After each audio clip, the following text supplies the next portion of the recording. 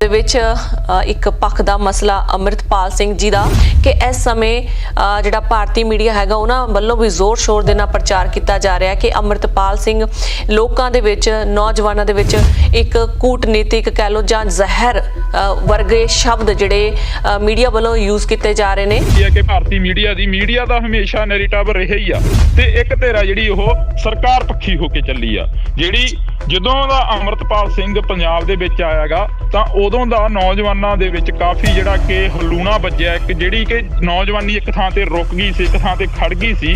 ਜਿਹੜੀ ਨੌਜਵਾਨੀ ਆਪਣੇ ਇਤਿਹਾਸ ਨੂੰ ਭੁੱਲ ਗਈ ਸੀ ਤਾਂ ਉਹ ਨੌਜਵਾਨੀ ਦੁਬਾਰਾ ਤੋਂ ਕਿਤਾਬਾਂ ਪੜ੍ਹਨੀਆਂ ਸ਼ੁਰੂ ਕਰ ਦਿੱਤੀਆਂ। ਦੁਬਾਰਾ ਤੋਂ ਉਹਨਾਂ ਨੌਜਵਾਨੀ ਨੇ ਪੱਗਾਂ ਸਜਾਉਣੀਆਂ ਸ਼ੁਰੂ ਕਰ ਦਿੱਤੀਆਂ। ਪੰਜਾਬ ਦੇ ਵਿੱਚ ਇੱਕ ਦੌਰ ਚੱਲਿਆ ਜਿਹਨੂੰ ਖਾੜਕੂਵਾਦ ਦਾ ਦੌਰ ਕਿਹਾ ਜਾਂਦਾ। ਉਸ ਵਕਤ ਸਰਕਾਰਾਂ ਨੇ ਘਰਾਂ ਦੇ ਵਿੱਚੋਂ ਮੁੰਡੇ ਚੁੱਕ ਕੇ ਮਾਰ ਦਿੱਤੇ ਗਏ।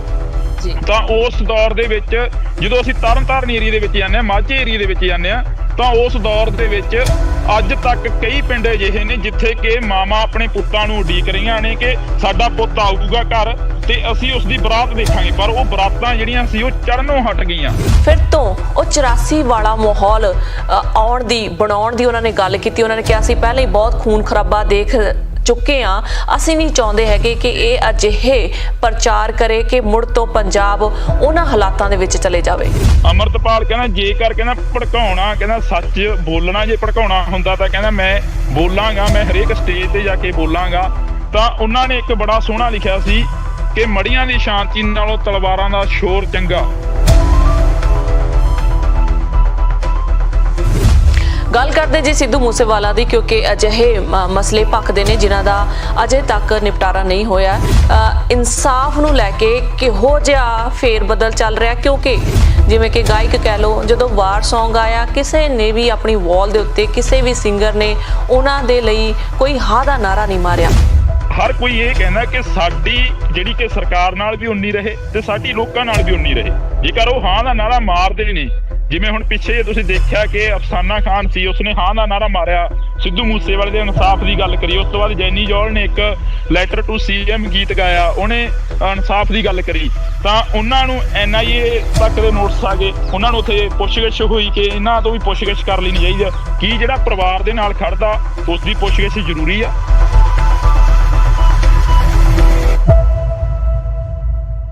ਸਤਿ ਸ਼੍ਰੀ ਅਕਾਲ, ਨਮਸਕਾਰ ਤੇ ਆਦਾਬ। ਮੈਂ ਹਾਂ ਹਰਜਿੰਦ ਕੌਰ ਮਾਂਗੜ ਤੇ ਤੁਸੀਂ ਦੇਖ ਰਹੇ ਹੋ ਇੰਡੋਸ TV। ਸਵਾਗਤ ਹੈ ਜੀ ਸਾਰਿਆਂ ਦਾ। ਬੁਲੇਟਿਨ ਦੀ ਸ਼ੁਰੂਆਤ ਕਰਦੇ ਹਾਂ ਜੀ ਦੇਸ਼ ਵਿਦੇਸ਼ ਦੀਆਂ ਖਬਰਾਂ ਦੇ ਉੱਤੇ ਕਰਦੇ ਹਾਂ ਚਰਚਾਵਾਂ, ਕਰ ਰਹੇ ਹਾਂ ਜੀ ਪੰਜਾਬ ਦੀ ਸਮੀਖਿਆ। ਸਾਡੇ ਨਾਲ ਜੁੜੇ ਨੇ ਜੀ ਸਾਡੇ ਪੱਤਰਕਾਰ ਹਰਜਿੰਦਰ ਸਿੰਘ ਢਿੱਲੋਂ, ਜੋ ਕਿ ਇਸ ਸਮੇਂ ਆਪਣੇ ਖੇਤਾਂ ਦੇ ਵਿੱਚ ਨੇ ਤੇ ਨਾਲ ਹੀ ਮੌਸਮ ਦਾ ਮਿਜਾਜ਼ ਮਾਣ ਰਹੇ ਨੇ। ਸਰਦੀ ਹੋ ਚੁੱਕੀ ਹੈ ਜੀ, ਜਿਸ ਤਰੀਕੇ ਨਾਲ ਅਸੀਂ ਪਿੱਛੇ ਸਕਰੀਨ ਤੇ ਦੇਖ ਰਹੇ ਹਾਂ। ਪਹਿਲਾਂ ਸਵਾਗਤ ਕਰ ਦਿੰਦੇ ਹਾਂ ਹਰਜਿੰਦਰ ਜੀ, ਸਵਾਗਤ ਹੈ ਤੁਹਾਡਾ ਜੀ। ਬਹੁਤ ਬਹੁਤ ਸਵਾਗਤ ਹੈ ਜੀ, ਧੰਨਵਾਦ ਜੀ। ਬੜਾ ਸੋਹਣਾ ਲੱਗ ਰਿਹਾ ਜੀ ਪਿੱਛੇ ਸਕਰੀਨ ਦੇਖ ਕੇ, ਤੁਹਾਡੇ ਧੁੰਦ ਵੀ ਪਈ ਲੱਗਦੀ ਆ ਕਿ ਸਰਦੀਆਂ ਦਾ ਮੌਸਮ ਸ਼ੁਰੂ ਹੋ ਗਿਆ ਪੰਜਾਬ 'ਚ ਜੀ। ਥੋੜੀਆਂ ਬਹੁਤੀਆਂ ਸਰਦੀਆਂ ਸ਼ੁਰੂ ਹੋ ਗਈਆਂ ਨੇ, ਕਣਕਾਂ ਬੀਜ ਚੁੱਕੇ ਨੇ ਕਿਸਾਨ, ਹਨਾ। ਤੇ ਕੁਝ ਕੁ % ਜਿਹੜੇ ਝੋਨਾ ਰਹਿੰਦਾ ਗਾ ਵੱਢਣ ਵਾਲਾ, ਜਿਹੜੇ ਪਛੇਤੇ ਲਾਏ ਹੋਏ ਸੀਗੇ ਚੌਲ, ਤਾਂ ਉਹ ਵੱਢਣ ਵਾਲੇ ਰਹਿੰਦੇ ਨੇ। ਤੇ ਬਾਕੀ ਜਿਹੜਾ ਕਿ ਸਾਰਾ ਓਕੇ ਹੋ ਗਿਆ ਕਿਸਾਨਾਂ ਦਾ। ਵਾਹਿਗੁਰੂ ਨੇ ਮਿਹਰ ਕਰੀ ਆ ਕਿ ਇਸ ਵਾਰ ਕਾਫੀ ਜਲਦੀ ਹੋ ਗਿਆ ਸਾਰਾ ਕੰਮ। ਬਹੁਤ ਹੀ ਵਧੀਆ ਜੀ। ਚਲੋ ਪੰਜਾਬ ਦੀ ਗੱਲ ਕਰਦੇ ਹਾਂ ਜੀ। ਪੰਜਾਬ ਦੇ ਵਿੱਚ ਇੱਕ ਪੱਖ ਦਾ ਮਸਲਾ ਅੰਮ੍ਰਿਤਪਾਲ ਸਿੰਘ ਜੀ ਦਾ, ਜਿਹਦੇ ਬਾਰੇ ਦੋ ਪੱਖ ਤੋਂ ਫੀਡਬੈਕ ਆ ਰਹੀ ਹੈ ਜੀ। ਬਾਹਰਲੇ ਮੁਲਕਾਂ 'ਚ ਰਹਿੰਦੇ ਹਾਂ, ਸੋ ਤਾਂ ਕਰਕੇ ਅਸੀਂ ਇਸ ਗੱਲ ਬਾਰੇ ਜਾਣਨਾ ਚਾਹਾਂਗੇ। ਪੰਜਾਬ ਦੀ ਧਰਤੀ ਤੇ ਤੁਸੀਂ ਇਸ ਸਮੇਂ ਖੜੇ ਹੋ, ਤੁਹਾਨੂੰ ਸਾਰਾ ਸਿਨੈਰੀਓ ਪਤਾ ਹੋਵੇਗਾ, ਤੁਹਾਨੂੰ ਪਤਾ ਹੋਵੇਗਾ ਕਿ ਕੀ ਜਿਹੜੀ ਹੈਗੀ ਆ ਸੱਚਾਈ ਕਿੰਨੀ ਕੁ ਹੈਗੀ ਹੈ ਇਹਨਾਂ ਗੱਲਾਂ ਦੇ ਵਿੱਚ। ਸੋ ਇਹਨਾਂ ਗੱਲਾਂ ਦੇ ਉੱਤੇ ਆਉਂਦੇ ਆ ਜੀ।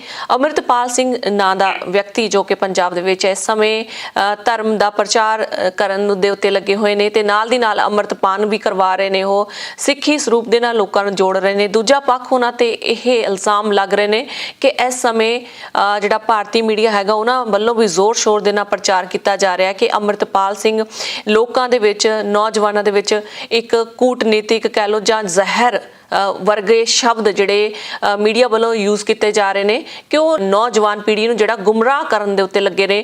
ਕਿੰਨੀ ਕੁ ਸੱਚਾਈ ਹੈ ਇਸ ਗੱਲ ਦੇ ਵਿੱਚ, ਤੁਹਾਡੇ ਤੋਂ ਜਾਣਨਾ ਚਾਹਾਂਗੇ ਜੀ। ਪਹਿਲਾਂ ਤਾਂ ਅਸੀਂ ਸਾਰੀ ਸੰਗਤ ਨੂੰ ਤੇ ਸਾਰੇ ਆਪਣੇ ਦਰਸ਼ਕਾਂ ਨੂੰ ਫਤਿਹ ਬੁਲਾਉਂਦੇ ਹਾਂ। ਵਾਹਿਗੁਰੂ ਜੀ ਕਾ ਖਾਲਸਾ, ਵਾਹਿਗੁਰੂ ਜੀ ਕੀ ਫਤਿਹ। ਤਾਂ ਜਿਹੜੀ ਤੁਸੀਂ ਗੱਲ ਕਰੀ ਹੈ ਕਿ ਅੰਮ੍ਰਿਤਪਾਲ ਸਿੰਘ ਦੇ ਨਾਲ ਜਿੰਨਾ ਕੁ ਅਸੀਂ ਵਿਚਰੇ ਹਾਂ ਜਾਂ ਜਿੰਨੀਆਂ ਕਿ ਇੰਟਰਵਿਊਜ਼ ਕਰੀਆਂ ਨੇ ਅੰਮ੍ਰਿਤਪਾਲ ਸਿੰਘ ਦੀਆਂ, ਤਾਂ ਉਹਨਾਂ ਦੇ ਵੱਲੋਂ ਹਮੇਸ਼ਾ ਹੀ ਇਹ ਕਿਹਾ ਗਿਆ ਨੌਜਵਾਨਾਂ ਨੂੰ ਕਿ ਤੁਸੀਂ ਚਿੱਟਾ ਛੱਡੋ, ਨਸ਼ੇ ਛੱਡੋ, ਚਿੱਟੇ ਵਰਗੇ ਜਿਹੜੀਆਂ ਭਿਆਨਕ ਬਿਮਾਰੀਆਂ ਤੁਹਾਨੂੰ ਚਿੰਬੜ ਚੁੱਕੀਆਂ ਨੇ ਉਹਨਾਂ ਨੂੰ ਛੱਡ ਕੇ ਤੁਸੀਂ ਗੁਰੂ ਦੀ ਗੋਦ ਦੇ ਵਿੱਚ ਆਓ। ਸਿਰ ਦੇਣ ਦੀ ਗੱਲ ਕਰ ਰਹੇ ਨੇ, ਜਿਹੜੀ ਸਿਰ ਦੇਣ ਦੀ ਗੱਲ ਕਰ ਰਹੇ ਨੇ ਉਹਨਾਂ ਦਾ ਮਤਲਬ ਇਹ ਹੈਗਾ ਕਿ ਤੁਸੀਂ ਅੰਮ੍ਰਿਤ ਛਕੋ, ਅੰਮ੍ਰਿਤ ਛਕ ਕੇ ਜਿਹੜਾ ਤੁਹਾਡਾ ਪੁਰਾਣਾ ਜੀਵਨ ਆ ਉਸ ਨੂੰ ਖਤਮ ਕਰ ਦਿਓ ਤੇ ਨਵੇਂ ਸਿਰੇ ਤੋਂ ਸ਼ੁਰੂਆਤ ਕਰੋ। ਪਰ ਦੂਸਰੇ ਪਾਸੇ ਜੇਕਰ ਤੁਸੀਂ ਜਿਵੇਂ ਗੱਲ ਕਰੀ ਹੈ ਕਿ ਭਾਰਤੀ ਮੀਡੀਆ ਦਾ ਹਮੇਸ਼ਾ ਨੈਰੇਟਿਵ ਰਿਹਾ ਹੀ ਆ ਕਿ ਬੇਸ਼ੱਕ ਅਸੀਂ ਗੁਰੂ ਸਾਹਿਬਾਨਾਂ ਵੇਲੇ ਦੀ ਗੱਲ ਕਰ ਲਈਏ, ਬੇਸ਼ੱਕ ਉਸ ਤੋਂ ਬਾਅਦ 1947 ਦੀ ਗੱਲ ਕਰ ਲਈਏ ਜਾਂ ਫਿਰ ਅਸੀਂ ਉਸ ਤੋਂ ਬਾਅਦ 1984 ਦੀ ਗੱਲ ਕਰ ਲਈਏ, ਹਮੇਸ਼ਾ ਹੀ ਇੱਕ ਧਿਰ ਜਿਹੜੀ ਕਿ ਪੰਜਾਬ ਪੱਖੀ ਹੋ ਕੇ ਚੱਲੀ ਆ ਤੇ ਇੱਕ ਧਿਰ ਆ ਜਿਹੜੀ ਉਹ ਸਰਕਾਰ ਪੱਖੀ ਹੋ ਕੇ ਚੱਲੀ ਆ।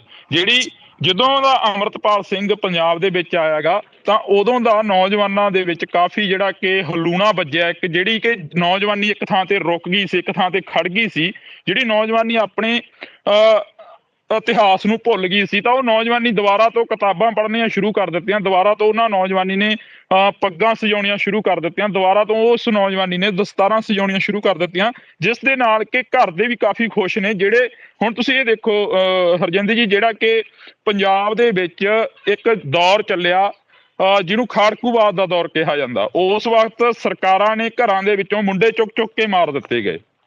ਤਾਂ ਉਸ ਦੌਰ ਦੇ ਵਿੱਚ ਜਦੋਂ ਅਸੀਂ ਤਰਨਤਾਰਨ ਏਰੀਏ ਦੇ ਵਿੱਚ ਜਾਂਦੇ ਹਾਂ, ਮਾਝੇ ਏਰੀਏ ਦੇ ਵਿੱਚ ਜਾਂਦੇ ਹਾਂ, ਤਾਂ ਉਸ ਦੌਰ ਦੇ ਵਿੱਚ ਅੱਜ ਤੱਕ ਕਈ ਪਿੰਡ ਅਜਿਹੇ ਨੇ ਜਿੱਥੇ ਕਿ ਮਾਵਾਂ ਆਪਣੇ ਪੁੱਤਾਂ ਨੂੰ ਉਡੀਕ ਰਹੀਆਂ ਨੇ ਕਿ ਸਾਡਾ ਪੁੱਤ ਆਊਗਾ ਘਰ ਤੇ ਅਸੀਂ ਉਸ ਦੀ ਬਰਾਤ ਦੇਖਾਂਗੇ, ਪਰ ਉਹ ਬਰਾਤਾਂ ਜਿਹੜੀਆਂ ਸੀ ਉਹ ਚੜ੍ਹਨੋਂ ਹਟ ਗਈਆਂ। ਇੱਕ ਦੌਰ ਅਜਿਹਾ ਸੀ ਜਿਹੜਾ ਕਿ 1984 ਤੋਂ ਲੈ ਕੇ 1995 ਤੱਕ ਦਾ ਸੀ, ਖਾੜਕੂ ਸੰਘਰਸ਼ ਦੇ ਦੌਰ ਨਾਲ ਜਾਣਿਆ ਜਾਂਦਾ ਉਹ, ਤੇ ਸਰਕਾਰੀ ਬੋਲੀ ਦੇ ਵਿੱਚ ਜੇਕਰ ਅਸੀਂ ਕਹੀਏ ਤਾਂ ਸਰਕਾਰੀ ਬੋਲੀ ਦੇ ਵਿੱਚ ਉਹ ਕਾਲਾ ਦੌਰ ਕਿਹਾ ਜਾਂਦਾ ਹੈਗਾ। ਪਰ ਉਸ ਤੋਂ ਬਾਅਦ ਜਿਹੜਾ ਦੌਰ ਆਇਆ, ਫਿਰ ਸਰਕਾਰ ਨੇ ਸੋਚਿਆ ਕਿ ਇਹ ਜਿਹੜਾ ਪੰਜਾਬ ਹੈ ਰੁਕਣ ਵਾਲਾ ਨਹੀਂ, ਇਸ ਨੂੰ ਰੋਕਿਆ ਜਾਵੇ, ਠੱਲ ਪਾਈ ਜਾਵੇ। ਕੁਛ ਕੁ ਨੌਜਵਾਨਾਂ ਨੂੰ ਉਹਨਾਂ ਨੇ ਅਜਿਹੀ ਲਲਕ ਲਾਈ ਕਿ ਉਹ ਚਿੱਟੇ ਦੇ ਆਦੀ ਹੋ ਗਏ। ਕੁਝ ਕੁ ਨੌਜਵਾਨ ਅਜਿਹੇ ਕਿ ਉਹਨਾਂ ਨੂੰ ਮਾਂ ਪਿਓ ਨੂੰ ਵੀ ਇਹ ਲੱਗਣ ਲੱਗ ਗਿਆ ਕਿ ਜੇਕਰ ਸਾਡਾ ਨੌਜਵਾਨ ਇੱਥੇ ਰਹੂਗਾ ਜਾਂ ਤਾਂ ਉਹ ਗੈਂਗਵਾਰ ਦੇ ਵਿੱਚ ਮਾਰਿਆ ਜਾਊਗਾ ਤੇ ਜਾਂ ਫਿਰ ਉਹ ਨਸ਼ੇ ਦਾ ਸ਼ਿਕਾਰ ਹੋ ਜਾਊਗਾ।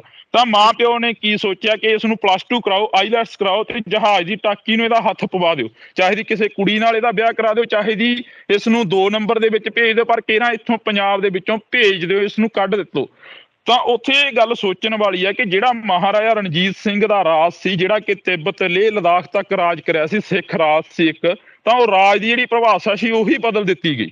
ਤਾਂ ਇਸ ਦੇ ਵਿੱਚ ਅੰਮ੍ਰਿਤਪਾਲ ਸਿੰਘ ਦੀ ਜੇਕਰ ਅਸੀਂ ਗੱਲ ਕਰਦੇ ਹਾਂ, ਅੰਮ੍ਰਿਤਪਾਲ ਸਿੰਘ ਵੀ ਉਹੀ ਖਾਲਸਾ ਰਾਜ ਦੀ ਗੱਲ ਕਰਦਾ, ਜਿਹੜਾ ਖਾਲਸਾ ਰਾਜ ਪੰਜਾਬ ਦੇ ਲੋਕਾਂ ਨੇ ਮਾਣਿਆ ਗਾ, ਪੰਜਾਬ ਦੇ ਲੋਕਾਂ ਨੇ ਹੰਢਾਇਆ ਹੈਗਾ। ਹਰਜਿੰਦਰ ਜੀ, ਗੱਲ ਕਰਦੇ ਹਾਂ ਜੀ, ਅੰਮ੍ਰਿਤਪਾਲ ਸਿੰਘ ਜੀ ਦੀ ਗੱਲ ਹੋ ਰਹੀ ਹੈ ਜੀ। ਤੁਸੀਂ ਦੱਸਿਆ ਕਿ ਉਹ ਧਾਰਮਿਕ ਪ੍ਰਚਾਰ ਕਰ ਰਹੇ ਨੇ, ਸਿੱਖੀ ਸਰੂਪ ਦੇ ਨਾਲ ਜੋੜਨ ਦੀ ਗੱਲ ਕਰਦੇ ਨੇ। ਸੋਸ਼ਲ ਮੀਡੀਆ ਤੇ ਬਹੁਤ ਸਾਰੀਆਂ ਜਿਹੜੀਆਂ ਕਲਿੱਪਸ ਪਈਆਂ ਨੇ ਜਿਹਦੇ ਵਿੱਚ ਨੌਜਵਾਨ ਪੀੜ੍ਹੀ ਇਹ ਕਹਿੰਦੀ ਦਿਖਾਈ ਦੇ ਰਹੀ ਹੈ ਕਿ ਜਦੋਂ ਤੋਂ ਅਸੀਂ ਅੰਮ੍ਰਿਤਪਾਲ ਸਿੰਘ ਜੀ ਨੂੰ ਫੋਲੋ ਕੀਤਾ ਜਾਂ ਉਹਨਾਂ ਨੂੰ ਸੁਣਨਾ ਸ਼ੁਰੂ ਕੀਤਾ ਤਾਂ ਅਸੀਂ ਨਸ਼ਿਆਂ ਨੂੰ ਛੱਡ ਦਿੱਤਾ ਤੇ ਅਸੀਂ ਅੰਮ੍ਰਿਤਪਾਨ ਕਰ ਰਹੇ ਹਾਂ। ਪਰ ਇਸ ਦੇ ਉਲਟ ਜੇਕਰ ਝਾਤ ਮਾਰੀ ਜਾਵੇ ਪੰਜਾਬ ਦੀ ਰਾਜਨੀਤੀ ਦੀ, ਰਾਜਾ ਵੜਿੰਗ ਜੀ ਵੱਲੋਂ ਵੀ ਇੱਕ ਅਜਿਹਾ ਪੱਤਰ ਲਿਖਿਆ ਗਿਆ ਹੈ ਅੰਮ੍ਰਿਤਪਾਲ ਦੇ ਖਿਲਾਫ ਕਿ ਇਹ ਨੌਜਵਾਨਾਂ ਨੂੰ ਗੁੰਮਰਾਹ ਕਰ ਰਿਹਾ ਹੈ, ਨੌਜਵਾਨਾਂ ਨੂੰ ਪੁੱਠੇ ਪਾਸੇ ਲਗਾ ਰਿਹਾ ਹੈ। ਰੋਡੇ ਦੀ ਵੀ ਗੱਲ ਕੀਤੀ ਉਹਨਾਂ ਨੇ ਕਿ ਉੱਥੇ ਪ੍ਰਚਾਰ ਕੀਤਾ, ਉੱਥੇ ਨੌਜਵਾਨਾਂ ਨੂੰ ਇਕੱਠੇ ਕਰਕੇ ਉਹਨਾਂ ਨੇ ਨੌਜਵਾਨੀ ਦੇ ਵਿੱਚ ਅਜਿਹੀਆਂ ਗੱਲਾਂ ਭਰੀਆਂ ਕਿ ਫਿਰ ਤੋਂ ਉਹ 84 ਵਾਲਾ ਮਾਹੌਲ ਬਣਾਉਣ ਦੀ ਉਹਨਾਂ ਨੇ ਗੱਲ ਕੀਤੀ। ਉਹਨਾਂ ਨੇ ਕਿਹਾ ਸੀ ਪਹਿਲਾਂ ਹੀ ਬਹੁਤ ਖੂਨ ਖਰਾਬਾ ਦੇਖ ਚੁੱਕੇ ਹਾਂ, ਅਸੀਂ ਨਹੀਂ ਚਾਹੁੰਦੇ ਹੈਗੇ ਕਿ ਇਹ ਅਜਿਹੇ ਪ੍ਰਚਾਰ ਕਰੇ ਕਿ ਮੁੜ ਤੋਂ ਪੰਜਾਬ ਉਹਨਾਂ ਹਾਲਾਤਾਂ ਦੇ ਵਿੱਚ ਚਲੇ ਜਾਵੇ। ਜੀ, ਜਿਹੜੀ ਤੁਸੀਂ ਰਾਜਾ ਵੜਿੰਗ ਜੀ ਦੀ ਗੱਲ ਕਰਦੇ ਹੋ, ਅਸੀਂ ਵੀ ਚਾਹੁੰਦੇ ਹਾਂ ਕਿ ਪੰਜਾਬ ਦੇ ਵਿੱਚ ਅਮਨ ਸ਼ਾਂਤੀ ਰਹੇ। ਅਸੀਂ ਵੀ ਚਾਹੁੰਦੇ ਹਾਂ ਕਿ ਪੰਜਾਬ ਦੇ ਵਿੱਚ ਅਮਨ ਸ਼ਾਂਤੀ ਰਹੇ, ਪੰਜਾਬ ਦੇ ਵਿੱਚ ਭਾਈਚਾਰਾ ਜਿਹੜਾ ਉਹ ਕਾਇਮ ਰਹੇ। ਪਰ ਰਾਜੇ ਵੜਿੰਗ ਸਾਹਿਬ ਨੂੰ ਇਹ ਵੀ ਸੋਚਣਾ ਚਾਹੀਦਾ ਕਿ 1984 ਦੇ ਵਿੱਚ ਸਿੱਖਾਂ ਦਾ ਜੈਨੋਸਾਈਡ ਹੋਇਆ, ਕਤਲੇਆਮ ਹੋਇਆ, ਟਾਇਰ ਪਾ ਕੇ ਗਲਾਂ ਦੇ ਵਿੱਚ ਸਾੜ ਦਿੱਤੇ ਗਏ, ਜਗਦੀਸ਼ ਟੈਟਲਰ ਵਰਗੇ, ਸੱਜਣ ਕੁਮਾਰ ਵਰਗੇ ਬਾਹਰ ਫਿਰਦੇ ਰਹੇ, ਉਹਨਾਂ ਦੇ ਉੱਪਰ ਕਿਉਂ ਨਹੀਂ ਫਿਰ ਕਾਰਵਾਈ ਹੋਈ? ਜੇਕਰ ਤੁਸੀਂ ਇਹੀ ਚਾਹੁੰਦੇ ਹੋ ਕਿ ਅਮਨ ਸ਼ਾਂਤੀ ਹੋਵੇ, ਠੀਕ ਆ, ਅਮਨ ਸ਼ਾਂਤੀ ਹੋਣੀ ਚਾਹੀਦੀ ਆ। ਅੰਮ੍ਰਿਤਪਾਲ ਸਿੰਘ ਦੇ ਨਾਲ ਅਸੀਂ ਗੱਲਬਾਤ ਕਰੀ ਕਿ ਰਾਜਾ ਵੜਿੰਗ ਕਹਿੰਦੇ ਨੇ ਕਿ ਜਾਂਚ ਹੋਣੀ ਚਾਹੀਦੀ ਆ ਤੁਹਾਡੀ, ਤੁਸੀਂ ਭੜਕਾ ਰਹੇ ਹੋ ਲੋਕਾਂ ਨੂੰ। ਅੰਮ੍ਰਿਤਪਾਲ ਕਹਿੰਦਾ ਜੇਕਰ ਕਹਿੰਦਾ ਭੜਕਾਉਣਾ, ਕਹਿੰਦਾ ਸੱਚ ਬੋਲਣਾ, ਜੇ ਭੜਕਾਉਣਾ ਹੁੰਦਾ ਤਾਂ ਕਹਿੰਦਾ ਮੈਂ ਬੋਲਾਂਗਾ, ਮੈਂ ਹਰੇਕ ਸਟੇਜ ਤੇ ਜਾ ਕੇ ਬੋਲਾਂਗਾ। ਤਾਂ ਉਹਨਾਂ ਨੇ ਇੱਕ ਬੜਾ ਸੋਹਣਾ ਲਿਖਿਆ ਸੀ ਕਿ ਮੜੀਆਂ ਦੀ ਸ਼ਾਂਤੀ ਨਾਲੋਂ ਤਲਵਾਰਾਂ ਦਾ ਸ਼ੋਰ ਚੰਗਾ। ਉਸ ਦੇ ਵਿੱਚ ਉਸਨੇ ਇਹ ਗੱਲ ਕਹੀ ਸੀ, ਕਹਿੰਦਾ ਕਿ ਮੜੀਆਂ ਦੀ ਜਿਹੜੀ ਸ਼ਾਂਤੀ ਆ ਉਹਦੇ ਨਾਲੋਂ ਤਲਵਾਰਾਂ ਦਾ ਜਿਹੜਾ ਸ਼ੋਰ ਆ ਉਹ ਚੰਗਾ ਹੈਗਾ ਕਹਿੰਦਾ। ਪਰ ਜੇਕਰ ਅਸੀਂ ਗੱਲ ਕਰਦੇ ਹਾਂ, ਹੁਣ ਉਹਨਾਂ ਨੇ ਕਿਹਾ ਕਿ ਅਸੀਂ ਮਸਾਂ ਉਸ ਨੂੰ ਲੀਹ ਤੇ ਲਿਆਂਦਾ ਪੰਜਾਬ ਨੂੰ, ਕੀ ਪੰਜਾਬ ਨੂੰ ਕਿਹੜੀ ਲੀਹ ਤੇ ਲਿਆਂਦਾ? 1984 ਤੋਂ ਲੈ ਕੇ 1995 ਦੇ ਵਿੱਚ ਜਿਹੜੇ ਮੁੰਡੇ ਘਰਾਂ ਦੇ ਵਿੱਚੋਂ ਚੁੱਕ ਕੇ ਮਾਰੇ ਗਏ। ਜਦੋਂ ਤੁਸੀਂ ਮਾਝਾ ਏਰੀਆ ਕਵਰ ਕਰੋਗੇ ਤਾਂ ਮਾਝੇ ਏਰੀਆ ਦੇ ਵਿੱਚ ਜਾ ਕੇ ਦੇਖਿਓ, ਤਰਨਤਾਰਨ ਅੰਮ੍ਰਿਤਸਰ ਏਰੀਆ, ਅੱਜ ਵੀ ਅਜਿਹੇ ਘਰ ਨੇ ਜਿਹੜੇ ਘਰਾਂ ਦੇ ਵਿੱਚ ਇੱਕ ਇੱਕ ਪੁੱਤ ਸੀ ਤੇ ਉਸੇ ਪੁੱਤ ਨੂੰ ਹੀ ਗੱਡੀ ਚੜਾ ਦਿੱਤਾ ਗਿਆ, ਉਸੇ ਪੁੱਤ ਨੂੰ ਹੀ ਮਾਰ ਦਿੱਤਾ ਗਿਆ, ਸ਼ਹੀਦ ਕਰ ਦਿੱਤਾ ਗਿਆ। ਤੇ ਉਹ ਮਾਵਾਂ ਬਜ਼ੁਰਗ ਹੋ ਕੇ ਅੱਜ ਵੀ ਰੋ ਰਹੀਆਂ ਨੇ ਕਿ ਸਾਡਾ ਪੁੱਤ ਕੀ ਪਤਾ ਜਿਉਂਦਾ ਹੋਵੇ, ਕੀ ਪਤਾ ਸਾਡਾ ਪੁੱਤ ਘਰ ਵਾਪਸ ਕਰ ਜੇ। ਤੁਸੀਂ ਜਸਵੰਤ ਸਿੰਘ ਖਾਲੜਾ ਦੀ ਰਿਪੋਰਟ ਸੁਣੀ ਹੋਣੀ ਹੈ। ਜਸਵੰਤ ਸਿੰਘ ਖਾਲੜਾ ਜਿਹੜੇ ਸ਼ਹੀਦ ਭਾਈ ਜਸਵੰਤ ਸਿੰਘ ਖਾਲੜਾ, ਉਹਨਾਂ ਨੇ 27,000 ਤੋਂ ਜਿਹੜੀਆਂ ਕਿ ਵੱਧ ਲਾਸ਼ਾਂ ਸੀ ਜਿਹੜੀਆਂ ਕਿ ਅਣਪਛਾਤੀਆਂ ਕਹਿ ਕੇ ਸਰਕਾਰ ਨੇ ਸਾੜ ਦਿੱਤੀਆਂ ਗਈਆਂ ਸੀ, ਤਾਂ ਉਹਨਾਂ ਨੂੰ ਲੱਭਣ ਦੀ ਕੋਸ਼ਿਸ਼ ਕਰੀ। ਪਰ ਇੱਕ ਟਾਈਮ ਅਜਿਹਾ ਆਇਆ ਕਿ ਜਸਵੰਤ ਸਿੰਘ ਖਾਲੜਾ ਨੂੰ ਵੀ ਅਣਪਛਾਤੀ ਲਾਸ਼ ਕਹਿ ਕੇ ਮਾਰ ਦਿੱਤਾ ਗਿਆ, ਸ਼ਹੀਦ ਕਰ ਦਿੱਤਾ ਗਿਆ। ਤਾਂ ਤੁਸੀਂ ਇਹ ਦੇਖੋ ਵੀ ਪੰਜਾਬ ਨੇ ਹੰਢਾਇਆ ਕੀ ਨਹੀਂ। ਪੰਜਾਬ ਹਮੇਸ਼ਾ ਹਕੂਮਤਾਂ ਦੇ ਉਲਟ ਖੜਦਾ ਰਿਹਾ, ਇਸੇ ਕਰਕੇ ਸ਼ਾਇਦ ਅੱਜ ਅੰਮ੍ਰਿਤਪਾਲ ਵੀ ਇਹਨਾਂ ਲੋਕਾਂ ਨੂੰ ਰੜਕ ਰਿਹਾ, ਕਿਉਂਕਿ ਉਹਨਾਂ ਦੀਆਂ ਜਿਹੜੀਆਂ ਕੁਰਸੀਆਂ ਨੇ ਉਹ ਹਲਦੀਆਂ ਨਜ਼ਰ ਆ ਰਹੀਆਂ ਨੇ। ਗੱਲ ਕਰਦੇ ਜੀ ਸਿੱਧੂ ਮੂਸੇਵਾਲਾ ਦੀ, ਕਿਉਂਕਿ ਅਜਿਹੇ ਮਸਲੇ ਭਖਦੇ ਨੇ ਜਿਨ੍ਹਾਂ ਦਾ ਅਜੇ ਤੱਕ ਨਿਪਟਾਰਾ ਨਹੀਂ ਹੋਇਆ। ਸਿੱਧੂ ਮੂਸੇਵਾਲਾ ਇੱਕ ਅਜਿਹਾ ਗਾਇਕ ਬਣਿਆ ਕਿ ਬਾਹਰਲੇ ਮੁਲਕਾਂ ਦੇ ਵਿੱਚ ਉਹਨਾਂ ਦੀਆਂ ਚਰਚਾਵਾਂ ਚੱਲਦੀਆਂ, ਅਸੀਂ ਵੀ ਉਹਨਾਂ ਦਾ ਹਿੱਸਾ। ਸੋ ਤੁਹਾਡੇ ਤੋਂ ਇਹ ਜਾਣਨਾ ਚਾਹਾਂਗੇ ਕਿ ਇੰਨੇ ਟਾਈਮ ਤੋਂ ਬਾਅਦ ਵੀ ਸਿੱਧੂ ਮੂਸੇਵਾਲਾ ਨੂੰ ਕੋਈ ਵੀ ਅਜਿਹਾ ਇਨਸਾਫ ਨਹੀਂ ਮਿਲਿਆ ਜਿਹੜੇ ਉਹਨਾਂ ਦੇ ਮਾਂ-ਬਾਪ ਦੇ ਮੱਲਮ ਪੱਟੀ ਕਰ ਸਕਣ, ਥੋੜਾ ਬਹੁਤਾ ਉਹਨਾਂ ਨੂੰ ਧਰਵਾਸ ਮਿਲ ਸਕੇ ਕਿ ਉਹਨਾਂ ਦੇ ਜਿਹੜੇ ਕਾਤਲ ਸਨ ਉਹ ਸਲਾਖਾਂ ਪਿੱਛੇ ਨੇ ਜਾਂ ਉਹਨਾਂ ਨੂੰ ਕੋਈ ਸਜ਼ਾ ਮਿਲੀ ਹੈ। ਉਸ ਤੋਂ ਬਾਅਦ ਸਿੱਧੂ ਮੂਸੇਵਾਲਾ ਦਾ ਇੱਕ ਸੌਂਗ ਜਿਹੜਾ ਹੈਗਾ ਵਾਰ ਆਇਆ, ਜਿਸਨੇ ਪੂਰੇ ਸੰਸਾਰ ਦੇ ਵਿੱਚ ਸਿੱਧੂ ਮੂਸੇਵਾਲਾ ਦਾ ਇੱਕ ਵਾਰੀ ਫਿਰ ਤੋਂ ਵਾਹ ਕਰਵਾ ਦਿੱਤੀ ਆ। ਬਿਲਬੋਰਡ ਦੀ ਗੱਲ ਕਰੀਏ ਤਾਂ ਅਜਿਹਾ ਬਿਲਬੋਰਡ ਜਿਹਦਾ ਕਿ ਕੋਈ ਪੰਜਾਬੀ ਗਾਇਕ ਅੱਜ ਤੱਕ ਨਹੀਂ ਸੁਣਿਆ ਸੀ ਉਸ ਬਿਲਬੋਰਡ ਦੇ ਉੱਤੇ ਨਾਮ, ਪਰ ਸਿੱਧੂ ਮੂਸੇਵਾਲਾ ਦੇ ਅਜਿਹੇ ਗੀਤ ਜਿਹੜੇ ਬਿਲਬੋਰਡ ਦੇ ਉੱਤੇ ਆਮ ਹੀ ਦੇਖੇ ਜਾ ਰਹੇ ਨੇ ਤੇ YouTube ਦੇ ਉੱਤੇ ਟ੍ਰੈਂਡ ਕਰ ਰਹੇ ਨੇ ਇਸ ਸਮੇਂ। ਤੇ 24 ਮਿਲੀਅਨ ਤੋਂ ਵੱਧ ਇਹ ਵਾਰ ਗੀਤ ਹੈਗਾ ਜਿਹੜਾ ਸੁਣਿਆ ਜਾ ਚੁੱਕਿਆ। ਬਹੁਤ ਹੀ ਉਹਨਾਂ ਨੇ ਹਰੀ ਸਿੰਘ ਨਲੂਆ ਜੀ ਦੀ ਗੱਲ ਕੀਤੀ ਆ, ਉਹਨਾਂ ਨੇ ਪਹਿਲਾਂ SYL ਦੇ ਮੁੱਦਿਆਂ ਦੀ ਗੱਲ ਕੀਤੀ। ਸੋ ਹੁਣ ਇਸ ਸਮੇਂ ਸਿੱਧੂ ਮੂਸੇਵਾਲਾ ਦਾ ਪੰਜਾਬ ਦੇ ਵਿੱਚ ਇਨਸਾਫ ਨੂੰ ਲੈ ਕੇ ਕਿਹੋ ਜਿਹਾ ਫੇਰ ਬਦਲ ਚੱਲ ਰਿਹਾ? ਕਿਉਂਕਿ ਜੇਕਰ ਗੱਲ ਕੀਤੀ ਜਾਵੇ ਉਹਨਾਂ ਦੇ ਆਪ ਦੇ ਹਮ ਰੁਤਬਿਆਂ ਦੀ, ਜਿਵੇਂ ਕਿ ਗਾਇਕ ਕਹਿ ਲਓ, ਜਦੋਂ ਵਾਰ ਸੌਂਗ ਆਇਆ ਕਿਸੇ ਨੇ ਵੀ ਆਪਣੀ ਵਾਲ ਦੇ ਉੱਤੇ ਕਿਸੇ ਵੀ ਸਿੰਗਰ ਨੇ ਉਹਨਾਂ ਦੇ ਲਈ ਕੋਈ ਹਾਂ ਦਾ ਨਾਰਾ ਨਹੀਂ ਮਾਰਿਆ। ਜੀ ਤੁਸੀਂ ਕਹਿ ਰਹੇ ਹੋ ਕਿ ਜਦੋਂ ਵਾਰ ਸੌਂਗ ਆਇਆ ਕਿਸੇ ਵੀ ਸਿੰਗਰ ਨੇ ਹਾਂ ਦਾ ਨਾਰਾ ਨਹੀਂ ਮਾਰਿਆ। ਸਿੰਗਰ ਹਰ ਕੋਈ ਇਹ ਕਹਿੰਦਾ ਕਿ ਸਾਡੀ ਜਿਹੜੀ ਕਿ ਸਰਕਾਰ ਨਾਲ ਵੀ ਉਨੀ ਰਹੇ ਤੇ ਸਾਡੀ ਲੋਕਾਂ ਨਾਲ ਵੀ ਉਨੀ ਰਹੇ, ਜੇਕਰ ਉਹ ਹਾਂ ਦਾ ਨਾਰਾ ਮਾਰਦੇ ਨੇ। ਜਿਵੇਂ ਹੁਣ ਪਿੱਛੇ ਜੇ ਤੁਸੀਂ ਦੇਖਿਆ ਕਿ ਅਫਸਾਨਾ ਖਾਨ ਸੀ, ਉਸਨੇ ਹਾਂ ਦਾ ਨਾਰਾ ਮਾਰਿਆ ਸਿੱਧੂ ਮੂਸੇਵਾਲੇ ਦੇ ਇਨਸਾਫ ਦੀ ਗੱਲ ਕਰੀ। ਉਸ ਤੋਂ ਬਾਅਦ ਜੈਨੀ ਜੌਲ ਨੇ ਇੱਕ ਲੈਟਰ ਟੂ CM ਗੀਤ ਗਾਇਆ, ਉਹਨੇ ਇਨਸਾਫ ਦੀ ਗੱਲ ਕਰੀ। ਤਾਂ ਉਹਨਾਂ ਨੂੰ NIA ਤੱਕ ਦੇ ਨੋਟਿਸ ਆ ਗਏ, ਉਹਨਾਂ ਨੂੰ ਉੱਥੇ ਪੁੱਛਗਿੱਛ ਹੋਈ ਕਿ ਇਹਨਾਂ ਤੋਂ ਵੀ ਪੁੱਛਗਿੱਛ ਕਰ ਲੈਣੀ ਚਾਹੀਦੀ ਆ। ਕੀ ਜਿਹੜਾ ਪਰਿਵਾਰ ਦੇ ਨਾਲ ਖੜਦਾ ਉਸ ਦੀ ਪੁੱਛਗਿੱਛ ਜ਼ਰੂਰੀ ਆ? ਉਸ ਤੋਂ ਬਾਅਦ ਗੱਲ ਇਹ ਹੈਗੀ ਕਿ ਤੁਸੀਂ ਕਿਹਾ ਕਿ ਕਿਸੇ ਵੀ ਸਿੰਗਰ ਨੇ ਇਹ ਨਹੀਂ ਕਿਹਾ ਹੈਗਾ ਵੀ ਜਿਹੜਾ ਵਾਰ ਦੇ ਸੌਂਗ ਦੇ ਲਈ ਹਾਂ ਦਾ ਨਾਰਾ ਮਾਰਿਆ ਜਾਵੇ ਜਾਂ ਉਸਦੇ ਸਿੱਧੂ ਮੂਸੇਵਾਲੇ ਦੇ ਲਈ ਹਾਂ ਦਾ ਨਾਰਾ ਮਾਰਿਆ ਜਾਵੇ। ਇਹ ਤਾਂ ਹਮੇਸ਼ਾ ਹੀ ਰਿਹਾ ਗਾ, ਹਰੇਕ ਫੀਲਡ ਦੇ ਵਿੱਚ ਰਿਹਾ, ਚਾਹੇ ਆਪਣੀ ਪੱਤਰਕਾਰੀ ਲਾ ਲਓ। ਆਪਣੀ ਪੱਤਰਕਾਰੀ ਦੇ ਵਿੱਚ ਵੀ ਇਹ ਆ ਕਿ ਦੋ ਧਿਰਾਂ ਬਣ ਕੇ ਜੇਕਰ ਇੱਕ ਚੈਨਲ ਚੱਲਦਾ ਤਾਂ ਉਹਦੇ ਵਿੱਚ ਦੋ ਧਿਰਾਂ ਹੁੰਦੀਆਂ ਨੇ। ਇੱਕ ਧਿਰ ਉਹ ਹੁੰਦੀ ਆ ਜਿਹੜੀ ਕਿ ਆਜ਼ਾਦ ਖਿੱਤੇ ਦੀ ਗੱਲ ਕਰਦੀ ਆ, ਆਜ਼ਾਦ ਹੋ ਕੇ ਪੱਤਰਕਾਰੀ ਕਰਨ ਦੀ ਗੱਲ ਕਰਦੀ ਆ। ਇੱਕ ਧਿਰ ਉਹ ਹੁੰਦੀ ਆ ਜਿਹੜੀ ਕਿ ਸਰਕਾਰੀ ਬੋਲੀ ਬੋਲਣ ਦੀ ਗੱਲ ਕਰਦੀ ਹੈ। ਇਹ ਹਮੇਸ਼ਾ ਰਿਹਾ ਹੀ ਆ ਹਰੇਕ ਧਿਰ ਦੇ ਹਰੇਕ ਉਸ ਦੇ ਵਿੱਚ ਫੀਲਡ ਦੇ ਵਿੱਚ। ਤੇ ਤੁਸੀਂ ਜੇਕਰ ਅਸੀਂ ਸਿੱਧੂ ਮੂਸੇਵਾਲੇ ਦੇ ਇਨਸਾਫ ਦੀ ਗੱਲ ਕਰਦੇ ਹਾਂ ਤਾਂ ਉਹਦੇ ਜਿਹੜੇ ਬੁੱਢੇ ਮਾਂ-ਬਾਪ ਨੇ ਉਹ ਹਮੇਸ਼ਾ ਆਏ ਐਤਵਾਰ ਆਪਣੇ ਪਿੰਡ ਮੂਸੇ ਦੇ ਵਿੱਚ ਇੱਕ ਕਚਹਿਰੀ ਲਾਉਂਦੇ ਨੇ, ਉਸ ਦੇ ਵਿੱਚ ਬਾਰ-ਬਾਰ ਕਹਿੰਦੇ ਨੇ ਕਿ ਸਾਨੂੰ ਇਨਸਾਫ ਦਿੱਤਾ ਜਾਵੇ। ਪਿਛਲੇ ਦਿਨ ਹੀ DGP ਦੇ ਨਾਲ ਉਹਨਾਂ ਦੀ ਮੀਟਿੰਗ ਹੋਈ, ਉਹਨਾਂ ਦੇ ਫਾਦਰ ਸਾਹਿਬ ਦੀ, ਤਾਂ ਉੱਥੇ ਵੀ ਜਿਹੜੀ ਕਿ ਗੱਲਬਾਤ ਹੋਈ ਆ। ਤੁਸੀਂ ਇੱਕੋ ਇੱਕ ਸਿੰਗਰ ਸੀ ਸਿੱਧੂ ਮੂਸੇਵਾਲਾ ਜਿਹਨੇ ਸਾਡੀ ਪੰਜਾਬ ਨੂੰ ਤੇ ਪੰਜਾਬੀਅਤ ਨੂੰ ਪੂਰੇ ਰੁਤਬੇ ਤੇ ਲੈ ਕੇ ਗਿਆ। ਸਾਡੀਆਂ ਜਿਹੜੀਆਂ ਪੱਗਾਂ ਸੀ ਉਹ ਨੌਜਵਾਨਾਂ ਦੇ ਬੰਨ੍ਹਣ ਲਾਤੀਆਂ ਸੀ ਦੁਬਾਰਾ। ਸਿੱਧੂ ਮੂਸੇਵਾਲੇ ਨੂੰ ਦੇਖ ਕੇ ਬਹੁਤ ਫੋਲੋ ਕਰਨ ਲੱਗ ਗਏ ਸੀ ਲੋਕ ਕਿ ਪੱਗ ਵਾਲਾ ਬੰਦਾ ਹਮੇਸ਼ਾ ਹੀ ਸਰਕਾਰ ਦੀ ਅੱਖ ਦੇ ਵਿੱਚ ਅੱਖ ਪਾ ਕੇ ਗੱਲ ਕਰਦਾ। ਸਿੱਧੂ ਮੂਸੇਵਾਲਾ ਵੀ ਇੱਕ ਅਜਿਹਾ ਬੰਦਾ ਸੀ, ਜਦੋਂ ਦਿੱਲੀ ਧਰਨੇ ਦੀ ਗੱਲ ਹੋਈ ਤਾਂ ਉਦੋਂ ਉਹਨਾਂ ਨੇ ਇੱਕ ਗੀਤ ਗਾਇਆ ਸੀ ਕਿ ਖਹਿ ਖਹਿ ਕੇ ਬਦਲੇ ਲੈਂਦਾ ਜਿਹਨੂੰ ਪੰਜਾਬ ਕਹਿੰਦੇ ਆ। ਉਹ ਗੀਤ ਵੀ ਇੰਨਾ ਕਿ ਚੱਲਿਆ ਕਿ ਹਰ ਇੱਕ ਦੇ ਘਰਾਂ ਦੇ ਵਿੱਚ ਉਹ ਗੀਤ ਵੱਜਣ ਲੱਗ ਗਿਆ। ਹਰ ਇੱਕ ਨੂੰ ਪਤਾ ਲੱਗ ਗਿਆ ਕਿ ਪੰਜਾਬ ਹੈ ਕੀ ਚੀਜ਼ ਆ। ਹਰ ਇੱਕ ਨੇ ਸਰਚ ਮਾਰਨਾ ਸ਼ੁਰੂ ਕਰਤਾ ਕਿ ਪੰਜਾਬ ਕੀ ਆ। ਫਿਰ ਉਹਨਾਂ ਨੇ ਗੀਤ ਗਾਇਆ, ਹੁਣ ਉਹਨਾਂ ਦੀ ਡੈਥ ਤੋਂ ਬਾਅਦ ਆਉਂਦਾ ਗਾ ਇੱਕ ਗੀਤ ਉਹਨਾਂ ਦਾ ਰਿਲੀਜ਼ ਹੁੰਦਾ SYL ਦੇ ਵਿੱਚ ਉਹਨਾਂ ਨੇ ਬਲਵਿੰਦਰ ਸਿੰਘ ਜਟਾਣੇ ਦਾ ਜ਼ਿਕਰ ਕਰਿਆ। ਬਲਵਿੰਦਰ ਸਿੰਘ ਜਟਾਣੇ ਦਾ ਜ਼ਿਕਰ ਕਰਿਆ ਤਾਂ ਹਰ ਇੱਕ ਨੌਜਵਾਨ ਨੂੰ ਜਿਹੜੇ ਨੂੰ ਇਹ ਨਹੀਂ ਸੀ ਪਤਾ ਕਿ ਬਲਵਿੰਦਰ ਸਿੰਘ ਜਟਾਣਾ ਹੈ ਕੌਣ ਆ, SYL ਦਾ ਮੁੱਦਾ ਕੀ ਆ, ਹਰ ਇੱਕ ਨੌਜਵਾਨ ਨੇ ਉਹ ਗੀਤ ਸੁਣ ਕੇ ਬਲਵਿੰਦਰ ਸਿੰਘ ਜਟਾਣੇ ਨੂੰ ਸਰਚ ਕਰਿਆ। ਸਭ ਤੋਂ ਵੱਧ ਜਿਹੜਾ ਕਿ ਅੱਜ ਤੱਕ ਬਲਵਿੰਦਰ ਸਿੰਘ ਜਟਾਣੇ ਨੂੰ ਸਰਚ ਕਰਿਆ ਗਿਆ ਨੌਜਵਾਨਾਂ ਦੇ ਵੱਲੋਂ। ਤਾਂ ਦੂਸਰੀ ਗੱਲ ਜਿਹੜਾ ਕਿ SYL ਦਾ, ਜਿਹੜੇ ਨੌਜਵਾਨਾਂ ਨੂੰ ਇਹ ਨਹੀਂ ਸੀ ਪਤਾ ਵੀ SYL ਦਾ ਮੁੱਦਾ ਕੀ ਹੈ, ਜਿਹੜੇ ਉੱਪਰ ਇਹਨੇ ਗੀਤ ਗਾਇਆ, ਤਾਂ SYL ਨੂੰ ਵੀ ਸਰਚ ਕਰਿਆ ਨੌਜਵਾਨਾਂ ਨੇ। SYL ਦੇ ਗੀਤ ਨੇ ਇੰਨਾ ਕੁ ਹਿਲਾ ਕੇ ਰੱਖਤਾ ਕਿ 2 ਮੁੱਖ ਮੰਤਰੀਆਂ ਦੀ ਮੀਟਿੰਗ ਜਿਹੜੀ ਕਿ ਤੈਅ ਹੋ ਗਈ ਸੀ। 2 ਮੁੱਖ ਮੰਤਰੀ, ਪੰਜਾਬ ਦੇ ਮੁੱਖ ਮੰਤਰੀ ਦੀ ਤੇ ਹਰਿਆਣੇ ਦੇ ਮੁੱਖ ਮੰਤਰੀ ਦੀ। ਬੇਸ਼ੱਕ ਪੰਜਾਬ ਦੇ ਮੁੱਖ ਮੰਤਰੀ ਨੇ ਹਰਿਆਣੇ ਦੇ ਮੁੱਖ ਮੰਤਰੀ ਨੂੰ ਜਵਾਬ ਦਿੱਤਾ ਕਿ ਸਾਡੇ ਕੋਲ ਪਾਣੀ ਹੈ ਨਹੀਂਗਾ, ਪਰ ਜਿਹੜਾ ਤੁਸੀਂ ਬਾਰ ਦੀ ਗੱਲ ਕਰੀ ਆ, ਬਾਰ ਦੇ ਵਿੱਚ ਉਹਨਾਂ ਨੇ ਸਰਦਾਰ ਹਰੀ ਸਿੰਘ ਨਲੂਏ ਦਾ ਜ਼ਿਕਰ ਕਰਿਆ ਤੇ ਜਿਹੜੀ ਨੌਜਵਾਨੀ ਇਹ ਭੁੱਲ ਗਈ ਸੀ ਕਿ ਸਾਡਾ ਕਿਰਦਾਰ ਕੀ ਆ, ਸਾਡੇ ਰੁਤਬੇ ਕੀ ਨੇ, ਅਸੀਂ ਰਾਜ ਕਿੱਥੋਂ ਤੱਕ ਕਰਿਆ। ਤਾਂ ਉਹਨਾਂ ਨੌਜਵਾਨਾਂ ਨੇ ਸਰਦਾਰ ਹਰੀ ਸਿੰਘ ਨਲੂਏ ਨੂੰ ਵੀ ਸਰਚ ਮਾਰਨਾ ਸ਼ੁਰੂ ਕਰਿਆ ਹੈਗਾ। ਤਾਂ ਇਸੇ ਕਰਕੇ ਜਿਹੜਾ ਕਿ ਸ਼ਾਇਦ ਸਰਕਾਰਾਂ ਨੂੰ ਇਹ ਬੰਦੇ ਰੜਕਦੇ ਰਹਿੰਦੇ ਨੇ, ਜਿਹੜੇ ਪੰਜਾਬ ਦੀ ਗੱਲ ਕਰਦੇ ਨੇ, ਉਹ ਬੇਸ਼ੱਕ ਦੀਪ ਸਿੱਧੂ ਹੋਵੇ, ਬੇਸ਼ੱਕ ਉਹ ਸਿੱਧੂ ਮੂਸੇਵਾਲਾ ਹੋਵੇ।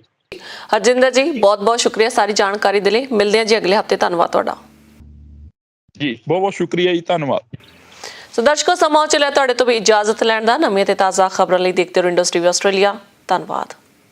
ਪੰਜਾਬ ਦੇ ਵਿੱਚ ਇੱਕ ਪੱਖ ਦਾ ਮਸਲਾ ਅੰਮ੍ਰਿਤਪਾਲ ਸਿੰਘ ਜੀ ਦਾ ਕਿ ਇਸ ਸਮੇਂ ਜਿਹੜਾ ਭਾਰਤੀ ਮੀਡੀਆ ਹੈਗਾ ਉਹਨਾਂ ਵੱਲੋਂ ਵੀ ਜ਼ੋਰ ਸ਼ੋਰ ਦੇ ਨਾਲ ਪ੍ਰਚਾਰ ਕੀਤਾ ਜਾ ਰਿਹਾ ਕਿ ਅੰਮ੍ਰਿਤਪਾਲ ਸਿੰਘ ਲੋਕਾਂ ਦੇ ਵਿੱਚ, ਨੌਜਵਾਨਾਂ ਦੇ ਵਿੱਚ ਇੱਕ ਕੂਟਨੀਤਿਕ ਕਹਿ ਲਓ ਜਾਂ ਜ਼ਹਿਰ ਵਰਗੇ ਸ਼ਬਦ ਜਿਹੜੇ ਮੀਡੀਆ ਵੱਲੋਂ ਯੂਜ਼ ਕੀਤੇ ਜਾ ਰਹੇ ਨੇ। ਇਹ ਕਿ ਭਾਰਤੀ ਮੀਡੀਆ ਦਾ ਹਮੇਸ਼ਾ ਨੈਰੇਟਿਵ ਰਿਹਾ ਹੀ ਆ ਤੇ ਇੱਕ ਧਿਰਾ ਜਿਹੜੀ ਉਹ ਸਰਕਾਰ ਪੱਖੀ ਹੋ ਕੇ ਚੱਲੀ ਆ।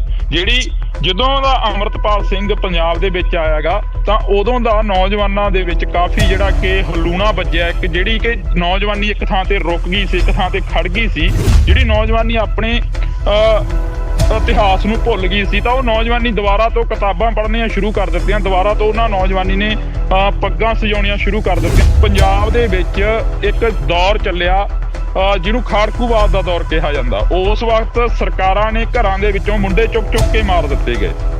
ਤਾਂ ਉਸ ਦੌਰ ਦੇ ਵਿੱਚ ਜਦੋਂ ਅਸੀਂ ਤਰਨਤਾਰਨ ਏਰੀਏ ਦੇ ਵਿੱਚ ਜਾਂਦੇ ਹਾਂ, ਮਾਝੇ ਏਰੀਏ ਦੇ ਵਿੱਚ ਜਾਂਦੇ ਹਾਂ, ਤਾਂ ਉਸ ਦੌਰ ਦੇ ਵਿੱਚ ਅੱਜ ਤੱਕ ਕਈ ਪਿੰਡ ਅਜਿਹੇ ਨੇ ਜਿੱਥੇ ਕਿ ਮਾਵਾਂ ਆਪਣੇ ਪੁੱਤਾਂ ਨੂੰ ਉਡੀਕ ਰਹੀਆਂ ਨੇ ਕਿ ਸਾਡਾ ਪੁੱਤ ਆਊਗਾ ਘਰ ਤੇ ਅਸੀਂ ਉਸ ਦੀ ਬਰਾਤ ਦੇਖਾਂਗੇ, ਪਰ ਉਹ ਬਰਾਤਾਂ ਜਿਹੜੀਆਂ ਸੀ ਉਹ ਚੜਨੋਂ ਹਟ ਗਈਆਂ। ਫਿਰ ਤੋਂ ਉਹ 84 ਵਾਲਾ ਮਾਹੌਲ ਬਣਾਉਣ ਦੀ ਉਹਨਾਂ ਨੇ ਗੱਲ ਕੀਤੀ। ਉਹਨਾਂ ਨੇ ਕਿਹਾ ਸੀ ਪਹਿਲਾਂ ਹੀ ਬਹੁਤ ਖੂਨ ਖਰਾਬਾ ਦੇਖ ਚੁੱਕੇ ਆ, ਅਸੀਂ ਨਹੀਂ ਚਾਹੁੰਦੇ ਹੈਗੇ ਕਿ ਇਹ ਅਜਿਹੇ ਪ੍ਰਚਾਰ ਕਰੇ ਕਿ ਮੁੜ ਤੋਂ ਪੰਜਾਬ ਉਹਨਾਂ ਹਾਲਾਤਾਂ ਦੇ ਵਿੱਚ ਚਲੇ ਜਾਵੇ।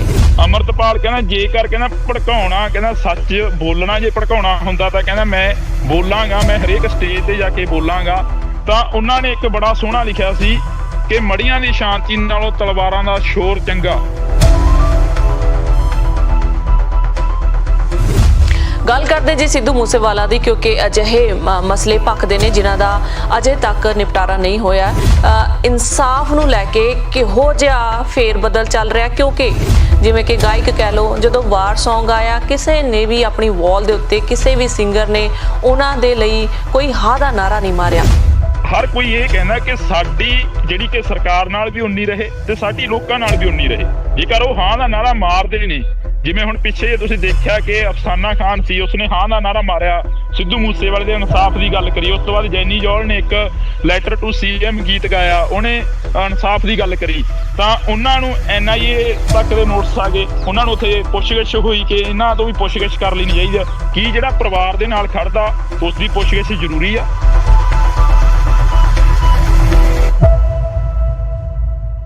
ਸਤਿ ਸ਼੍ਰੀ ਅਕਾਲ, ਨਮਸਕਾਰ ਤੇ ਆਦਾਬ। ਮੈਂ ਹਾਂ ਹਰਜਿੰਦ ਕੌਰ ਮਾਂਗੜ ਤੇ ਤੁਸੀਂ ਦੇਖ ਰਹੇ ਹੋ ਇੰਡਸ ਟੀਵੀ। ਸਵਾਗਤ ਹੈ ਜੀ ਸਾਰਿਆਂ ਦਾ। ਬੁਲੇਟਿਨ ਦੀ ਸ਼ੁਰੂਆਤ ਕਰਦੇ ਹਾਂ ਜੀ ਦੇਸ਼ ਵਿਦੇਸ਼ ਦੀਆਂ ਖਬਰਾਂ ਦੇ ਉੱਤੇ ਕਰਦੇ ਹਾਂ ਚਰਚਾਵਾਂ, ਕਰ ਰਹੇ ਹਾਂ ਜੀ ਪੰਜਾਬ ਦੀ ਸਮੀਖਿਆ। ਸਾਡੇ ਨਾਲ ਜੁੜੇ ਨੇ ਜੀ ਸਾਡੇ ਪੱਤਰਕਾਰ ਹਰਜਿੰਦਰ ਸਿੰਘ ਢਿੱਲੋਂ, ਜੋ ਕਿ ਇਸ ਸਮੇਂ ਆਪਣੇ ਖੇਤਾਂ ਦੇ ਵਿੱਚ ਨੇ ਤੇ ਨਾਲ ਹੀ ਮੌਸਮ ਦਾ ਮਿਜਾਜ਼ ਮਾਣ ਰਹੇ ਨੇ। ਸਰਦੀ ਹੋ ਚੁੱਕੀ ਹੈ ਜੀ, ਜਿਸ ਤਰੀਕੇ ਨਾਲ ਅਸੀਂ ਪਿੱਛੇ ਸਕਰੀਨ ਤੇ ਦੇਖ ਰਹੇ ਹਾਂ। ਪਹਿਲਾਂ ਸਵਾਗਤ ਕਰ ਦਿੰਦੇ ਹਾਂ ਹਰਜਿੰਦਰ ਜੀ, ਸਵਾਗਤ ਹੈ ਤੁਹਾਡਾ ਜੀ। ਬਹੁਤ ਬਹੁਤ ਸਵਾਗਤ ਹੈ ਜੀ, ਧੰਨਵਾਦ ਜੀ। ਬੜਾ ਸੋਹਣਾ ਲੱਗ ਰਿਹਾ ਜੀ ਪਿੱਛੇ ਸਕਰੀਨ ਦੇਖ ਕੇ, ਤੁਹਾਡੇ ਧੁੰਦ ਵੀ ਪਈ ਲੱਗਦੀ ਆ ਕਿ ਸਰਦੀਆਂ ਦਾ ਮੌਸਮ ਸ਼ੁਰੂ ਹੋ ਗਿਆ ਪੰਜਾਬ 'ਚ ਜੀ। ਥੋੜੀਆਂ ਬਹੁਤੀਆਂ ਸਰਦੀਆਂ ਸ਼ੁਰੂ ਹੋ ਗਈਆਂ ਨੇ, ਕਣਕਾਂ ਬੀਜ ਚੁੱਕੇ ਨੇ ਕਿਸਾਨ, ਹਨਾ, ਤੇ ਕੁਝ ਕੁ % ਜਿਹੜੇ ਝੋਨਾ ਰਹਿੰਦਾ ਗਾ ਵੱਢਣ ਵਾਲਾ, ਜਿਹੜੇ ਪਛੇਤੇ ਲਾਏ ਹੋਏ ਸੀਗੇ ਚੌਲ, ਤਾਂ ਉਹ ਵੱਢਣ ਵਾਲੇ ਰਹਿੰਦੇ ਨੇ। ਤੇ ਬਾਕੀ ਜਿਹੜਾ ਕਿ ਸਾਰਾ ਓਕੇ ਹੋ ਗਿਆ ਕਿਸਾਨਾਂ ਦਾ, ਵਾਹਿਗੁਰੂ ਨੇ ਮਿਹਰ ਕਰੀ ਆ ਕਿ ਇਸ ਵਾਰ ਕਾਫੀ ਜਲਦੀ ਹੋ ਗਿਆ ਸਾਰਾ ਕੰਮ। ਬਹੁਤ ਹੀ ਵਧੀਆ ਜੀ। ਚਲੋ ਪੰਜਾਬ ਦੀ ਗੱਲ ਕਰਦੇ ਹਾਂ ਜੀ। ਪੰਜਾਬ ਦੇ ਵਿੱਚ ਇੱਕ ਪੱਖ ਦਾ ਮਸਲਾ ਅੰਮ੍ਰਿਤਪਾਲ ਸਿੰਘ ਜੀ ਦਾ, ਜਿਹਦੇ ਬਾਰੇ ਦੋ ਪੱਖ ਤੋਂ ਫੀਡਬੈਕ ਆ ਰਹੀ ਹੈ ਜੀ। ਬਾਹਰਲੇ ਮੁਲਕਾਂ 'ਚ ਰਹਿੰਦੇ ਹਾਂ, ਸੋ ਤਾਂ ਕਰਕੇ ਅਸੀਂ ਇਸ ਗੱਲ ਬਾਰੇ ਜਾਣਨਾ ਚਾਹਾਂਗੇ। ਪੰਜਾਬ ਦੀ ਧਰਤੀ ਤੇ ਤੁਸੀਂ ਇਸ ਸਮੇਂ ਖੜੇ ਹੋ, ਤੁਹਾਨੂੰ ਸਾਰਾ ਸਿਨੈਰੀਓ ਪਤਾ ਹੋਵੇਗਾ, ਤੁਹਾਨੂੰ ਪਤਾ ਹੋਵੇਗਾ ਕਿ ਕੀ ਜਿਹੜੀ ਹੈਗੀ ਆ ਸੱਚਾਈ ਕਿੰਨੀ ਕੁ ਹੈਗੀ ਹੈ ਇਹਨਾਂ ਗੱਲਾਂ ਦੇ ਵਿੱਚ। ਸੋ ਇਹਨਾਂ ਗੱਲਾਂ ਦੇ ਉੱਤੇ ਆਉਂਦੇ ਆ ਜੀ। ਅੰਮ੍ਰਿਤਪਾਲ ਸਿੰਘ ਨਾਂ ਦਾ ਵਿਅਕਤੀ ਜੋ ਕਿ ਪੰਜਾਬ ਦੇ ਵਿੱਚ ਇਸ ਸਮੇਂ ਧਰਮ ਦਾ ਪ੍ਰਚਾਰ ਕਰਨ ਦੇ ਉੱਤੇ ਲੱਗੇ ਹੋਏ ਨੇ ਤੇ ਨਾਲ ਦੀ ਨਾਲ ਅੰਮ੍ਰਿਤਪਾਨ ਵੀ ਕਰਵਾ ਰਹੇ ਨੇ। ਉਹ ਸਿੱਖੀ ਸਰੂਪ ਦੇ ਨਾਲ ਲੋਕਾਂ ਨੂੰ ਜੋੜ ਰਹੇ ਨੇ। ਦੂਜਾ ਪੱਖ ਉਹਨਾਂ ਤੇ ਇਹ ਇਲਜ਼ਾਮ ਲੱਗ ਰਹੇ ਨੇ ਕਿ ਇਸ ਸਮੇਂ ਜਿਹੜਾ ਭਾਰਤੀ ਮੀਡੀਆ ਹੈਗਾ ਉਹਨਾਂ ਵੱਲੋਂ ਵੀ ਜ਼ੋਰ ਸ਼ੋਰ ਦੇ ਨਾਲ ਪ੍ਰਚਾਰ ਕੀਤਾ ਜਾ ਰਿਹਾ ਕਿ ਅੰਮ੍ਰਿਤਪਾਲ ਸਿੰਘ ਲੋਕਾਂ ਦੇ ਵਿੱਚ, ਨੌਜਵਾਨਾਂ ਦੇ ਵਿੱਚ ਇੱਕ ਕੂਟਨੀਤਿਕ ਕਹਿ ਲਓ ਜਾਂ ਜ਼ਹਿਰ ਵਰਗੇ ਸ਼ਬਦ ਜਿਹੜੇ ਮੀਡੀਆ ਵੱਲੋਂ ਯੂਜ਼ ਕੀਤੇ ਜਾ ਰਹੇ ਨੇ ਕਿ ਉਹ ਨੌਜਵਾਨ ਪੀੜ੍ਹੀ ਨੂੰ ਜਿਹੜਾ ਗੁੰਮਰਾਹ ਕਰਨ ਦੇ ਉੱਤੇ ਲੱਗੇ ਨੇ। ਕਿੰਨੀ ਕੁ ਸੱਚਾਈ ਹੈ ਇਸ ਗੱਲ ਦੇ ਵਿੱਚ, ਤੁਹਾਡੇ ਤੋਂ ਜਾਣਨਾ ਚਾਹਾਂਗੇ ਜੀ। ਪਹਿਲਾਂ ਤਾਂ ਅਸੀਂ ਸਾਰੀ ਸੰਗਤ ਨੂੰ ਤੇ ਸਾਰੇ ਆਪਣੇ ਦਰਸ਼ਕਾਂ ਨੂੰ ਫਤਿਹ ਬੁਲਾਉਂਦੇ ਹਾਂ। ਵਾਹਿਗੁਰੂ ਜੀ ਕਾ ਖਾਲਸਾ, ਵਾਹਿਗੁਰੂ ਜੀ ਕੀ ਫਤਿਹ। ਤਾਂ ਜਿਹੜੀ ਤੁਸੀਂ ਗੱਲ ਕਰੀ ਹੈ ਕਿ ਅੰਮ੍ਰਿਤਪਾਲ ਸਿੰਘ ਦੇ ਨਾਲ ਜਿੰਨਾ ਕੁ ਅਸੀਂ ਵਿਚਰੇ ਹਾਂ ਜਾਂ ਜਿੰਨੀਆਂ ਕਿ ਇੰਟਰਵਿਊਜ਼ ਕਰੀਆਂ ਨੇ ਅੰਮ੍ਰਿਤਪਾਲ ਸਿੰਘ ਦੀਆਂ, ਤਾਂ ਉਹਨਾਂ ਦੇ ਵੱਲੋਂ ਹਮੇਸ਼ਾ ਹੀ ਇਹ ਕਿਹਾ ਗਿਆ ਨੌਜਵਾਨਾਂ ਨੂੰ ਕਿ ਤੁਸੀਂ ਚਿੱਟਾ ਛੱਡੋ, ਨਸ਼ੇ ਛੱਡੋ, ਚਿੱਟੇ ਵਰਗੇ ਜਿਹੜੀਆਂ ਭਿਆਨਕ ਬਿਮਾਰੀਆਂ ਤੁਹਾਨੂੰ ਚਿੰਬੜ ਚੁੱਕੀਆਂ ਨੇ ਉਹਨਾਂ ਨੂੰ ਛੱਡ ਕੇ ਤੁਸੀਂ ਗੁਰੂ ਦੀ ਗੋਦ ਦੇ ਵਿੱਚ ਆਓ। ਸਿਰ ਦੇਣ ਦੀ ਗੱਲ ਕਰ ਰਹੇ ਨੇ, ਜਿਹੜੀ ਸਿਰ ਦੇਣ ਦੀ ਗੱਲ ਕਰ ਰਹੇ ਨੇ ਉਹਨਾਂ ਦਾ ਮਤਲਬ ਇਹ ਹੈਗਾ ਕਿ ਤੁਸੀਂ ਅੰਮ੍ਰਿਤ ਛਕੋ। ਅੰਮ੍ਰਿਤ ਛਕ ਕੇ ਜਿਹੜਾ ਤੁਹਾਡਾ ਪੁਰਾਣਾ ਜੀਵਨ ਆ ਉਸ ਨੂੰ ਖਤਮ ਕਰ ਦਿਓ ਤੇ ਨਵੇਂ ਸਿਰੇ ਤੋਂ ਸ਼ੁਰੂਆਤ ਕਰੋ। ਪਰ ਦੂਸਰੇ ਪਾਸੇ ਜੇਕਰ ਤੁਸੀਂ ਜਿਵੇਂ ਗੱਲ ਕਰੀ ਹੈ ਕਿ ਭਾਰਤੀ ਮੀਡੀਆ ਦਾ ਹਮੇਸ਼ਾ ਨੈਰੇਟਿਵ ਰਿਹਾ ਹੀ ਆ। ਇਹ ਬੇਸ਼ੱਕ ਅਸੀਂ ਗੁਰੂ ਸਾਹਿਬਾਨਾਂ ਵੇਲੇ ਦੀ ਗੱਲ ਕਰ ਲਈਏ, ਬੇਸ਼ੱਕ ਉਸ ਤੋਂ ਬਾਅਦ 1947 ਦੀ ਗੱਲ ਕਰ ਲਈਏ, ਜਾਂ ਫਿਰ ਅਸੀਂ ਉਸ ਤੋਂ ਬਾਅਦ 1984 ਦੀ ਗੱਲ ਕਰ ਲਈਏ, ਹਮੇਸ਼ਾ ਹੀ ਇੱਕ ਧਿਰ ਜਿਹੜੀ ਕਿ ਪੰਜਾਬ ਪੱਖੀ ਹੋ ਕੇ ਚੱਲੀ ਆ ਤੇ ਇੱਕ ਧਿਰ ਆ ਜਿਹੜੀ ਉਹ ਸਰਕਾਰ ਪੱਖੀ ਹੋ ਕੇ ਚੱਲੀ ਆ। ਜਿਹੜੀ ਜਦੋਂ ਦਾ ਅੰਮ੍ਰਿਤਪਾਲ ਸਿੰਘ ਪੰਜਾਬ ਦੇ ਵਿੱਚ ਆਇਆਗਾ ਤਾਂ ਉਦੋਂ ਦਾ ਨੌਜਵਾਨਾਂ ਦੇ ਵਿੱਚ ਕਾਫੀ ਜਿਹੜਾ ਕਿ ਹਲੂਣਾ ਵੱਜਿਆ। ਇੱਕ ਜਿਹੜੀ ਕਿ ਨੌਜਵਾਨੀ ਇੱਕ ਥਾਂ ਤੇ ਰੁਕ ਗਈ ਸੀ, ਇੱਕ ਥਾਂ ਤੇ ਖੜ ਗਈ ਸੀ। ਜਿਹੜੀ ਨੌਜਵਾਨੀ ਆਪਣੇ ਇਤਿਹਾਸ ਨੂੰ ਭੁੱਲ ਗਈ ਸੀ, ਤਾਂ ਉਹ ਨੌਜਵਾਨੀ ਦੁਬਾਰਾ ਤੋਂ ਕਿਤਾਬਾਂ ਪੜ੍ਹਨੀਆਂ ਸ਼ੁਰੂ ਕਰ ਦਿੱਤੀਆਂ। ਦੁਬਾਰਾ ਤੋਂ ਉਹਨਾਂ ਨੌਜਵਾਨੀ ਨੇ ਪੱਗਾਂ ਸਜਾਉਣੀਆਂ ਸ਼ੁਰੂ ਕਰ ਦਿੱਤੀਆਂ। ਦੁਬਾਰਾ ਤੋਂ ਉਸ ਨੌਜਵਾਨੀ ਨੇ ਦਸਤਾਰਾਂ ਸਜਾਉਣੀਆਂ ਸ਼ੁਰੂ ਕਰ ਦਿੱਤੀਆਂ, ਜਿਸ ਦੇ ਨਾਲ ਕਿ ਘਰ ਦੇ ਵੀ ਕਾਫੀ ਖੁਸ਼ ਨੇ। ਜਿਹੜੇ ਹੁਣ ਤੁਸੀਂ ਇਹ ਦੇਖੋ ਹਰਜਿੰਦਰ ਜੀ, ਜਿਹੜਾ ਕਿ ਪੰਜਾਬ ਦੇ ਵਿੱਚ ਇੱਕ ਦੌਰ ਚੱਲਿਆ ਜਿਹਨੂੰ ਖਾੜਕੂਵਾਦ ਦਾ ਦੌਰ ਕਿਹਾ ਜਾਂਦਾ, ਉਸ ਵਕਤ ਸਰਕਾਰਾਂ ਨੇ ਘਰਾਂ ਦੇ ਵਿੱਚੋਂ ਮੁੰਡੇ ਚੁੱਕ ਚੁੱਕ ਕੇ ਮਾਰ ਦਿੱਤੇ ਗਏ ਜੀ। ਤਾਂ ਉਸ ਦੌਰ ਦੇ ਵਿੱਚ ਜਦੋਂ ਅਸੀਂ ਤਰਨਤਾਰਨ ਏਰੀਏ ਦੇ ਵਿੱਚ ਜਾਂਦੇ ਹਾਂ, ਮਾਝੇ ਏਰੀਏ ਦੇ ਵਿੱਚ ਜਾਂਦੇ ਹਾਂ, ਤਾਂ ਉਸ ਦੌਰ ਦੇ ਵਿੱਚ ਅੱਜ ਤੱਕ ਕਈ ਪਿੰਡ ਅਜਿਹੇ ਨੇ ਜਿੱਥੇ ਕਿ ਮਾਵਾਂ ਆਪਣੇ ਪੁੱਤਾਂ ਨੂੰ ਉਡੀਕ ਰਹੀਆਂ ਨੇ ਕਿ ਸਾਡਾ ਪੁੱਤ ਆਊਗਾ ਘਰ ਤੇ ਅਸੀਂ ਉਸ ਦੀ ਬਰਾਤ ਦੇਖਾਂਗੇ। ਪਰ ਉਹ ਬਰਾਤਾਂ ਜਿਹੜੀਆਂ ਸੀ ਉਹ ਚੜ੍ਹਨੋਂ ਹਟ ਗਈਆਂ। ਇੱਕ ਦੌਰ ਅਜਿਹਾ ਸੀ ਜਿਹੜਾ ਕਿ 1984 ਤੋਂ ਲੈ ਕੇ 1995 ਤੱਕ ਦਾ ਸੀ। ਖਾੜਕੂ ਸੰਘਰਸ਼ ਦੇ ਦੌਰ ਨਾਲ ਜਾਣਿਆ ਜਾਂਦਾ ਉਹ। ਤੇ ਸਰਕਾਰੀ ਬੋਲੀ ਦੇ ਵਿੱਚ ਜੇਕਰ ਅਸੀਂ ਕਹੀਏ ਤਾਂ ਸਰਕਾਰੀ ਬੋਲੀ ਦੇ ਵਿੱਚ ਉਹ ਕਾਲਾ ਦੌਰ ਕਿਹਾ ਜਾਂਦਾ ਹੈਗਾ। ਪਰ ਉਸ ਤੋਂ ਬਾਅਦ ਜਿਹੜਾ ਦੌਰ ਆਇਆ, ਫਿਰ ਸਰਕਾਰ ਨੇ ਸੋਚਿਆ ਕਿ ਇਹ ਜਿਹੜਾ ਪੰਜਾਬ ਹੈ ਰੁਕਣ ਵਾਲਾ ਨਹੀਂ, ਇਸ ਨੂੰ ਰੋਕਿਆ ਜਾਵੇ, ਠੱਲ ਪਾਈ ਜਾਵੇ। ਕੁਛ ਕੁ ਨੌਜਵਾਨਾਂ ਨੂੰ ਉਹਨਾਂ ਨੇ ਅਜਿਹੀ ਲਲਕ ਲਾਈ ਕਿ ਉਹ ਚਿੱਟੇ ਦੇ ਆਦੀ ਹੋ ਗਏ। ਕੁਝ ਕੁ ਨੌਜਵਾਨ ਅਜਿਹੇ ਕਿ ਉਹਨਾਂ ਨੂੰ ਮਾਂ ਪਿਓ ਨੂੰ ਵੀ ਇਹ ਲੱਗਣ ਲੱਗ ਗਿਆ ਕਿ ਜੇਕਰ ਸਾਡਾ ਨੌਜਵਾਨ ਇੱਥੇ ਰਹੂਗਾ ਜਾਂ ਤਾਂ ਉਹ ਗੈਂਗਵਾਰ ਦੇ ਵਿੱਚ ਮਾਰਿਆ ਜਾਊਗਾ ਤੇ ਜਾਂ ਫਿਰ ਉਹ ਨਸ਼ੇ ਦਾ ਸ਼ਿਕਾਰ ਹੋ ਜਾਊਗਾ। ਤਾਂ ਮਾਂ ਪਿਓ ਨੇ ਕੀ ਸੋਚਿਆ ਕਿ ਇਸ ਨੂੰ +2 ਕਰਾਓ, ਆਈਲੈਟਸ ਕਰਾਓ ਤੇ ਜਹਾਜ਼ ਦੀ ਟਾਕੀ ਨੂੰ ਇਹਦਾ ਹੱਥ ਪਵਾ ਦਿਓ। ਚਾਹੇ ਦੀ ਕਿਸੇ ਕੁੜੀ ਨਾਲ ਇਹਦਾ ਵਿਆਹ ਕਰਾ ਦਿਓ, ਚਾਹੇ ਦੀ ਇਸ ਨੂੰ 2 ਨੰਬਰ ਦੇ ਵਿੱਚ ਭੇਜ ਦਿਓ, ਪਰ ਕਿਹੜਾ ਇੱਥੋਂ ਪੰਜਾਬ ਦੇ ਵਿੱਚੋਂ ਭੇਜ ਦਿਓ, ਇਸ ਨੂੰ ਕੱਢ ਦਿੱਤੋ। ਤਾਂ ਉੱਥੇ ਇਹ ਗੱਲ ਸੋਚਣ ਵਾਲੀ ਹੈ ਕਿ ਜਿਹੜਾ ਮਹਾਰਾਜਾ ਰਣਜੀਤ ਸਿੰਘ ਦਾ ਰਾਜ ਸੀ, ਜਿਹੜਾ ਕਿ ਤਿੱਬਤ, ਲੇਹ ਲਦਾਖ ਤੱਕ ਰਾਜ ਕਰਿਆ ਸੀ, ਸਿੱਖ ਰਾਜ ਸੀ ਇੱਕ, ਤਾਂ ਉਹ ਰਾਜ ਦੀ ਜਿਹੜੀ ਪਰਿਭਾਸ਼ਾ ਸੀ ਉਹੀ ਬਦਲ ਦਿੱਤੀ ਗਈ। ਤਾਂ ਇਸ ਦੇ ਵਿੱਚ ਅੰਮ੍ਰਿਤਪਾਲ ਸਿੰਘ ਦੀ ਜੇਕਰ ਅਸੀਂ ਗੱਲ ਕਰਦੇ ਹਾਂ, ਅੰਮ੍ਰਿਤਪਾਲ ਸਿੰਘ ਵੀ ਉਹੀ ਖਾਲਸਾ ਰਾਜ ਦੀ ਗੱਲ ਕਰਦਾ, ਜਿਹੜਾ ਖਾਲਸਾ ਰਾਜ ਪੰਜਾਬ ਦੇ ਲੋਕਾਂ ਨੇ ਮਾਣਿਆ ਗਾ, ਪੰਜਾਬ ਦੇ ਲੋਕਾਂ ਨੇ ਹੰਢਾਇਆ ਹੈਗਾ। ਹਰਜਿੰਦਰ ਜੀ, ਗੱਲ ਕਰਦੇ ਹਾਂ ਜੀ, ਅੰਮ੍ਰਿਤਪਾਲ ਸਿੰਘ ਜੀ ਦੀ ਗੱਲ ਹੋ ਰਹੀ ਹੈ ਜੀ। ਤੁਸੀਂ ਦੱਸਿਆ ਕਿ ਉਹ ਧਾਰਮਿਕ ਪ੍ਰਚਾਰ ਕਰ ਰਹੇ ਨੇ, ਸਿੱਖੀ ਸਰੂਪ ਦੇ ਨਾਲ ਜੋੜਨ ਦੀ ਗੱਲ ਕਰਦੇ ਨੇ। ਸੋਸ਼ਲ ਮੀਡੀਆ ਤੇ ਬਹੁਤ ਸਾਰੀਆਂ ਜਿਹੜੀਆਂ ਕਲਿੱਪਸ ਪਈਆਂ ਨੇ ਜਿਹਦੇ ਵਿੱਚ ਨੌਜਵਾਨ ਪੀੜ੍ਹੀ ਇਹ ਕਹਿੰਦੀ ਦਿਖਾਈ ਦੇ ਰਹੀ ਹੈ ਕਿ ਜਦੋਂ ਤੋਂ ਅਸੀਂ ਅੰਮ੍ਰਿਤਪਾਲ ਸਿੰਘ ਜੀ ਨੂੰ ਫੋਲੋ ਕੀਤਾ ਜਾਂ ਉਹਨਾਂ ਨੂੰ ਸੁਣਨਾ ਸ਼ੁਰੂ ਕੀਤਾ ਤਾਂ ਅਸੀਂ ਨਸ਼ਿਆਂ ਨੂੰ ਛੱਡ ਦਿੱਤਾ ਤੇ ਅਸੀਂ ਅੰਮ੍ਰਿਤਪਾਨ ਕਰ ਰਹੇ ਹਾਂ। ਪਰ ਇਸ ਦੇ ਉਲਟ ਜੇਕਰ ਝਾਤ ਮਾਰੀ ਜਾਵੇ ਪੰਜਾਬ ਦੀ ਰਾਜਨੀਤੀ ਦੀ, ਰਾਜਾ ਵੜਿੰਗ ਜੀ ਵੱਲੋਂ ਵੀ ਇੱਕ ਅਜਿਹਾ ਅਜਿਹਾ ਪੱਤਰ ਲਿਖਿਆ ਗਿਆ ਹੈ ਅੰਮ੍ਰਿਤਪਾਲ ਦੇ ਖਿਲਾਫ ਕਿ ਇਹ ਨੌਜਵਾਨਾਂ ਨੂੰ ਗੁੰਮਰਾਹ ਕਰ ਰਿਹਾ ਹੈ, ਨੌਜਵਾਨਾਂ ਨੂੰ ਪੁੱਠੇ ਪਾਸੇ ਲਗਾ ਰਿਹਾ ਹੈ। ਰੋਡੇ ਦੀ ਵੀ ਗੱਲ ਕੀਤੀ ਉਹਨਾਂ ਨੇ ਕਿ ਉੱਥੇ ਪ੍ਰਚਾਰ ਕੀਤਾ, ਉੱਥੇ ਨੌਜਵਾਨਾਂ ਨੂੰ ਇਕੱਠੇ ਕਰਕੇ ਉਹਨਾਂ ਨੇ ਨੌਜਵਾਨੀ ਦੇ ਵਿੱਚ ਅਜਿਹੀਆਂ ਗੱਲਾਂ ਭਰੀਆਂ ਕਿ ਫਿਰ ਤੋਂ ਉਹ 84 ਵਾਲਾ ਮਾਹੌਲ ਬਣਾਉਣ ਦੀ ਉਹਨਾਂ ਨੇ ਗੱਲ ਕੀਤੀ। ਉਹਨਾਂ ਨੇ ਕਿਹਾ ਸੀ ਪਹਿਲਾਂ ਹੀ ਬਹੁਤ ਖੂਨ ਖਰਾਬਾ ਦੇਖ ਚੁੱਕੇ ਹਾਂ, ਅਸੀਂ ਨਹੀਂ ਚਾਹੁੰਦੇ ਹੈਗੇ ਕਿ ਇਹ ਅਜਿਹੇ ਪ੍ਰਚਾਰ ਕਰੇ ਕਿ ਮੁੜ ਤੋਂ ਪੰਜਾਬ ਉਹਨਾਂ ਹਾਲਾਤਾਂ ਦੇ ਵਿੱਚ ਚਲੇ ਜਾਵੇ। ਜੀ ਜਿਹੜੀ ਤੁਸੀਂ ਰਾਜਾ ਵੜਿੰਗ ਜੀ ਦੀ ਗੱਲ ਕਰਦੇ ਹੋ, ਅਸੀਂ ਵੀ ਚਾਹੁੰਦੇ ਹਾਂ ਕਿ ਪੰਜਾਬ ਦੇ ਵਿੱਚ ਅਮਨ ਸ਼ਾਂਤੀ ਰਹੇ। ਅਸੀਂ ਵੀ ਚਾਹੁੰਦੇ ਹਾਂ ਕਿ ਪੰਜਾਬ ਦੇ ਵਿੱਚ ਅਮਨ ਸ਼ਾਂਤੀ ਰਹੇ, ਪੰਜਾਬ ਦੇ ਵਿੱਚ ਭਾਈਚਾਰਾ ਜਿਹੜਾ ਉਹ ਕਾਇਮ ਰਹੇ। ਪਰ ਰਾਜੇ ਵੜਿੰਗ ਸਾਹਿਬ ਨੂੰ ਇਹ ਵੀ ਸੋਚਣਾ ਚਾਹੀਦਾ ਕਿ 1984 ਦੇ ਵਿੱਚ ਸਿੱਖਾਂ ਦਾ ਜੈਨੋਸਾਈਡ ਹੋਇਆ, ਕਤਲੇਆਮ ਹੋਇਆ, ਟਾਇਰ ਪਾ ਕੇ ਗਲਾਂ ਦੇ ਵਿੱਚ ਸਾੜ ਦਿੱਤੇ ਗਏ। ਜਗਦੀਸ਼ ਟੈਟਲਰ ਵਰਗੇ, ਸੱਜਣ ਕੁਮਾਰ ਵਰਗੇ ਬਾਹਰ ਫਿਰਦੇ ਰਹੇ, ਉਹਨਾਂ ਦੇ ਉੱਪਰ ਕਿਉਂ ਨਹੀਂ ਫਿਰ ਕਾਰਵਾਈ ਹੋਈ? ਜੇਕਰ ਤੁਸੀਂ ਇਹੀ ਚਾਹੁੰਦੇ ਹੋ ਕਿ ਅਮਨ ਸ਼ਾਂਤੀ ਹੋਵੇ, ਠੀਕ ਆ, ਅਮਨ ਸ਼ਾਂਤੀ ਹੋਣੀ ਚਾਹੀਦੀ ਆ। ਅੰਮ੍ਰਿਤਪਾਲ ਸਿੰਘ ਦੇ ਨਾਲ ਅਸੀਂ ਗੱਲਬਾਤ ਕਰੀ ਕਿ ਰਾਜਾ ਵੜਿੰਗ ਕਹਿੰਦੇ ਨੇ ਕਿ ਜਾਂਚ ਹੋਣੀ ਚਾਹੀਦੀ ਤੁਹਾਡੀ, ਤੁਸੀਂ ਭੜਕਾ ਰਹੇ ਹੋ ਲੋਕਾਂ ਨੂੰ। ਅੰਮ੍ਰਿਤਪਾਲ ਕਹਿੰਦਾ ਜੇਕਰ ਕਹਿੰਦਾ ਭੜਕਾਉਣਾ, ਕਹਿੰਦਾ ਸੱਚ ਬੋਲਣਾ, ਜੇ ਭੜਕਾਉਣਾ ਹੁੰਦਾ ਤਾਂ ਕਹਿੰਦਾ ਮੈਂ ਬੋਲਾਂਗਾ, ਮੈਂ ਹਰੇਕ ਸਟੇਜ ਤੇ ਜਾ ਕੇ ਬੋਲਾਂਗਾ। ਤਾਂ ਉਹਨਾਂ ਨੇ ਇੱਕ ਬੜਾ ਸੋਹਣਾ ਲਿਖਿਆ ਸੀ ਕਿ ਮੜੀਆਂ ਦੀ ਸ਼ਾਂਤੀ ਨਾਲੋਂ ਤਲਵਾਰਾਂ ਦਾ ਸ਼ੋਰ ਚੰਗਾ। ਉਸ ਦੇ ਵਿੱਚ ਉਸਨੇ ਇਹ ਗੱਲ ਕਹੀ ਸੀ, ਕਹਿੰਦਾ ਕਿ ਮੜੀਆਂ ਦੀ ਜਿਹੜੀ ਸ਼ਾਂਤੀ ਆ ਉਹਦੇ ਨਾਲੋਂ ਤਲਵਾਰਾਂ ਦਾ ਜਿਹੜਾ ਸ਼ੋਰ ਆ ਉਹ ਚੰਗਾ ਹੈਗਾ ਕਹਿੰਦਾ।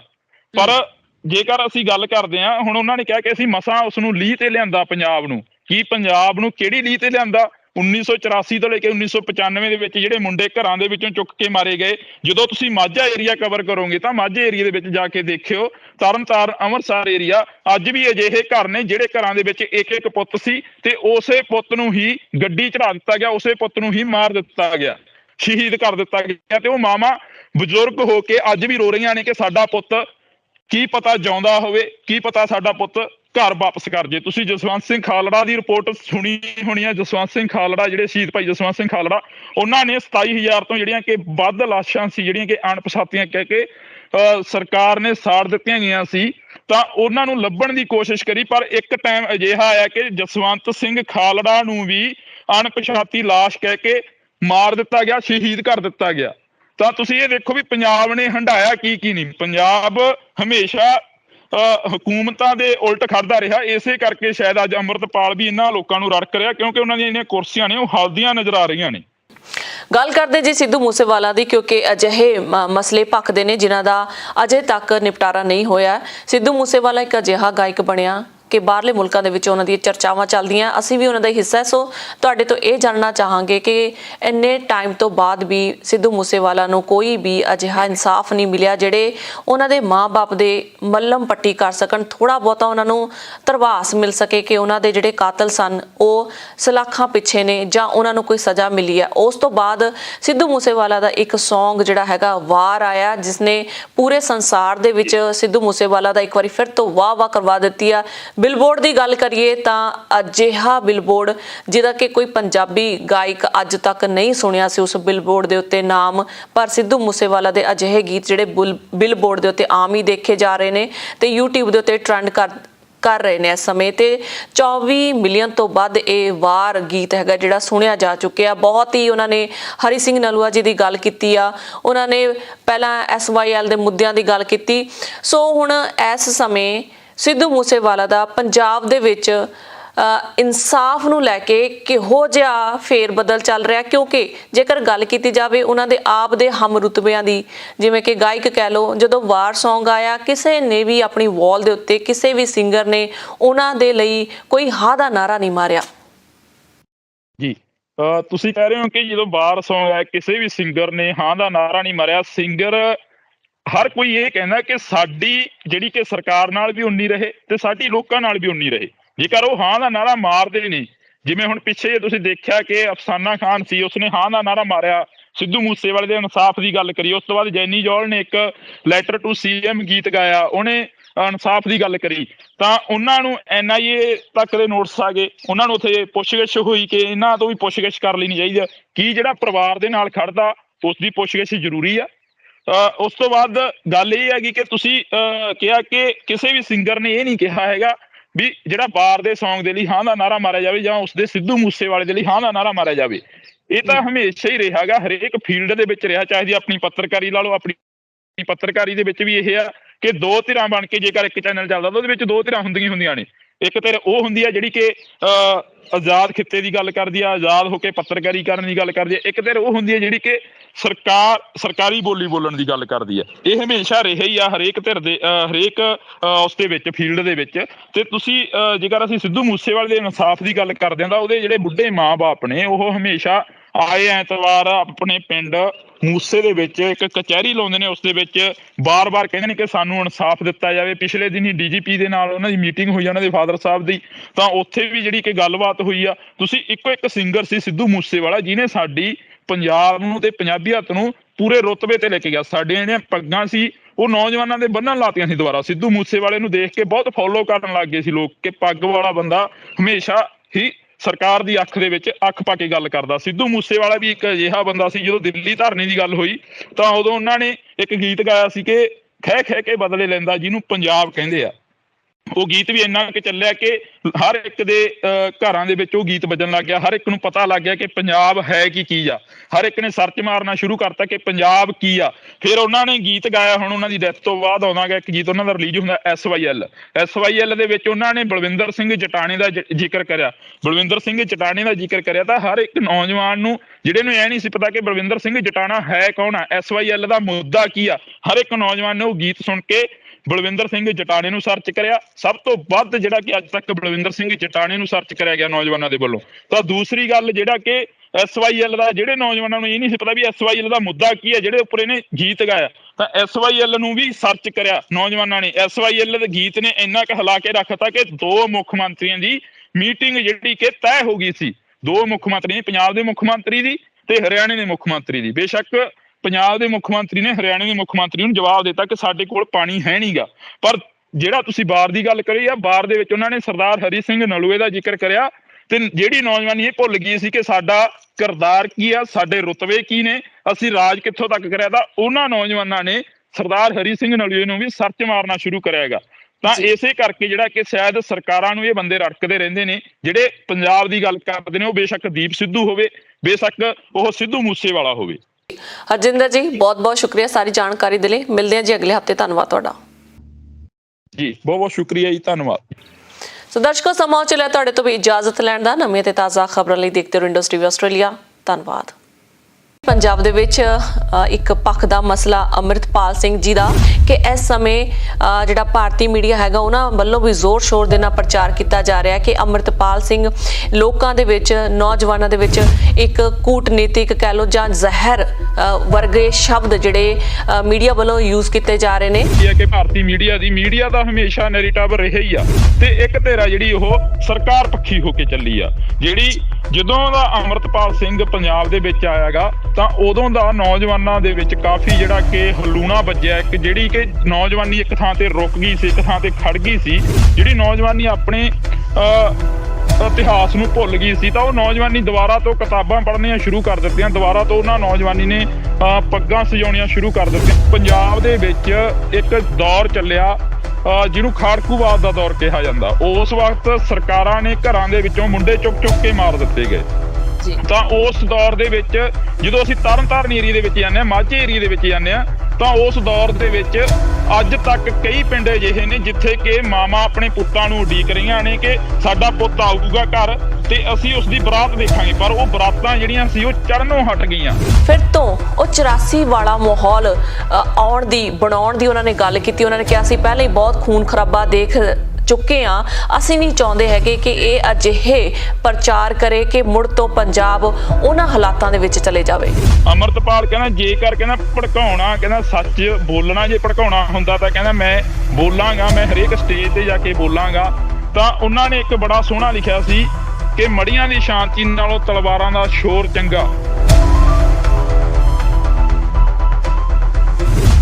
ਗੱਲ ਕਰਦੇ ਜੀ ਸਿੱਧੂ ਮੂਸੇਵਾਲਾ ਦੀ, ਕਿਉਂਕਿ ਅਜਿਹੇ ਮਸਲੇ ਭਖਦੇ ਨੇ ਜਿਨ੍ਹਾਂ ਦਾ ਅਜੇ ਤੱਕ ਨਿਪਟਾਰਾ ਨਹੀਂ ਹੋਇਆ।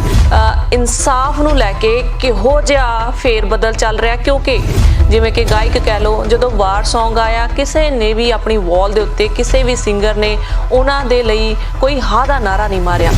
ਹਰ ਕੋਈ ਇਹ ਕਹਿੰਦਾ ਕਿ ਸਾਡੀ ਜਿਹੜੀ ਕਿ ਸਰਕਾਰ ਨਾਲ ਵੀ ਉਨੀ ਰਹੇ ਤੇ ਸਾਡੀ ਲੋਕਾਂ ਨਾਲ ਵੀ ਉਨੀ ਰਹੇ।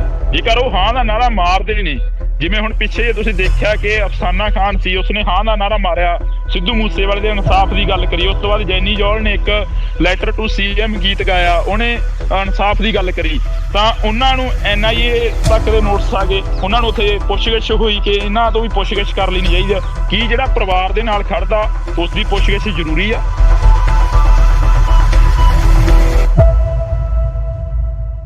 ਸਤਿ ਸ਼੍ਰੀ ਅਕਾਲ, ਨਮਸਕਾਰ ਤੇ ਆਦਾਬ। ਮੈਂ ਹਾਂ ਹਰਜਿੰਦ ਕੌਰ ਮਾਂਗੜ ਤੇ ਤੁਸੀਂ ਦੇਖ ਰਹੇ ਹੋ ਇੰਡੋਸ ਟੀਵੀ। ਸਵਾਗਤ ਹੈ ਜੀ ਸਾਰਿਆਂ ਦਾ। ਬੁਲੇਟਿਨ ਦੀ ਸ਼ੁਰੂਆਤ ਕਰਦੇ ਹਾਂ ਜੀ ਦੇਸ਼ ਵਿਦੇਸ਼ ਦੀਆਂ ਖਬਰਾਂ ਦੇ ਉੱਤੇ ਕਰਦੇ ਹਾਂ ਚਰਚਾਵਾਂ, ਕਰ ਰਹੇ ਹਾਂ ਜੀ ਪੰਜਾਬ ਦੀ ਸਮੀਖਿਆ।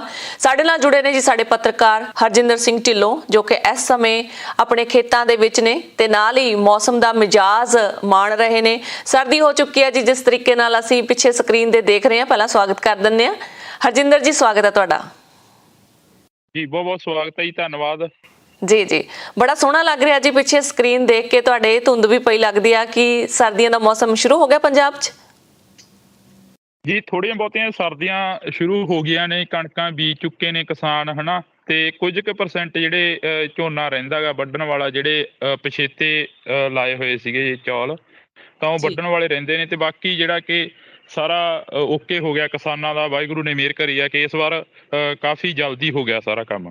ਬਹੁਤ ਹੀ ਵਧੀਆ ਜੀ। ਚਲੋ ਪੰਜਾਬ ਦੀ ਗੱਲ ਕਰਦੇ ਹਾਂ ਜੀ। ਪੰਜਾਬ ਦੇ ਵਿੱਚ ਇੱਕ ਪੱਖ ਦਾ ਮਸਲਾ ਅੰਮ੍ਰਿਤਪਾਲ ਸਿੰਘ ਜੀ ਦਾ, ਜਿਹਦੇ ਬਾਰੇ ਦੋ ਪੱਖ ਤੋਂ ਫੀਡਬੈਕ ਆ ਰਹੀ ਹੈ ਜੀ। ਬਾਹਰਲੇ ਮੁਲਕਾਂ 'ਚ ਰਹਿੰਦੇ ਆ, ਸੋ ਤਾਂ ਕਰਕੇ ਅਸੀਂ ਇਸ ਗੱਲ ਬਾਰੇ ਜਾਣਨਾ ਚਾਹਾਂਗੇ। ਪੰਜਾਬ ਦੀ ਧਰਤੀ ਤੇ ਤੁਸੀਂ ਇਸ ਸਮੇਂ ਖੜੇ ਹੋ, ਤੁਹਾਨੂੰ ਸਾਰਾ ਸਿਨੈਰੀਓ ਪਤਾ ਹੋਵੇਗਾ, ਤੁਹਾਨੂੰ ਪਤਾ ਹੋਵੇਗਾ ਕਿ ਕੀ ਜਿਹੜੀ ਹੈਗੀ ਆ ਸੱਚਾਈ ਕਿੰਨੀ ਕੁ ਹੈਗੀ ਹੈ ਇਹਨਾਂ ਗੱਲਾਂ ਦੇ ਵਿੱਚ। ਸੋ ਇਹਨਾਂ ਗੱਲਾਂ ਦੇ ਉੱਤੇ ਆਉਂਦੇ ਆ ਜੀ। ਅੰਮ੍ਰਿਤਪਾਲ ਸਿੰਘ ਨਾਂ ਦਾ ਵਿਅਕਤੀ, ਜੋ ਕਿ ਪੰਜਾਬ ਦੇ ਵਿੱਚ ਇਸ ਸਮੇਂ ਧਰਮ ਦਾ ਪ੍ਰਚਾਰ ਕਰਨ ਦੇ ਉੱਤੇ ਲੱਗੇ ਹੋਏ ਨੇ ਤੇ ਨਾਲ ਦੀ ਨਾਲ ਅੰਮ੍ਰਿਤਪਾਨ ਵੀ ਕਰਵਾ ਰਹੇ ਨੇ। ਉਹ ਸਿੱਖੀ ਸਰੂਪ ਦੇ ਨਾਲ ਲੋਕਾਂ ਨੂੰ ਜੋੜ ਰਹੇ ਨੇ। ਦੂਜਾ ਪੱਖ ਉਹਨਾਂ ਤੇ ਇਹ ਇਲਜ਼ਾਮ ਲੱਗ ਰਹੇ ਨੇ ਕਿ ਇਸ ਸਮੇਂ ਜਿਹੜਾ ਭਾਰਤੀ ਮੀਡੀਆ ਹੈਗਾ, ਉਹਨਾਂ ਵੱਲੋਂ ਵੀ ਜ਼ੋਰ ਸ਼ੋਰ ਦੇ ਨਾਲ ਪ੍ਰਚਾਰ ਕੀਤਾ ਜਾ ਰਿਹਾ ਕਿ ਅੰਮ੍ਰਿਤਪਾਲ ਸਿੰਘ ਲੋਕਾਂ ਦੇ ਵਿੱਚ, ਨੌਜਵਾਨਾਂ ਦੇ ਵਿੱਚ ਇੱਕ ਕੂਟਨੀਤਿਕ ਕਹਿ ਲਓ ਜਾਂ ਜ਼ਹਿਰ ਵਰਗੇ ਸ਼ਬਦ ਜਿਹੜੇ ਮੀਡੀਆ ਵੱਲੋਂ ਯੂਜ਼ ਕੀਤੇ ਜਾ ਰਹੇ ਨੇ ਕਿ ਉਹ ਨੌਜਵਾਨ ਪੀੜ੍ਹੀ ਨੂੰ ਜਿਹੜਾ ਗੁੰਮਰਾਹ ਕਰਨ ਦੇ ਉੱਤੇ ਲੱਗੇ ਨੇ। ਕਿੰਨੀ ਕੁ ਸੱਚਾਈ ਹੈ ਇਸ ਗੱਲ ਦੇ ਵਿੱਚ, ਤੁਹਾਡੇ ਤੋਂ ਜਾਣਨਾ ਚਾਹਾਂਗੇ ਜੀ। ਪਹਿਲਾਂ ਤਾਂ ਅਸੀਂ ਸਾਰੀ ਸੰਗਤ ਨੂੰ ਤੇ ਸਾਰੇ ਆਪਣੇ ਦਰਸ਼ਕਾਂ ਨੂੰ ਫਤਿਹ ਬੁਲਾਉਂਦੇ ਹਾਂ। ਵਾਹਿਗੁਰੂ ਜੀ ਕਾ ਖਾਲਸਾ, ਵਾਹਿਗੁਰੂ ਜੀ ਕੀ ਫਤਿਹ। ਤਾਂ ਜਿਹੜੀ ਤੁਸੀਂ ਗੱਲ ਕਰੀ ਹੈ ਕਿ ਅੰਮ੍ਰਿਤਪਾਲ ਸਿੰਘ ਦੇ ਨਾਲ ਜਿੰਨਾ ਕੁ ਅਸੀਂ ਵਿਚਰੇ ਹਾਂ ਜਾਂ ਜਿੰਨੀਆਂ ਕਿ ਇੰਟਰਵਿਊਜ਼ ਕਰੀਆਂ ਨੇ ਅੰਮ੍ਰਿਤਪਾਲ ਸਿੰਘ ਦੀਆਂ, ਤਾਂ ਉਹਨਾਂ ਦੇ ਵੱਲੋਂ ਹਮੇਸ਼ਾ ਹੀ ਇਹ ਕਿਹਾ ਗਿਆ ਨੌਜਵਾਨਾਂ ਨੂੰ ਕਿ ਤੁਸੀਂ ਚਿੱਟਾ ਛੱਡੋ, ਨਸ਼ੇ ਛੱਡੋ, ਚਿੱਟੇ ਵਰਗੇ ਜਿਹੜੀਆਂ ਭਿਆਨਕ ਬਿਮਾਰੀਆਂ ਤੁਹਾਨੂੰ ਚਿੰਬੜ ਚੁੱਕੀਆਂ ਨੇ, ਉਹਨਾਂ ਨੂੰ ਛੱਡ ਕੇ ਤੁਸੀਂ ਗੁਰੂ ਦੀ ਗੋਦ ਦੇ ਵਿੱਚ ਆਓ। ਸਿਰ ਦੇਣ ਦੀ ਗੱਲ ਕਰ ਰਹੇ ਨੇ, ਜਿਹੜੀ ਸਿਰ ਦੇਣ ਦੀ ਗੱਲ ਕਰ ਰਹੇ ਨੇ, ਉਹਨਾਂ ਦਾ ਮਤਲਬ ਇਹ ਹੈਗਾ ਕਿ ਤੁਸੀਂ ਅੰਮ੍ਰਿਤ ਛਕੋ। ਅੰਮ੍ਰਿਤ ਛਕ ਕੇ ਜਿਹੜਾ ਤੁਹਾਡਾ ਪੁਰਾਣਾ ਜੀਵਨ ਆ ਉਸ ਨੂੰ ਖਤਮ ਕਰ ਦਿਓ ਤੇ ਨਵੇਂ ਸਿਰੇ ਤੋਂ ਸ਼ੁਰੂਆਤ ਕਰੋ। ਪਰ ਦੂਸਰੇ ਪਾਸੇ ਜੇਕਰ ਤੁਸੀਂ ਜਿਵੇਂ ਗੱਲ ਕਰੀ ਹੈ ਕਿ ਭਾਰਤੀ ਮੀਡੀਆ ਦਾ ਹਮੇਸ਼ਾ ਨੈਰੇਟਿਵ ਰਿਹਾ ਹੀ ਆ। ਇਹ ਬੇਸ਼ੱਕ ਅਸੀਂ ਗੁਰੂ ਸਾਹਿਬਾਨਾਂ ਵੇਲੇ ਦੀ ਗੱਲ ਕਰ ਲਈਏ, ਬੇਸ਼ੱਕ ਉਸ ਤੋਂ ਬਾਅਦ 1947 ਦੀ ਗੱਲ ਕਰ ਲਈਏ, ਜਾਂ ਫਿਰ ਅਸੀਂ ਉਸ ਤੋਂ ਬਾਅਦ 1984 ਦੀ ਗੱਲ ਕਰ ਲਈਏ, ਹਮੇਸ਼ਾ ਹੀ ਇੱਕ ਧਿਰ ਜਿਹੜੀ ਕਿ ਪੰਜਾਬ ਪੱਖੀ ਹੋ ਕੇ ਚੱਲੀ ਆ ਤੇ ਇੱਕ ਧਿਰ ਆ ਜਿਹੜੀ ਉਹ ਸਰਕਾਰ ਪੱਖੀ ਹੋ ਕੇ ਚੱਲੀ ਆ। ਜਿਹੜੀ ਜਦੋਂ ਦਾ ਅੰਮ੍ਰਿਤਪਾਲ ਸਿੰਘ ਪੰਜਾਬ ਦੇ ਵਿੱਚ ਆਇਆਗਾ, ਤਾਂ ਉਦੋਂ ਦਾ ਨੌਜਵਾਨਾਂ ਦੇ ਵਿੱਚ ਕਾਫੀ ਜਿਹੜਾ ਕਿ ਹਲੂਣਾ ਵੱਜਿਆ। ਇੱਕ ਜਿਹੜੀ ਕਿ ਨੌਜਵਾਨੀ ਇੱਕ ਥਾਂ ਤੇ ਰੁਕ ਗਈ ਸੀ, ਇੱਕ ਥਾਂ ਤੇ ਖੜ ਗਈ ਸੀ, ਜਿਹੜੀ ਨੌਜਵਾਨੀ ਆਪਣੇ ਇਤਿਹਾਸ ਨੂੰ ਭੁੱਲ ਗਈ ਸੀ, ਤਾਂ ਉਹ ਨੌਜਵਾਨੀ ਦੁਬਾਰਾ ਤੋਂ ਕਿਤਾਬਾਂ ਪੜ੍ਹਨੀਆਂ ਸ਼ੁਰੂ ਕਰ ਦਿੱਤੀਆਂ। ਦੁਬਾਰਾ ਤੋਂ ਉਹਨਾਂ ਨੌਜਵਾਨੀ ਨੇ ਪੱਗਾਂ ਸਜਾਉਣੀਆਂ ਸ਼ੁਰੂ ਕਰ ਦਿੱਤੀਆਂ। ਦੁਬਾਰਾ ਤੋਂ ਉਸ ਨੌਜਵਾਨੀ ਨੇ ਦਸਤਾਰਾਂ ਸਜਾਉਣੀਆਂ ਸ਼ੁਰੂ ਕਰ ਦਿੱਤੀਆਂ, ਜਿਸ ਦੇ ਨਾਲ ਕਿ ਘਰ ਦੇ ਵੀ ਕਾਫੀ ਖੁਸ਼ ਨੇ। ਜਿਹੜੇ ਹੁਣ ਤੁਸੀਂ ਇਹ ਦੇਖੋ ਹਰਜਿੰਦਰ ਜੀ, ਜਿਹੜਾ ਕਿ ਪੰਜਾਬ ਦੇ ਵਿੱਚ ਇੱਕ ਦੌਰ ਚੱਲਿਆ ਜਿਹਨੂੰ ਖਾੜਕੂਵਾਦ ਦਾ ਦੌਰ ਕਿਹਾ ਜਾਂਦਾ, ਉਸ ਵਕਤ ਸਰਕਾਰਾਂ ਨੇ ਘਰਾਂ ਦੇ ਵਿੱਚੋਂ ਮੁੰਡੇ ਚੁੱਕ ਕੇ ਮਾਰ ਦਿੱਤੇ ਗਏ। ਤਾਂ ਉਸ ਦੌਰ ਦੇ ਵਿੱਚ ਜਦੋਂ ਅਸੀਂ ਤਰਨਤਾਰਨ ਏਰੀਏ ਦੇ ਵਿੱਚ ਜਾਂਦੇ ਹਾਂ, ਮਾਝੇ ਏਰੀਏ ਦੇ ਵਿੱਚ ਜਾਂਦੇ ਹਾਂ, ਤਾਂ ਉਸ ਦੌਰ ਦੇ ਵਿੱਚ ਅੱਜ ਤੱਕ ਕਈ ਪਿੰਡ ਅਜਿਹੇ ਨੇ ਜਿੱਥੇ ਕਿ ਮਾਵਾਂ ਆਪਣੇ ਪੁੱਤਾਂ ਨੂੰ ਉਡੀਕ ਰਹੀਆਂ ਨੇ ਕਿ ਸਾਡਾ ਪੁੱਤ ਆਊਗਾ ਘਰ ਤੇ ਅਸੀਂ ਉਸ ਦੀ ਬਰਾਤ ਦੇਖਾਂਗੇ। ਪਰ ਉਹ ਬਰਾਤਾਂ ਜਿਹੜੀਆਂ ਸੀ ਉਹ ਚੜ੍ਹਨੋਂ ਹਟ ਗਈਆਂ। ਇੱਕ ਦੌਰ ਅਜਿਹਾ ਸੀ ਜਿਹੜਾ ਕਿ 1984 ਤੋਂ ਲੈ ਕੇ 1995 ਤੱਕ ਦਾ ਸੀ, ਖਾੜਕੂ ਸੰਘਰਸ਼ ਦੇ ਦੌਰ ਨਾਲ ਜਾਣਿਆ ਜਾਂਦਾ ਉਹ। ਤੇ ਸਰਕਾਰੀ ਬੋਲੀ ਦੇ ਵਿੱਚ ਜੇਕਰ ਅਸੀਂ ਕਹੀਏ ਤਾਂ ਸਰਕਾਰੀ ਬੋਲੀ ਦੇ ਵਿੱਚ ਉਹ ਕਾਲਾ ਦੌਰ ਕਿਹਾ ਜਾਂਦਾ ਗਾ। ਪਰ ਉਸ ਤੋਂ ਬਾਅਦ ਜਿਹੜਾ ਦੌਰ ਆਇਆ, ਫਿਰ ਸਰਕਾਰ ਨੇ ਸੋਚਿਆ ਕਿ ਇਹ ਜਿਹੜਾ ਪੰਜਾਬ ਹੈ ਰੁਕਣ ਵਾਲਾ ਨਹੀਂ, ਇਸ ਨੂੰ ਰੋਕਿਆ ਜਾਵੇ, ਠੱਲ ਪਾਈ ਜਾਵੇ। ਕੁਛ ਕੁ ਨੌਜਵਾਨਾਂ ਨੂੰ ਉਹਨਾਂ ਨੇ ਅਜਿਹੀ ਲਲਕ ਲਾਈ ਕਿ ਉਹ ਚਿੱਟੇ ਦੇ ਆਦੀ ਹੋ ਗਏ। ਕੁਝ ਕੁ ਨੌਜਵਾਨ ਅਜਿਹੇ ਕਿ ਉਹਨਾਂ ਨੂੰ ਮਾਂ ਪਿਓ ਨੂੰ ਵੀ ਇਹ ਲੱਗਣ ਲੱਗ ਗਿਆ ਕਿ ਜੇਕਰ ਸਾਡਾ ਨੌਜਵਾਨ ਇੱਥੇ ਰਹੂਗਾ ਜਾਂ ਤਾਂ ਉਹ ਗੈਂਗਵਾਰ ਦੇ ਵਿੱਚ ਮਾਰਿਆ ਜਾਊਗਾ ਤੇ ਜਾਂ ਫਿਰ ਉਹ ਨਸ਼ੇ ਦਾ ਸ਼ਿਕਾਰ ਹੋ ਜਾਊਗਾ। ਤਾਂ ਮਾਂ ਪਿਓ ਨੇ ਕੀ ਸੋਚਿਆ ਕਿ ਇਸ ਨੂੰ +2 ਕਰਾਓ, ਆਈਲੈਟਸ ਕਰਾਓ ਤੇ ਜਹਾਜ਼ ਦੀ ਟਾਕੀ ਨੂੰ ਇਹਦਾ ਹੱਥ ਪਵਾ ਦਿਓ, ਚਾਹੇ ਦੀ ਕਿਸੇ ਕੁੜੀ ਨਾਲ ਇਹਦਾ ਵਿਆਹ ਕਰਾ ਦਿਓ, ਚਾਹੇ ਦੀ ਇਸ ਨੂੰ 2 ਨੰਬਰ ਦੇ ਵਿੱਚ ਭੇਜ ਦਿਓ, ਪਰ ਕਿਹੜਾ ਇੱਥੋਂ ਪੰਜਾਬ ਦੇ ਵਿੱਚੋਂ ਭੇਜ ਦਿਓ, ਇਸ ਨੂੰ ਕੱਢ ਦਿੱਤੋ। ਤਾਂ ਉੱਥੇ ਇਹ ਗੱਲ ਸੋਚਣ ਵਾਲੀ ਹੈ ਕਿ ਜਿਹੜਾ ਮਹਾਰਾਜਾ ਰਣਜੀਤ ਸਿੰਘ ਦਾ ਰਾਜ ਸੀ, ਜਿਹੜਾ ਕਿ ਤਿੱਬਤ ਲੇਹ ਲਦਾਖ ਤੱਕ ਰਾਜ ਕਰਿਆ ਸੀ, ਸਿੱਖ ਰਾਜ ਸੀ ਇੱਕ, ਤਾਂ ਉਹ ਰਾਜ ਦੀ ਜਿਹੜੀ ਪਰਿਭਾਸ਼ਾ ਸੀ ਉਹੀ ਬਦਲ ਦਿੱਤੀ ਗਈ।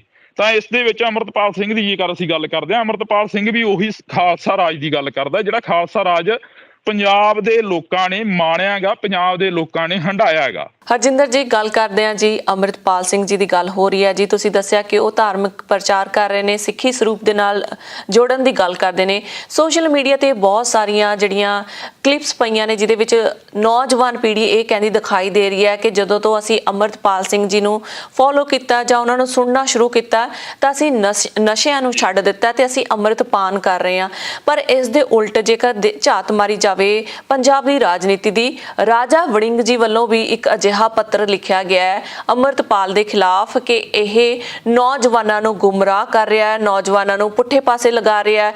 ਰੋਡੇ ਦੀ ਵੀ ਗੱਲ ਕੀਤੀ ਉਹਨਾਂ ਨੇ ਕਿ ਉੱਥੇ ਪ੍ਰਚਾਰ ਕੀਤਾ, ਉੱਥੇ ਨੌਜਵਾਨਾਂ ਨੂੰ ਇਕੱਠੇ ਕਰਕੇ ਉਹਨਾਂ ਨੇ ਨੌਜਵਾਨੀ ਦੇ ਵਿੱਚ ਅਜਿਹੀਆਂ ਗੱਲਾਂ ਭਰੀਆਂ ਕਿ ਫਿਰ ਤੋਂ ਉਹ 84 ਵਾਲਾ ਮਾਹੌਲ ਬਣਾਉਣ ਦੀ ਉਹਨਾਂ ਨੇ ਗੱਲ ਕੀਤੀ। ਉਹਨਾਂ ਨੇ ਕਿਹਾ ਸੀ ਪਹਿਲਾਂ ਹੀ ਬਹੁਤ ਖੂਨ ਖਰਾਬਾ ਦੇਖ ਚੁੱਕੇ ਹਾਂ, ਅਸੀਂ ਨਹੀਂ ਚਾਹੁੰਦੇ ਹੈਗੇ ਕਿ ਇਹ ਅਜਿਹੇ ਪ੍ਰਚਾਰ ਕਰੇ ਕਿ ਮੁੜ ਤੋਂ ਪੰਜਾਬ ਉਹਨਾਂ ਹਾਲਾਤਾਂ ਦੇ ਵਿੱਚ ਚਲੇ ਜਾਵੇ। ਜੀ, ਜਿਹੜੀ ਤੁਸੀਂ ਰਾਜਾ ਵੜਿੰਗ ਜੀ ਦੀ ਗੱਲ ਕਰਦੇ ਹੋ, ਅਸੀਂ ਵੀ ਚਾਹੁੰਦੇ ਹਾਂ ਕਿ ਪੰਜਾਬ ਦੇ ਵਿੱਚ ਅਮਨ ਸ਼ਾਂਤੀ ਰਹੇ। ਅਸੀਂ ਵੀ ਚਾਹੁੰਦੇ ਹਾਂ ਕਿ ਪੰਜਾਬ ਦੇ ਵਿੱਚ ਅਮਨ ਸ਼ਾਂਤੀ ਰਹੇ, ਪੰਜਾਬ ਦੇ ਵਿੱਚ ਭਾਈਚਾਰਾ ਜਿਹੜਾ ਉਹ ਕਾਇਮ ਰਹੇ। ਪਰ ਰਾਜੇ ਵੜਿੰਗ ਸਾਹਿਬ ਨੂੰ ਇਹ ਵੀ ਸੋਚਣਾ ਚਾਹੀਦਾ ਕਿ 1984 ਦੇ ਵਿੱਚ ਸਿੱਖਾਂ ਦਾ ਜੈਨੋਸਾਈਡ ਹੋਇਆ, ਕਤਲੇਆਮ ਹੋਇਆ, ਟਾਇਰ ਪਾ ਕੇ ਗਲਾਂ ਦੇ ਵਿੱਚ ਸਾੜ ਦਿੱਤੇ ਗਏ, ਜਗਦੀਸ਼ ਟੈਟਲਰ ਵਰਗੇ, ਸੱਜਣ ਕੁਮਾਰ ਵਰਗੇ ਬਾਹਰ ਫਿਰਦੇ ਰਹੇ, ਉਹਨਾਂ ਦੇ ਉੱਪਰ ਕਿਉਂ ਨਹੀਂ ਫਿਰ ਕਾਰਵਾਈ ਹੋਈ? ਜੇਕਰ ਤੁਸੀਂ ਇਹੀ ਚਾਹੁੰਦੇ ਹੋ ਕਿ ਅਮਨ ਸ਼ਾਂਤੀ ਹੋਵੇ, ਠੀਕ ਆ, ਅਮਨ ਸ਼ਾਂਤੀ ਹੋਣੀ ਚਾਹੀਦੀ ਆ। ਅੰਮ੍ਰਿਤਪਾਲ ਸਿੰਘ ਦੇ ਨਾਲ ਅਸੀਂ ਗੱਲਬਾਤ ਕਰੀ ਕਿ ਰਾਜਾ ਵੜਿੰਗ ਕਹਿੰਦੇ ਨੇ ਕਿ ਜਾਂਚ ਹੋਣੀ ਚਾਹੀਦੀ ਆ ਤੁਹਾਡੀ, ਤੁਸੀਂ ਭੜਕਾ ਰਹੇ ਹੋ ਲੋਕਾਂ ਨੂੰ। ਅੰਮ੍ਰਿਤਪਾਲ ਕਹਿੰਦਾ ਜੇਕਰ ਕਹਿੰਦਾ ਭੜਕਾਉਣਾ, ਕਹਿੰਦਾ ਸੱਚ ਬੋਲਣਾ, ਜੇ ਭੜਕਾਉਣਾ ਹੁੰਦਾ ਤਾਂ ਕਹਿੰਦਾ ਮੈਂ ਬੋਲਾਂਗਾ, ਮੈਂ ਹਰੇਕ ਸਟੇਜ ਤੇ ਜਾ ਕੇ ਬੋਲਾਂਗਾ। ਤਾਂ ਉਹਨਾਂ ਨੇ ਇੱਕ ਬੜਾ ਸੋਹਣਾ ਲਿਖਿਆ ਸੀ ਕਿ ਮੜੀਆਂ ਦੀ ਸ਼ਾਂਤੀ ਨਾਲੋਂ ਤਲਵਾਰਾਂ ਦਾ ਸ਼ੋਰ ਚੰਗਾ। ਉਸ ਦੇ ਵਿੱਚ ਉਸਨੇ ਇਹ ਗੱਲ ਕਹੀ ਸੀ, ਕਹਿੰਦਾ ਕਿ ਮੜੀਆਂ ਦੀ ਜਿਹੜੀ ਸ਼ਾਂਤੀ ਆ ਉਹਦੇ ਨਾਲੋਂ ਤਲਵਾਰਾਂ ਦਾ ਜਿਹੜਾ ਸ਼ੋਰ ਆ ਉਹ ਚੰਗਾ ਹੈਗਾ ਕਹਿੰਦਾ। ਪਰ ਜੇਕਰ ਅਸੀਂ ਗੱਲ ਕਰਦੇ ਹਾਂ, ਹੁਣ ਉਹਨਾਂ ਨੇ ਕਿਹਾ ਕਿ ਅਸੀਂ ਮਸਾਂ ਉਸ ਨੂੰ ਲੀਹ ਤੇ ਲਿਆਂਦਾ ਪੰਜਾਬ ਨੂੰ। ਕੀ ਪੰਜਾਬ ਨੂੰ ਕਿਹੜੀ ਲੀਹ ਤੇ ਲਿਆਂਦਾ? 1984 ਤੋਂ ਲੈ ਕੇ 1995 ਦੇ ਵਿੱਚ ਜਿਹੜੇ ਮੁੰਡੇ ਘਰਾਂ ਦੇ ਵਿੱਚੋਂ ਚੁੱਕ ਕੇ ਮਾਰੇ ਗਏ। ਜਦੋਂ ਤੁਸੀਂ ਮਾਝਾ ਏਰੀਆ ਕਵਰ ਕਰੋਗੇ ਤਾਂ ਮਾਝੇ ਏਰੀਆ ਦੇ ਵਿੱਚ ਜਾ ਕੇ ਦੇਖਿਓ, ਤਰਨਤਾਰਨ, ਅੰਮ੍ਰਿਤਸਰ ਏਰੀਆ, ਅੱਜ ਵੀ ਅਜਿਹੇ ਘਰ ਨੇ ਜਿਹੜੇ ਘਰਾਂ ਦੇ ਵਿੱਚ ਇੱਕ ਇੱਕ ਪੁੱਤ ਸੀ ਤੇ ਉਸੇ ਪੁੱਤ ਨੂੰ ਹੀ ਗੱਡੀ ਚੜਾ ਦਿੱਤਾ ਗਿਆ, ਉਸੇ ਪੁੱਤ ਨੂੰ ਹੀ ਮਾਰ ਦਿੱਤਾ ਗਿਆ, ਸ਼ਹੀਦ ਕਰ ਦਿੱਤਾ ਗਿਆ। ਤੇ ਉਹ ਮਾਵਾਂ ਬਜ਼ੁਰਗ ਹੋ ਕੇ ਅੱਜ ਵੀ ਰੋ ਰਹੀਆਂ ਨੇ ਕਿ ਸਾਡਾ ਪੁੱਤ ਕੀ ਪਤਾ ਜਿਉਂਦਾ ਹੋਵੇ, ਕੀ ਪਤਾ ਸਾਡਾ ਪੁੱਤ ਘਰ ਵਾਪਸ ਕਰ ਜੇ। ਤੁਸੀਂ ਜਸਵੰਤ ਸਿੰਘ ਖਾਲੜਾ ਦੀ ਰਿਪੋਰਟ ਸੁਣੀ ਹੋਣੀ ਹੈ। ਜਸਵੰਤ ਸਿੰਘ ਖਾਲੜਾ, ਜਿਹੜੇ ਸ਼ਹੀਦ ਭਾਈ ਜਸਵੰਤ ਸਿੰਘ ਖਾਲੜਾ, ਉਹਨਾਂ ਨੇ 27,000 ਤੋਂ ਜਿਹੜੀਆਂ ਕਿ ਵੱਧ ਲਾਸ਼ਾਂ ਸੀ ਜਿਹੜੀਆਂ ਕਿ ਅਣਪਛਾਤੀਆਂ ਕਹਿ ਕੇ ਸਰਕਾਰ ਨੇ ਸਾੜ ਦਿੱਤੀਆਂ ਗਈਆਂ ਸੀ, ਤਾਂ ਉਹਨਾਂ ਨੂੰ ਲੱਭਣ ਦੀ ਕੋਸ਼ਿਸ਼ ਕਰੀ। ਪਰ ਇੱਕ ਟਾਈਮ ਅਜਿਹਾ ਆਇਆ ਕਿ ਜਸਵੰਤ ਸਿੰਘ ਖਾਲੜਾ ਨੂੰ ਵੀ ਅਣਪਛਾਤੀ ਲਾਸ਼ ਕਹਿ ਕੇ ਮਾਰ ਦਿੱਤਾ ਗਿਆ, ਸ਼ਹੀਦ ਕਰ ਦਿੱਤਾ ਗਿਆ। ਤਾਂ ਤੁਸੀਂ ਇਹ ਦੇਖੋ ਵੀ ਪੰਜਾਬ ਨੇ ਹੰਢਾਇਆ ਕੀ ਨਹੀਂ। ਪੰਜਾਬ ਹਮੇਸ਼ਾ ਹਕੂਮਤਾਂ ਦੇ ਉਲਟ ਖੜਦਾ ਰਿਹਾ, ਇਸੇ ਕਰਕੇ ਸ਼ਾਇਦ ਅੱਜ ਅੰਮ੍ਰਿਤਪਾਲ ਵੀ ਇਹਨਾਂ ਲੋਕਾਂ ਨੂੰ ਰੜਕ ਰਿਹਾ, ਕਿਉਂਕਿ ਉਹਨਾਂ ਦੀਆਂ ਜਿਹੜੀਆਂ ਕੁਰਸੀਆਂ ਨੇ ਉਹ ਹਲਦੀਆਂ ਨਜ਼ਰ ਆ ਰਹੀਆਂ ਨੇ। ਗੱਲ ਕਰਦੇ ਜੀ ਸਿੱਧੂ ਮੂਸੇਵਾਲਾ ਦੀ, ਕਿਉਂਕਿ ਅਜਿਹੇ ਮਸਲੇ ਭਖਦੇ ਨੇ ਜਿਨ੍ਹਾਂ ਦਾ ਅਜੇ ਤੱਕ ਨਿਪਟਾਰਾ ਨਹੀਂ ਹੋਇਆ। ਸਿੱਧੂ ਮੂਸੇਵਾਲਾ ਇੱਕ ਅਜਿਹਾ ਗਾਇਕ ਬਣਿਆ ਕਿ ਬਾਹਰਲੇ ਮੁਲਕਾਂ ਦੇ ਵਿੱਚ ਉਹਨਾਂ ਦੀਆਂ ਚਰਚਾਵਾਂ ਚੱਲਦੀਆਂ, ਅਸੀਂ ਵੀ ਉਹਨਾਂ ਦਾ ਹਿੱਸਾ। ਸੋ ਤੁਹਾਡੇ ਤੋਂ ਇਹ ਜਾਣਨਾ ਚਾਹਾਂਗੇ ਕਿ ਇੰਨੇ ਟਾਈਮ ਤੋਂ ਬਾਅਦ ਵੀ ਸਿੱਧੂ ਮੂਸੇਵਾਲਾ ਨੂੰ ਕੋਈ ਵੀ ਅਜਿਹਾ ਇਨਸਾਫ ਨਹੀਂ ਮਿਲਿਆ ਜਿਹੜੇ ਉਹਨਾਂ ਦੇ ਮਾਂ-ਬਾਪ ਦੇ ਮੱਲਮ ਪੱਟੀ ਕਰ ਸਕਣ, ਥੋੜ੍ਹਾ ਬਹੁਤਾ ਉਹਨਾਂ ਨੂੰ ਧਰਵਾਸ ਮਿਲ ਸਕੇ ਕਿ ਉਹਨਾਂ ਦੇ ਜਿਹੜੇ ਕਾਤਲ ਸਨ ਉਹ ਸਲਾਖਾਂ ਪਿੱਛੇ ਨੇ ਜਾਂ ਉਹਨਾਂ ਨੂੰ ਕੋਈ ਸਜ਼ਾ ਮਿਲੀ ਹੈ। ਉਸ ਤੋਂ ਬਾਅਦ ਸਿੱਧੂ ਮੂਸੇਵਾਲਾ ਦਾ ਇੱਕ ਸੌਂਗ ਜਿਹੜਾ ਹੈਗਾ ਵਾਰ ਆਇਆ, ਜਿਸਨੇ ਪੂਰੇ ਸੰਸਾਰ ਦੇ ਵਿੱਚ ਸਿੱਧੂ ਮੂਸੇਵਾਲਾ ਦਾ ਇੱਕ ਵਾਰੀ ਫਿਰ ਤੋਂ ਵਾਹ ਕਰਵਾ ਦਿੱਤੀ ਆ। ਬਿਲਬੋਰਡ ਦੀ ਗੱਲ ਕਰੀਏ ਤਾਂ ਅਜਿਹਾ ਬਿਲਬੋਰਡ ਜਿਹਦਾ ਕਿ ਕੋਈ ਪੰਜਾਬੀ ਗਾਇਕ ਅੱਜ ਤੱਕ ਨਹੀਂ ਸੁਣਿਆ ਸੀ ਉਸ ਬਿਲਬੋਰਡ ਦੇ ਉੱਤੇ ਨਾਮ, ਪਰ ਸਿੱਧੂ ਮੂਸੇਵਾਲਾ ਦੇ ਅਜਿਹੇ ਗੀਤ ਜਿਹੜੇ ਬਿਲਬੋਰਡ ਦੇ ਉੱਤੇ ਆਮ ਹੀ ਦੇਖੇ ਜਾ ਰਹੇ ਨੇ ਤੇ YouTube ਦੇ ਉੱਤੇ ਟ੍ਰੈਂਡ ਕਰ ਰਹੇ ਨੇ ਇਸ ਸਮੇਂ ਤੇ 24 ਮਿਲੀਅਨ ਤੋਂ ਵੱਧ ਇਹ ਵਾਰ ਗੀਤ ਹੈਗਾ ਜਿਹੜਾ ਸੁਣਿਆ ਜਾ ਚੁੱਕਿਆ। ਬਹੁਤ ਹੀ ਉਹਨਾਂ ਨੇ ਹਰੀ ਸਿੰਘ ਨਲੂਆ ਜੀ ਦੀ ਗੱਲ ਕੀਤੀ ਆ, ਉਹਨਾਂ ਨੇ ਪਹਿਲਾਂ SYL ਦੇ ਮੁੱਦਿਆਂ ਦੀ ਗੱਲ ਕੀਤੀ। ਸੋ ਹੁਣ ਇਸ ਸਮੇਂ ਸਿੱਧੂ ਮੂਸੇਵਾਲਾ ਦਾ ਪੰਜਾਬ ਦੇ ਵਿੱਚ ਇਨਸਾਫ ਨੂੰ ਲੈ ਕੇ ਕਿਹੋ ਜਿਹਾ ਫੇਰ ਬਦਲ ਚੱਲ ਰਿਹਾ, ਕਿਉਂਕਿ ਜੇਕਰ ਗੱਲ ਕੀਤੀ ਜਾਵੇ ਉਹਨਾਂ ਦੇ ਆਪ ਦੇ ਹਮ ਰੁਤਬਿਆਂ ਦੀ, ਜਿਵੇਂ ਕਿ ਗਾਇਕ ਕਹਿ ਲਓ, ਜਦੋਂ ਵਾਰ ਸੌਂਗ ਆਇਆ ਕਿਸੇ ਨੇ ਵੀ ਆਪਣੀ ਵਾਲ ਦੇ ਉੱਤੇ ਕਿਸੇ ਵੀ ਸਿੰਗਰ ਨੇ ਉਹਨਾਂ ਦੇ ਲਈ ਕੋਈ ਹਾਂ ਦਾ ਨਾਰਾ ਨਹੀਂ ਮਾਰਿਆ। ਜੀ ਤੁਸੀਂ ਕਹਿ ਰਹੇ ਹੋ ਕਿ ਜਦੋਂ ਵਾਰ ਸੌਂਗ ਆਇਆ ਕਿਸੇ ਵੀ ਸਿੰਗਰ ਨੇ ਹਾਂ ਦਾ ਨਾਰਾ ਨਹੀਂ ਮਾਰਿਆ। ਸਿੰਗਰ ਹਰ ਕੋਈ ਇਹ ਕਹਿੰਦਾ ਕਿ ਸਾਡੀ ਜਿਹੜੀ ਕਿ ਸਰਕਾਰ ਨਾਲ ਵੀ ਉਨੀ ਰਹੇ ਤੇ ਸਾਡੀ ਲੋਕਾਂ ਨਾਲ ਵੀ ਉਨੀ ਰਹੇ। ਜੇਕਰ ਉਹ ਹਾਂ ਦਾ ਨਾਰਾ ਮਾਰਦੇ ਨੇ, ਜਿਵੇਂ ਹੁਣ ਪਿੱਛੇ ਜੇ ਤੁਸੀਂ ਦੇਖਿਆ ਕਿ ਅਫਸਾਨਾ ਖਾਨ ਸੀ, ਉਸਨੇ ਹਾਂ ਦਾ ਨਾਰਾ ਮਾਰਿਆ, ਸਿੱਧੂ ਮੂਸੇਵਾਲੇ ਦੇ ਇਨਸਾਫ ਦੀ ਗੱਲ ਕਰੀ। ਉਸ ਤੋਂ ਬਾਅਦ ਜੈਨੀ ਜੌਲ ਨੇ ਇੱਕ ਲੈਟਰ ਟੂ CM ਗੀਤ ਗਾਇਆ, ਉਹਨੇ ਇਨਸਾਫ ਦੀ ਗੱਲ ਕਰੀ, ਤਾਂ ਉਹਨਾਂ ਨੂੰ NIA ਤੱਕ ਦੇ ਨੋਟਿਸ ਆ ਗਏ। ਉਹਨਾਂ ਨੂੰ ਉੱਥੇ ਪੁੱਛਗਿੱਛ ਹੋਈ ਕਿ ਇਹਨਾਂ ਤੋਂ ਵੀ ਪੁੱਛਗਿੱਛ ਕਰ ਲੈਣੀ ਚਾਹੀਦੀ ਆ, ਕੀ ਜਿਹੜਾ ਪਰਿਵਾਰ ਦੇ ਨਾਲ ਖੜਦਾ ਉਸ ਦੀ ਪੁੱਛਗਿੱਛ ਜ਼ਰੂਰੀ ਆ। ਉਸ ਤੋਂ ਬਾਅਦ ਗੱਲ ਇਹ ਹੈਗੀ ਕਿ ਤੁਸੀਂ ਕਿਹਾ ਕਿ ਕਿਸੇ ਵੀ ਸਿੰਗਰ ਨੇ ਇਹ ਨਹੀਂ ਕਿਹਾ ਹੈਗਾ ਵੀ ਜਿਹੜਾ ਬਾਰ ਦੇ ਸੌਂਗ ਦੇ ਲਈ ਹਾਂ ਦਾ ਨਾਰਾ ਮਾਰਿਆ ਜਾਵੇ ਜਾਂ ਉਸਦੇ ਸਿੱਧੂ ਮੂਸੇਵਾਲੇ ਦੇ ਲਈ ਹਾਂ ਦਾ ਨਾਰਾ ਮਾਰਿਆ ਜਾਵੇ। ਇਹ ਤਾਂ ਹਮੇਸ਼ਾ ਹੀ ਰਿਹਾ ਗਾ, ਹਰੇਕ ਫੀਲਡ ਦੇ ਵਿੱਚ ਰਿਹਾ, ਚਾਹੇ ਆਪਣੀ ਪੱਤਰਕਾਰੀ ਲਾ ਲਓ। ਆਪਣੀ ਪੱਤਰਕਾਰੀ ਦੇ ਵਿੱਚ ਵੀ ਇਹ ਆ ਕਿ ਦੋ ਧਿਰਾਂ ਬਣ ਕੇ ਜੇਕਰ ਇੱਕ ਚੈਨਲ ਚੱਲਦਾ ਤਾਂ ਉਹਦੇ ਵਿੱਚ ਦੋ ਧਿਰਾਂ ਹੁੰਦੀਆਂ ਨੇ। ਇੱਕ ਧਿਰ ਉਹ ਹੁੰਦੀ ਆ ਜਿਹੜੀ ਕਿ ਆਜ਼ਾਦ ਖਿੱਤੇ ਦੀ ਗੱਲ ਕਰਦੀ ਆ, ਆਜ਼ਾਦ ਹੋ ਕੇ ਪੱਤਰਕਾਰੀ ਕਰਨ ਦੀ ਗੱਲ ਕਰਦੀ ਆ। ਇੱਕ ਧਿਰ ਉਹ ਹੁੰਦੀ ਹੈ ਜਿਹੜੀ ਕਿ ਸਰਕਾਰੀ ਬੋਲੀ ਬੋਲਣ ਦੀ ਗੱਲ ਕਰਦੀ ਹੈ। ਇਹ ਹਮੇਸ਼ਾ ਰਿਹਾ ਹੀ ਆ ਹਰੇਕ ਧਿਰ ਦੇ ਹਰੇਕ ਉਸ ਦੇ ਵਿੱਚ ਫੀਲਡ ਦੇ ਵਿੱਚ। ਤੇ ਤੁਸੀਂ ਜੇਕਰ ਅਸੀਂ ਸਿੱਧੂ ਮੂਸੇਵਾਲੇ ਦੇ ਇਨਸਾਫ ਦੀ ਗੱਲ ਕਰਦੇ ਹਾਂ ਤਾਂ ਉਹਦੇ ਜਿਹੜੇ ਬੁੱਢੇ ਮਾਂ-ਬਾਪ ਨੇ ਉਹ ਹਮੇਸ਼ਾ ਆਏ ਐਤਵਾਰ ਆਪਣੇ ਪਿੰਡ ਮੂਸੇ ਦੇ ਵਿੱਚ ਇੱਕ ਕਚਹਿਰੀ ਲਾਉਂਦੇ ਨੇ, ਉਸ ਦੇ ਵਿੱਚ ਬਾਰ-ਬਾਰ ਕਹਿੰਦੇ ਨੇ ਕਿ ਸਾਨੂੰ ਇਨਸਾਫ ਦਿੱਤਾ ਜਾਵੇ। ਪਿਛਲੇ ਦਿਨ ਹੀ DGP ਦੇ ਨਾਲ ਉਹਨਾਂ ਦੀ ਮੀਟਿੰਗ ਹੋਈ, ਉਹਨਾਂ ਦੇ ਫਾਦਰ ਸਾਹਿਬ ਦੀ, ਤਾਂ ਉੱਥੇ ਵੀ ਜਿਹੜੀ ਕਿ ਗੱਲਬਾਤ ਹੋਈ ਆ। ਤੁਸੀਂ ਇੱਕੋ ਇੱਕ ਸਿੰਗਰ ਸੀ ਸਿੱਧੂ ਮੂਸੇਵਾਲਾ ਜਿਹਨੇ ਸਾਡੀ ਪੰਜਾਬ ਨੂੰ ਤੇ ਪੰਜਾਬੀਅਤ ਨੂੰ ਪੂਰੇ ਰੁਤਬੇ ਤੇ ਲੈ ਕੇ ਗਿਆ। ਸਾਡੇ ਜਿਹੜੀਆਂ ਪੱਗਾਂ ਸੀ ਉਹ ਨੌਜਵਾਨਾਂ ਦੇ ਬੰਨ੍ਹਣ ਲਾਤੀਆਂ ਸੀ ਦੁਬਾਰਾ। ਸਿੱਧੂ ਮੂਸੇਵਾਲੇ ਨੂੰ ਦੇਖ ਕੇ ਬਹੁਤ ਫੋਲੋ ਕਰਨ ਲੱਗ ਗਏ ਸੀ ਲੋਕ ਕਿ ਪੱਗ ਵਾਲਾ ਬੰਦਾ ਹਮੇਸ਼ਾ ਹੀ ਸਰਕਾਰ ਦੀ ਅੱਖ ਦੇ ਵਿੱਚ ਅੱਖ ਪਾ ਕੇ ਗੱਲ ਕਰਦਾ। ਸਿੱਧੂ ਮੂਸੇਵਾਲਾ ਵੀ ਇੱਕ ਅਜਿਹਾ ਬੰਦਾ ਸੀ, ਜਦੋਂ ਦਿੱਲੀ ਧਰਨੇ ਦੀ ਗੱਲ ਹੋਈ ਤਾਂ ਉਦੋਂ ਉਹਨਾਂ ਨੇ ਇੱਕ ਗੀਤ ਗਾਇਆ ਸੀ ਕਿ ਖਹਿ ਖਹਿ ਕੇ ਬਦਲੇ ਲੈਂਦਾ ਜਿਹਨੂੰ ਪੰਜਾਬ ਕਹਿੰਦੇ ਆ। ਉਹ ਗੀਤ ਵੀ ਇੰਨਾ ਕਿ ਚੱਲਿਆ ਕਿ ਹਰ ਇੱਕ ਦੇ ਘਰਾਂ ਦੇ ਵਿੱਚ ਉਹ ਗੀਤ ਵੱਜਣ ਲੱਗ ਗਿਆ। ਹਰ ਇੱਕ ਨੂੰ ਪਤਾ ਲੱਗ ਗਿਆ ਕਿ ਪੰਜਾਬ ਹੈ ਕੀ ਚੀਜ਼ ਆ। ਹਰ ਇੱਕ ਨੇ ਸਰਚ ਮਾਰਨਾ ਸ਼ੁਰੂ ਕਰਤਾ ਕਿ ਪੰਜਾਬ ਕੀ ਆ। ਫਿਰ ਉਹਨਾਂ ਨੇ ਗੀਤ ਗਾਇਆ, ਹੁਣ ਉਹਨਾਂ ਦੀ ਡੈਥ ਤੋਂ ਬਾਅਦ ਆਉਂਦਾ ਗਾ ਇੱਕ ਗੀਤ ਉਹਨਾਂ ਦਾ ਰਿਲੀਜ਼ ਹੁੰਦਾ SYL ਦੇ ਵਿੱਚ ਉਹਨਾਂ ਨੇ ਬਲਵਿੰਦਰ ਸਿੰਘ ਜਟਾਣੇ ਦਾ ਜ਼ਿਕਰ ਕਰਿਆ। ਬਲਵਿੰਦਰ ਸਿੰਘ ਜਟਾਣੇ ਦਾ ਜ਼ਿਕਰ ਕਰਿਆ ਤਾਂ ਹਰ ਇੱਕ ਨੌਜਵਾਨ ਨੂੰ ਜਿਹੜੇ ਨੂੰ ਇਹ ਨਹੀਂ ਸੀ ਪਤਾ ਕਿ ਬਲਵਿੰਦਰ ਸਿੰਘ ਜਟਾਣਾ ਹੈ ਕੌਣ ਆ, SYL ਦਾ ਮੁੱਦਾ ਕੀ ਆ, ਹਰ ਇੱਕ ਨੌਜਵਾਨ ਨੇ ਉਹ ਗੀਤ ਸੁਣ ਕੇ ਬਲਵਿੰਦਰ ਸਿੰਘ ਜਟਾਣੇ ਨੂੰ ਸਰਚ ਕਰਿਆ। ਸਭ ਤੋਂ ਵੱਧ ਜਿਹੜਾ ਕਿ ਅੱਜ ਤੱਕ ਬਲਵਿੰਦਰ ਸਿੰਘ ਜਟਾਣੇ ਨੂੰ ਸਰਚ ਕਰਿਆ ਗਿਆ ਨੌਜਵਾਨਾਂ ਦੇ ਵੱਲੋਂ। ਤਾਂ ਦੂਸਰੀ ਗੱਲ ਜਿਹੜਾ ਕਿ SYL ਦਾ, ਜਿਹੜੇ ਨੌਜਵਾਨਾਂ ਨੂੰ ਇਹ ਨਹੀਂ ਸੀ ਪਤਾ ਵੀ SYL ਦਾ ਮੁੱਦਾ ਕੀ ਹੈ, ਜਿਹੜੇ ਉੱਪਰ ਇਹਨੇ ਗੀਤ ਗਾਇਆ, ਤਾਂ SYL ਨੂੰ ਵੀ ਸਰਚ ਕਰਿਆ ਨੌਜਵਾਨਾਂ ਨੇ। SYL ਦੇ ਗੀਤ ਨੇ ਇੰਨਾ ਕੁ ਹਿਲਾ ਕੇ ਰੱਖਤਾ ਕਿ ਦੋ ਮੁੱਖ ਮੰਤਰੀਆਂ ਦੀ ਮੀਟਿੰਗ ਜਿਹੜੀ ਕਿ ਤੈਅ ਹੋ ਗਈ ਸੀ। ਦੋ ਮੁੱਖ ਮੰਤਰੀ, ਪੰਜਾਬ ਦੇ ਮੁੱਖ ਮੰਤਰੀ ਦੀ ਤੇ ਹਰਿਆਣੇ ਦੇ ਮੁੱਖ ਮੰਤਰੀ ਦੀ। ਬੇਸ਼ੱਕ ਪੰਜਾਬ ਦੇ ਮੁੱਖ ਮੰਤਰੀ ਨੇ ਹਰਿਆਣੇ ਦੇ ਮੁੱਖ ਮੰਤਰੀ ਨੂੰ ਜਵਾਬ ਦਿੱਤਾ ਕਿ ਸਾਡੇ ਕੋਲ ਪਾਣੀ ਹੈ ਨਹੀਂਗਾ, ਪਰ ਜਿਹੜਾ ਤੁਸੀਂ ਬਾਰ ਦੀ ਗੱਲ ਕਰੀ ਆ, ਬਾਰ ਦੇ ਵਿੱਚ ਉਹਨਾਂ ਨੇ ਸਰਦਾਰ ਹਰੀ ਸਿੰਘ ਨਲੂਏ ਦਾ ਜ਼ਿਕਰ ਕਰਿਆ। ਤੇ ਜਿਹੜੀ ਨੌਜਵਾਨੀ ਇਹ ਭੁੱਲ ਗਈ ਸੀ ਕਿ ਸਾਡਾ ਕਿਰਦਾਰ ਕੀ ਆ, ਸਾਡੇ ਰੁਤਬੇ ਕੀ ਨੇ, ਅਸੀਂ ਰਾਜ ਕਿੱਥੋਂ ਤੱਕ ਕਰਿਆ, ਤਾਂ ਉਹਨਾਂ ਨੌਜਵਾਨਾਂ ਨੇ ਸਰਦਾਰ ਹਰੀ ਸਿੰਘ ਨਲੂਏ ਨੂੰ ਵੀ ਸਰਚ ਮਾਰਨਾ ਸ਼ੁਰੂ ਕਰਿਆਗਾ। ਤਾਂ ਇਸੇ ਕਰਕੇ ਜਿਹੜਾ ਕਿ ਸ਼ਾਇਦ ਸਰਕਾਰਾਂ ਨੂੰ ਇਹ ਬੰਦੇ ਰੜਕਦੇ ਰਹਿੰਦੇ ਨੇ ਜਿਹੜੇ ਪੰਜਾਬ ਦੀ ਗੱਲ ਕਰਦੇ ਨੇ, ਉਹ ਬੇਸ਼ੱਕ ਦੀਪ ਸਿੱਧੂ ਹੋਵੇ, ਬੇਸ਼ੱਕ ਉਹ ਸਿੱਧੂ ਮੂਸੇਵਾਲਾ ਹੋਵੇ। ਹਰਜਿੰਦਰ ਜੀ ਬਹੁਤ ਬਹੁਤ ਸ਼ੁਕਰੀਆ ਸਾਰੀ ਜਾਣਕਾਰੀ ਦੇ ਲਈ। ਮਿਲਦੇ ਹਾਂ ਜੀ ਅਗਲੇ ਹਫਤੇ। ਧੰਨਵਾਦ ਤੁਹਾਡਾ ਜੀ, ਬਹੁਤ ਬਹੁਤ ਸ਼ੁਕਰੀਆ ਜੀ, ਧੰਨਵਾਦ। ਸੋ ਦਰਸ਼ਕੋ, ਸਮਾਂ ਚੱਲਿਆ ਤੁਹਾਡੇ ਤੋਂ ਵੀ ਇਜਾਜ਼ਤ ਲੈਣ ਦਾ। ਨਵੀਆਂ ਤੇ ਤਾਜ਼ਾ ਖਬਰਾਂ ਲਈ ਦੇਖਦੇ ਰਹੋ ਇੰਡਸ ਟੀਵੀ ਆਸਟ੍ਰੇਲੀਆ। ਧੰਨਵਾਦ। ਪੰਜਾਬ ਦੇ ਵਿੱਚ ਇੱਕ ਪੱਖ ਦਾ ਮਸਲਾ ਅੰਮ੍ਰਿਤਪਾਲ ਸਿੰਘ ਜੀ ਦਾ ਕਿ ਇਸ ਸਮੇਂ ਜਿਹੜਾ ਭਾਰਤੀ ਮੀਡੀਆ ਹੈਗਾ ਉਹਨਾਂ ਵੱਲੋਂ ਵੀ ਜ਼ੋਰ ਸ਼ੋਰ ਦੇ ਨਾਲ ਪ੍ਰਚਾਰ ਕੀਤਾ ਜਾ ਰਿਹਾ ਕਿ ਅੰਮ੍ਰਿਤਪਾਲ ਸਿੰਘ ਲੋਕਾਂ ਦੇ ਵਿੱਚ, ਨੌਜਵਾਨਾਂ ਦੇ ਵਿੱਚ ਇੱਕ ਕੂਟਨੀਤਿਕ ਕਹਿ ਲਓ ਜਾਂ ਜ਼ਹਿਰ ਵਰਗੇ ਸ਼ਬਦ ਜਿਹੜੇ ਮੀਡੀਆ ਵੱਲੋਂ ਯੂਜ਼ ਕੀਤੇ ਜਾ ਰਹੇ ਨੇ। ਇਹ ਕਿ ਭਾਰਤੀ ਮੀਡੀਆ ਦਾ ਹਮੇਸ਼ਾ ਨੈਰੇਟਿਵ ਰਿਹਾ ਹੀ ਆ ਤੇ ਇੱਕ ਧਿਰਾ ਜਿਹੜੀ ਉਹ ਸਰਕਾਰ ਪੱਖੀ ਹੋ ਕੇ ਚੱਲੀ ਆ। ਜਿਹੜੀ ਜਦੋਂ ਦਾ ਅੰਮ੍ਰਿਤਪਾਲ ਸਿੰਘ ਪੰਜਾਬ ਦੇ ਵਿੱਚ ਆਇਆਗਾ ਤਾਂ ਉਦੋਂ ਦਾ ਨੌਜਵਾਨਾਂ ਦੇ ਵਿੱਚ ਕਾਫੀ ਜਿਹੜਾ ਕਿ ਹਲੂਣਾ ਵੱਜਿਆ। ਇੱਕ ਜਿਹੜੀ ਕਿ ਨੌਜਵਾਨੀ ਇੱਕ ਥਾਂ ਤੇ ਰੁਕ ਗਈ ਸੀ, ਇੱਕ ਥਾਂ ਤੇ ਖੜ ਗਈ ਸੀ। ਜਿਹੜੀ ਨੌਜਵਾਨੀ ਆਪਣੇ ਇਤਿਹਾਸ ਨੂੰ ਭੁੱਲ ਗਈ ਸੀ ਤਾਂ ਉਹ ਨੌਜਵਾਨੀ ਦੁਬਾਰਾ ਤੋਂ ਕਿਤਾਬਾਂ ਪੜ੍ਹਨੀਆਂ ਸ਼ੁਰੂ ਕਰ ਦਿੱਤੀਆਂ। ਦੁਬਾਰਾ ਤੋਂ ਉਹਨਾਂ ਨੌਜਵਾਨੀ ਨੇ ਪੱਗਾਂ ਸਜਾਉਣੀਆਂ ਸ਼ੁਰੂ ਕਰ ਦਿੱਤੀਆਂ। ਪੰਜਾਬ ਦੇ ਵਿੱਚ ਇੱਕ ਦੌਰ ਚੱਲਿਆ ਜਿਹਨੂੰ ਖਾੜਕੂਵਾਦ ਦਾ ਦੌਰ ਕਿਹਾ ਜਾਂਦਾ। ਉਸ ਵਕਤ ਸਰਕਾਰਾਂ ਨੇ ਘਰਾਂ ਦੇ ਵਿੱਚੋਂ ਮੁੰਡੇ ਚੁੱਕ ਚੁੱਕ ਕੇ ਮਾਰ ਦਿੱਤੇ ਗਏ।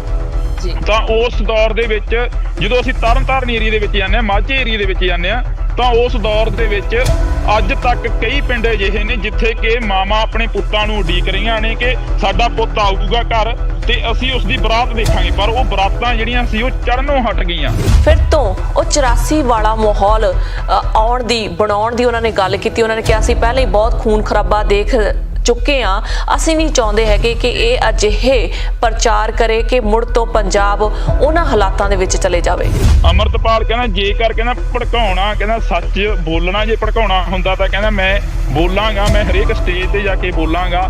ਤਾਂ ਉਹਨਾਂ ਨੇ ਇੱਕ ਬੜਾ ਸੋਹਣਾ ਲਿਖਿਆ ਸੀ ਕਿ ਮੜੀਆਂ ਦੀ ਸ਼ਾਂਤੀ ਨਾਲੋਂ ਤਲਵਾਰਾਂ ਦਾ ਸ਼ੋਰ ਚੰਗਾ।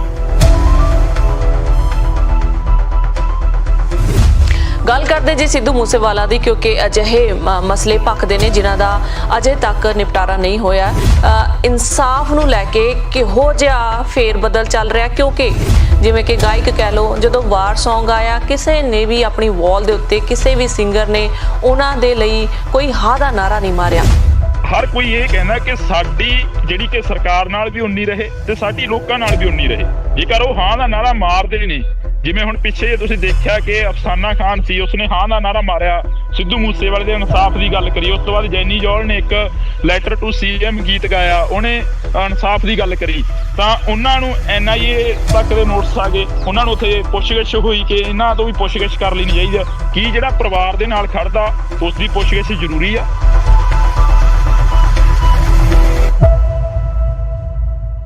ਸਤਿ ਸ਼੍ਰੀ ਅਕਾਲ, ਨਮਸਕਾਰ ਤੇ ਆਦਾਬ। ਮੈਂ ਹਾਂ ਹਰਜਿੰਦ ਕੌਰ ਮਾਂਗੜ ਤੇ ਤੁਸੀਂ ਦੇਖ ਰਹੇ ਹੋ ਇੰਡੋਸ TV। ਸਵਾਗਤ ਹੈ ਜੀ ਸਾਰਿਆਂ ਦਾ। ਬੁਲੇਟਿਨ ਦੀ ਸ਼ੁਰੂਆਤ ਕਰਦੇ ਹਾਂ ਜੀ ਦੇਸ਼ ਵਿਦੇਸ਼ ਦੀਆਂ ਖਬਰਾਂ ਦੇ ਉੱਤੇ ਕਰਦੇ ਹਾਂ ਚਰਚਾਵਾਂ, ਕਰ ਰਹੇ ਹਾਂ ਜੀ ਪੰਜਾਬ ਦੀ ਸਮੀਖਿਆ। ਸਾਡੇ ਨਾਲ ਜੁੜੇ ਨੇ ਜੀ ਸਾਡੇ ਪੱਤਰਕਾਰ ਹਰਜਿੰਦਰ ਸਿੰਘ ਢਿੱਲੋਂ, ਜੋ ਕਿ ਇਸ ਸਮੇਂ ਆਪਣੇ ਖੇਤਾਂ ਦੇ ਵਿੱਚ ਨੇ ਤੇ ਨਾਲ ਹੀ ਮੌਸਮ ਦਾ ਮਿਜਾਜ਼ ਮਾਣ ਰਹੇ ਨੇ। ਸਰਦੀ ਹੋ ਚੁੱਕੀ ਹੈ ਜੀ, ਜਿਸ ਤਰੀਕੇ ਨਾਲ ਅਸੀਂ ਪਿੱਛੇ ਸਕਰੀਨ ਤੇ ਦੇਖ ਰਹੇ ਹਾਂ। ਪਹਿਲਾਂ ਸਵਾਗਤ ਕਰ ਦਿੰਦੇ ਹਾਂ ਹਰਜਿੰਦਰ ਜੀ, ਸਵਾਗਤ ਹੈ ਤੁਹਾਡਾ ਜੀ। ਬਹੁਤ ਬਹੁਤ ਸਵਾਗਤ ਹੈ ਜੀ, ਧੰਨਵਾਦ ਜੀ। ਬੜਾ ਸੋਹਣਾ ਲੱਗ ਰਿਹਾ ਜੀ ਪਿੱਛੇ ਸਕਰੀਨ ਦੇਖ ਕੇ, ਤੁਹਾਡੇ ਧੁੰਦ ਵੀ ਪਈ ਲੱਗਦੀ ਆ ਕਿ ਸਰਦੀਆਂ ਦਾ ਮੌਸਮ ਸ਼ੁਰੂ ਹੋ ਗਿਆ ਪੰਜਾਬ 'ਚ। ਜੀ ਥੋੜੀਆਂ ਬਹੁਤੀਆਂ ਸਰਦੀਆਂ ਸ਼ੁਰੂ ਹੋ ਗਈਆਂ ਨੇ, ਕਣਕਾਂ ਬੀਜ ਚੁੱਕੇ ਨੇ ਕਿਸਾਨ, ਹਨਾ, ਤੇ ਕੁਝ ਕੁ % ਜਿਹੜੇ ਝੋਨਾ ਰਹਿੰਦਾ ਗਾ ਵੱਢਣ ਵਾਲਾ, ਜਿਹੜੇ ਪਛੇਤੇ ਲਾਏ ਹੋਏ ਸੀਗੇ ਚੌਲ, ਤਾਂ ਉਹ ਵੱਢਣ ਵਾਲੇ ਰਹਿੰਦੇ ਨੇ। ਤੇ ਬਾਕੀ ਜਿਹੜਾ ਕਿ ਸਾਰਾ ਓਕੇ ਹੋ ਗਿਆ ਕਿਸਾਨਾਂ ਦਾ, ਵਾਹਿਗੁਰੂ ਨੇ ਮਿਹਰ ਕਰੀ ਆ ਕਿ ਇਸ ਵਾਰ ਕਾਫੀ ਜਲਦੀ ਹੋ ਗਿਆ ਸਾਰਾ ਕੰਮ। ਬਹੁਤ ਹੀ ਵਧੀਆ ਜੀ। ਚਲੋ ਪੰਜਾਬ ਦੀ ਗੱਲ ਕਰਦੇ ਹਾਂ ਜੀ। ਪੰਜਾਬ ਦੇ ਵਿੱਚ ਇੱਕ ਪੱਖ ਦਾ ਮਸਲਾ ਅੰਮ੍ਰਿਤਪਾਲ ਸਿੰਘ ਜੀ ਦਾ, ਜਿਹਦੇ ਬਾਰੇ ਦੋ ਪੱਖ ਤੋਂ ਫੀਡਬੈਕ ਆ ਰਹੀ ਹੈ ਜੀ। ਬਾਹਰਲੇ ਮੁਲਕਾਂ 'ਚ ਰਹਿੰਦੇ ਆ, ਸੋ ਤਾਂ ਕਰਕੇ ਅਸੀਂ ਇਸ ਗੱਲ ਬਾਰੇ ਜਾਣਨਾ ਚਾਹਾਂਗੇ। ਪੰਜਾਬ ਦੀ ਧਰਤੀ ਤੇ ਤੁਸੀਂ ਇਸ ਸਮੇਂ ਖੜੇ ਹੋ, ਤੁਹਾਨੂੰ ਸਾਰਾ ਸਿਨੈਰੀਓ ਪਤਾ ਹੋਵੇਗਾ, ਤੁਹਾਨੂੰ ਪਤਾ ਹੋਵੇਗਾ ਕਿ ਕੀ ਜਿਹੜੀ ਹੈਗੀ ਆ ਸੱਚਾਈ ਕਿੰਨੀ ਕੁ ਹੈਗੀ ਹੈ ਇਹਨਾਂ ਗੱਲਾਂ ਦੇ ਵਿੱਚ। ਸੋ ਇਹਨਾਂ ਗੱਲਾਂ ਦੇ ਉੱਤੇ ਆਉਂਦੇ ਆ ਜੀ।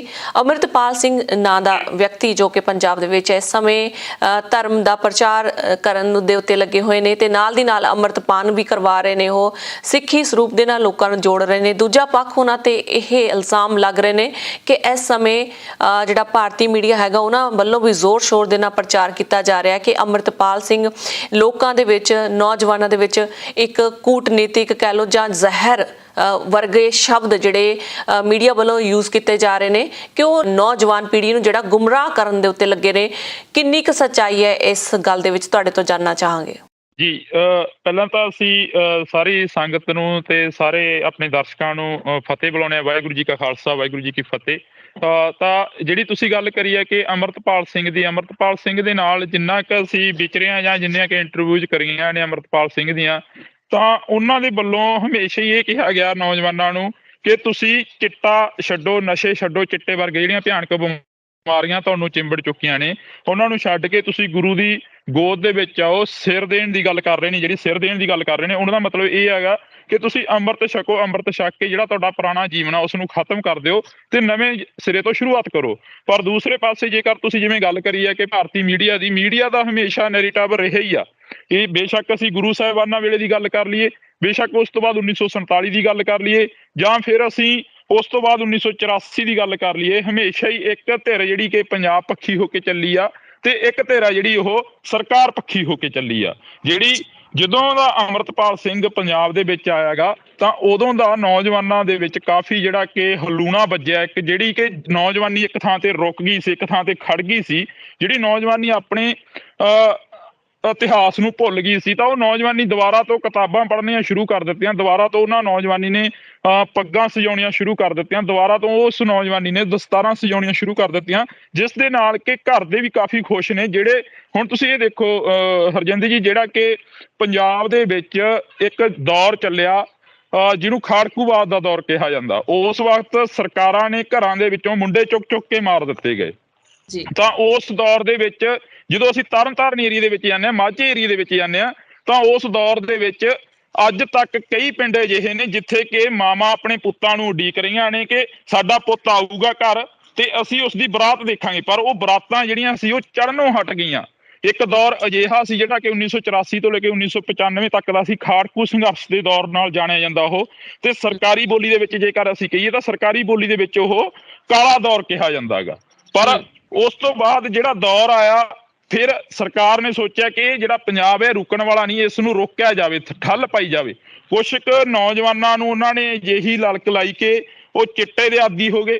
ਕੁਝ ਕੁ ਨੌਜਵਾਨ ਅਜਿਹੇ ਕਿ ਉਹਨਾਂ ਨੂੰ ਮਾਂ ਪਿਓ ਨੂੰ ਵੀ ਇਹ ਲੱਗਣ ਲੱਗ ਗਿਆ ਕਿ ਜੇਕਰ ਸਾਡਾ ਨੌਜਵਾਨ ਇੱਥੇ ਰਹੂਗਾ ਜਾਂ ਤਾਂ ਉਹ ਗੈਂਗਵਾਰ ਦੇ ਵਿੱਚ ਮਾਰਿਆ ਜਾਊਗਾ ਤੇ ਜਾਂ ਫਿਰ ਉਹ ਨਸ਼ੇ ਦਾ ਸ਼ਿਕਾਰ ਹੋ ਜਾਊਗਾ। ਤਾਂ ਮਾਂ ਪਿਓ ਨੇ ਕੀ ਸੋਚਿਆ ਕਿ ਇਸ ਨੂੰ +2 ਕਰਾਓ, ਆਈਲੈਟਸ ਕਰਾਓ ਤੇ ਜਹਾਜ਼ ਦੀ ਟਾਕੀ ਨੂੰ ਇਹਦਾ ਹੱਥ ਪਵਾ ਦਿਓ। ਚਾਹੇ ਦੀ ਕਿਸੇ ਕੁੜੀ ਨਾਲ ਇਹਦਾ ਵਿਆਹ ਕਰਾ ਦਿਓ, ਚਾਹੇ ਦੀ ਇਸ ਨੂੰ 2 ਨੰਬਰ ਦੇ ਵਿੱਚ ਭੇਜ ਦਿਓ, ਪਰ ਕਿਹੜਾ ਇੱਥੋਂ ਪੰਜਾਬ ਦੇ ਵਿੱਚੋਂ ਭੇਜ ਦਿਓ, ਇਸ ਨੂੰ ਕੱਢ ਦਿੱਤੋ। ਤਾਂ ਉੱਥੇ ਇਹ ਗੱਲ ਸੋਚਣ ਵਾਲੀ ਹੈ ਕਿ ਜਿਹੜਾ ਮਹਾਰਾਜਾ ਰਣਜੀਤ ਸਿੰਘ ਦਾ ਰਾਜ ਸੀ, ਜਿਹੜਾ ਕਿ ਤਿੱਬਤ ਲੇਹ ਲਦਾਖ ਤੱਕ ਰਾਜ ਕਰਿਆ ਸੀ, ਸਿੱਖ ਰਾਜ ਸੀ ਇੱਕ, ਤਾਂ ਉਹ ਰਾਜ ਦੀ ਜਿਹੜੀ ਪਰਿਭਾਸ਼ਾ ਸੀ ਉਹੀ ਬਦਲ ਦਿੱਤੀ ਗਈ। ਤਾਂ ਇਸ ਦੇ ਵਿੱਚ ਅੰਮ੍ਰਿਤਪਾਲ ਸਿੰਘ ਦੀ ਜੇਕਰ ਅਸੀਂ ਗੱਲ ਕਰਦੇ ਹਾਂ, ਅੰਮ੍ਰਿਤਪਾਲ ਸਿੰਘ ਵੀ ਉਹੀ ਖਾਲਸਾ ਰਾਜ ਦੀ ਗੱਲ ਕਰਦਾ, ਜਿਹੜਾ ਖਾਲਸਾ ਰਾਜ ਪੰਜਾਬ ਦੇ ਲੋਕਾਂ ਨੇ ਮਾਣਿਆ ਗਾ, ਪੰਜਾਬ ਦੇ ਲੋਕਾਂ ਨੇ ਹੰਢਾਇਆ ਹੈਗਾ। ਹਰਜਿੰਦਰ ਜੀ, ਗੱਲ ਕਰਦੇ ਹਾਂ ਜੀ, ਅੰਮ੍ਰਿਤਪਾਲ ਸਿੰਘ ਜੀ ਦੀ ਗੱਲ ਹੋ ਰਹੀ ਹੈ ਜੀ। ਤੁਸੀਂ ਦੱਸਿਆ ਕਿ ਉਹ ਧਾਰਮਿਕ ਪ੍ਰਚਾਰ ਕਰ ਰਹੇ ਨੇ, ਸਿੱਖੀ ਸਰੂਪ ਦੇ ਨਾਲ ਜੋੜਨ ਦੀ ਗੱਲ ਕਰਦੇ ਨੇ। ਸੋਸ਼ਲ ਮੀਡੀਆ ਤੇ ਬਹੁਤ ਸਾਰੀਆਂ ਜਿਹੜੀਆਂ ਕਲਿੱਪਸ ਪਈਆਂ ਨੇ ਜਿਹਦੇ ਵਿੱਚ ਨੌਜਵਾਨ ਪੀੜ੍ਹੀ ਇਹ ਕਹਿੰਦੀ ਦਿਖਾਈ ਦੇ ਰਹੀ ਹੈ ਕਿ ਜਦੋਂ ਤੋਂ ਅਸੀਂ ਅੰਮ੍ਰਿਤਪਾਲ ਸਿੰਘ ਜੀ ਨੂੰ ਫੋਲੋ ਕੀਤਾ ਜਾਂ ਉਹਨਾਂ ਨੂੰ ਸੁਣਨਾ ਸ਼ੁਰੂ ਕੀਤਾ ਤਾਂ ਅਸੀਂ ਨਸ਼ਿਆਂ ਨੂੰ ਛੱਡ ਦਿੱਤਾ ਤੇ ਅਸੀਂ ਅੰਮ੍ਰਿਤਪਾਨ ਕਰ ਰਹੇ ਹਾਂ। ਪਰ ਇਸ ਦੇ ਉਲਟ ਜੇਕਰ ਝਾਤ ਮਾਰੀ ਜਾਵੇ ਪੰਜਾਬ ਦੀ ਰਾਜਨੀਤੀ ਦੀ, ਰਾਜਾ ਵੜਿੰਗ ਜੀ ਵੱਲੋਂ ਵੀ ਇੱਕ ਅਜਿਹਾ ਪੱਤਰ ਲਿਖਿਆ ਗਿਆ ਹੈ ਅੰਮ੍ਰਿਤਪਾਲ ਦੇ ਖਿਲਾਫ ਕਿ ਇਹ ਨੌਜਵਾਨਾਂ ਨੂੰ ਗੁੰਮਰਾਹ ਕਰ ਰਿਹਾ ਹੈ, ਨੌਜਵਾਨਾਂ ਨੂੰ ਪੁੱਠੇ ਪਾਸੇ ਲਗਾ ਰਿਹਾ ਹੈ। ਰੋਡੇ ਦੀ ਵੀ ਗੱਲ ਕੀਤੀ ਉਹਨਾਂ ਨੇ ਕਿ ਉੱਥੇ ਪ੍ਰਚਾਰ ਕੀਤਾ, ਉੱਥੇ ਨੌਜਵਾਨਾਂ ਨੂੰ ਇਕੱਠੇ ਕਰਕੇ ਉਹਨਾਂ ਨੇ ਨੌਜਵਾਨੀ ਦੇ ਵਿੱਚ ਅਜਿਹੀਆਂ ਗੱਲਾਂ ਭਰੀਆਂ ਕਿ ਫਿਰ ਤੋਂ ਉਹ 84 ਵਾਲਾ ਮਾਹੌਲ ਬਣਾਉਣ ਦੀ ਉਹਨਾਂ ਨੇ ਗੱਲ ਕੀਤੀ। ਉਹਨਾਂ ਨੇ ਕਿਹਾ ਅਸੀਂ ਪਹਿਲਾਂ ਹੀ ਬਹੁਤ ਖੂਨ ਖਰਾਬਾ ਦੇਖ ਚੁੱਕੇ ਹਾਂ, ਅਸੀਂ ਨਹੀਂ ਚਾਹੁੰਦੇ ਹੈਗੇ ਕਿ ਇਹ ਅਜਿਹੇ ਪ੍ਰਚਾਰ ਕਰੇ ਕਿ ਮੁੜ ਤੋਂ ਪੰਜਾਬ ਉਹਨਾਂ ਹਾਲਾਤਾਂ ਦੇ ਵਿੱਚ ਚਲੇ ਜਾਵੇ। ਜੀ ਜਿਹੜੀ ਤੁਸੀਂ ਰਾਜਾ ਵੜਿੰਗ ਜੀ ਦੀ ਗੱਲ ਕਰਦੇ ਹੋ, ਅਸੀਂ ਵੀ ਚਾਹੁੰਦੇ ਹਾਂ ਕਿ ਪੰਜਾਬ ਦੇ ਵਿੱਚ ਅਮਨ ਸ਼ਾਂਤੀ ਰਹੇ। ਅਸੀਂ ਵੀ ਚਾਹੁੰਦੇ ਹਾਂ ਕਿ ਪੰਜਾਬ ਦੇ ਵਿੱਚ ਅਮਨ ਸ਼ਾਂਤੀ ਰਹੇ, ਪੰਜਾਬ ਦੇ ਵਿੱਚ ਭਾਈਚਾਰਾ ਜਿਹੜਾ ਉਹ ਕਾਇਮ ਰਹੇ। ਪਰ ਰਾਜੇ ਵੜਿੰਗ ਸਾਹਿਬ ਨੂੰ ਇਹ ਵੀ ਸੋਚਣਾ ਚਾਹੀਦਾ ਕਿ 1984 ਦੇ ਵਿੱਚ ਸਿੱਖਾਂ ਦਾ ਜੈਨੋਸਾਈਡ ਹੋਇਆ, ਕਤਲੇਆਮ ਹੋਇਆ, ਟਾਇਰ ਪਾ ਕੇ ਗਲਾਂ ਦੇ ਵਿੱਚ ਸਾੜ ਦਿੱਤੇ ਗਏ। ਜਗਦੀਸ਼ ਟੈਟਲਰ ਵਰਗੇ, ਸੱਜਣ ਕੁਮਾਰ ਵਰਗੇ ਬਾਹਰ ਫਿਰਦੇ ਰਹੇ, ਉਹਨਾਂ ਦੇ ਉੱਪਰ ਕਿਉਂ ਨਹੀਂ ਫਿਰ ਕਾਰਵਾਈ ਹੋਈ? ਜੇਕਰ ਤੁਸੀਂ ਇਹੀ ਚਾਹੁੰਦੇ ਹੋ ਕਿ ਅਮਨ ਸ਼ਾਂਤੀ ਹੋਵੇ, ਠੀਕ ਆ, ਅਮਨ ਸ਼ਾਂਤੀ ਹੋਣੀ ਚਾਹੀਦੀ ਆ। ਅੰਮ੍ਰਿਤਪਾਲ ਸਿੰਘ ਦੇ ਨਾਲ ਅਸੀਂ ਗੱਲਬਾਤ ਕਰੀ ਕਿ ਰਾਜਾ ਵੜਿੰਗ ਕਹਿੰਦੇ ਨੇ ਕਿ ਜਾਂਚ ਹੋਣੀ ਚਾਹੀਦੀ ਤੁਹਾਡੀ, ਤੁਸੀਂ ਭੜਕਾ ਰਹੇ ਹੋ ਲੋਕਾਂ ਨੂੰ। ਅੰਮ੍ਰਿਤਪਾਲ ਕਹਿੰਦਾ ਜੇਕਰ ਭੜਕਾਉਣਾ, ਕਹਿੰਦਾ ਸੱਚ ਬੋਲਣਾ, ਜੇ ਭੜਕਾਉਣਾ ਹੁੰਦਾ ਤਾਂ ਕਹਿੰਦਾ ਮੈਂ ਬੋਲਾਂਗਾ, ਮੈਂ ਹਰੇਕ ਸਟੇਜ ਤੇ ਜਾ ਕੇ ਬੋਲਾਂਗਾ। ਤਾਂ ਉਹਨਾਂ ਨੇ ਇੱਕ ਬੜਾ ਸੋਹਣਾ ਲਿਖਿਆ ਸੀ ਕਿ ਮੜੀਆਂ ਦੀ ਸ਼ਾਂਤੀ ਨਾਲੋਂ ਤਲਵਾਰਾਂ ਦਾ ਸ਼ੋਰ ਚੰਗਾ।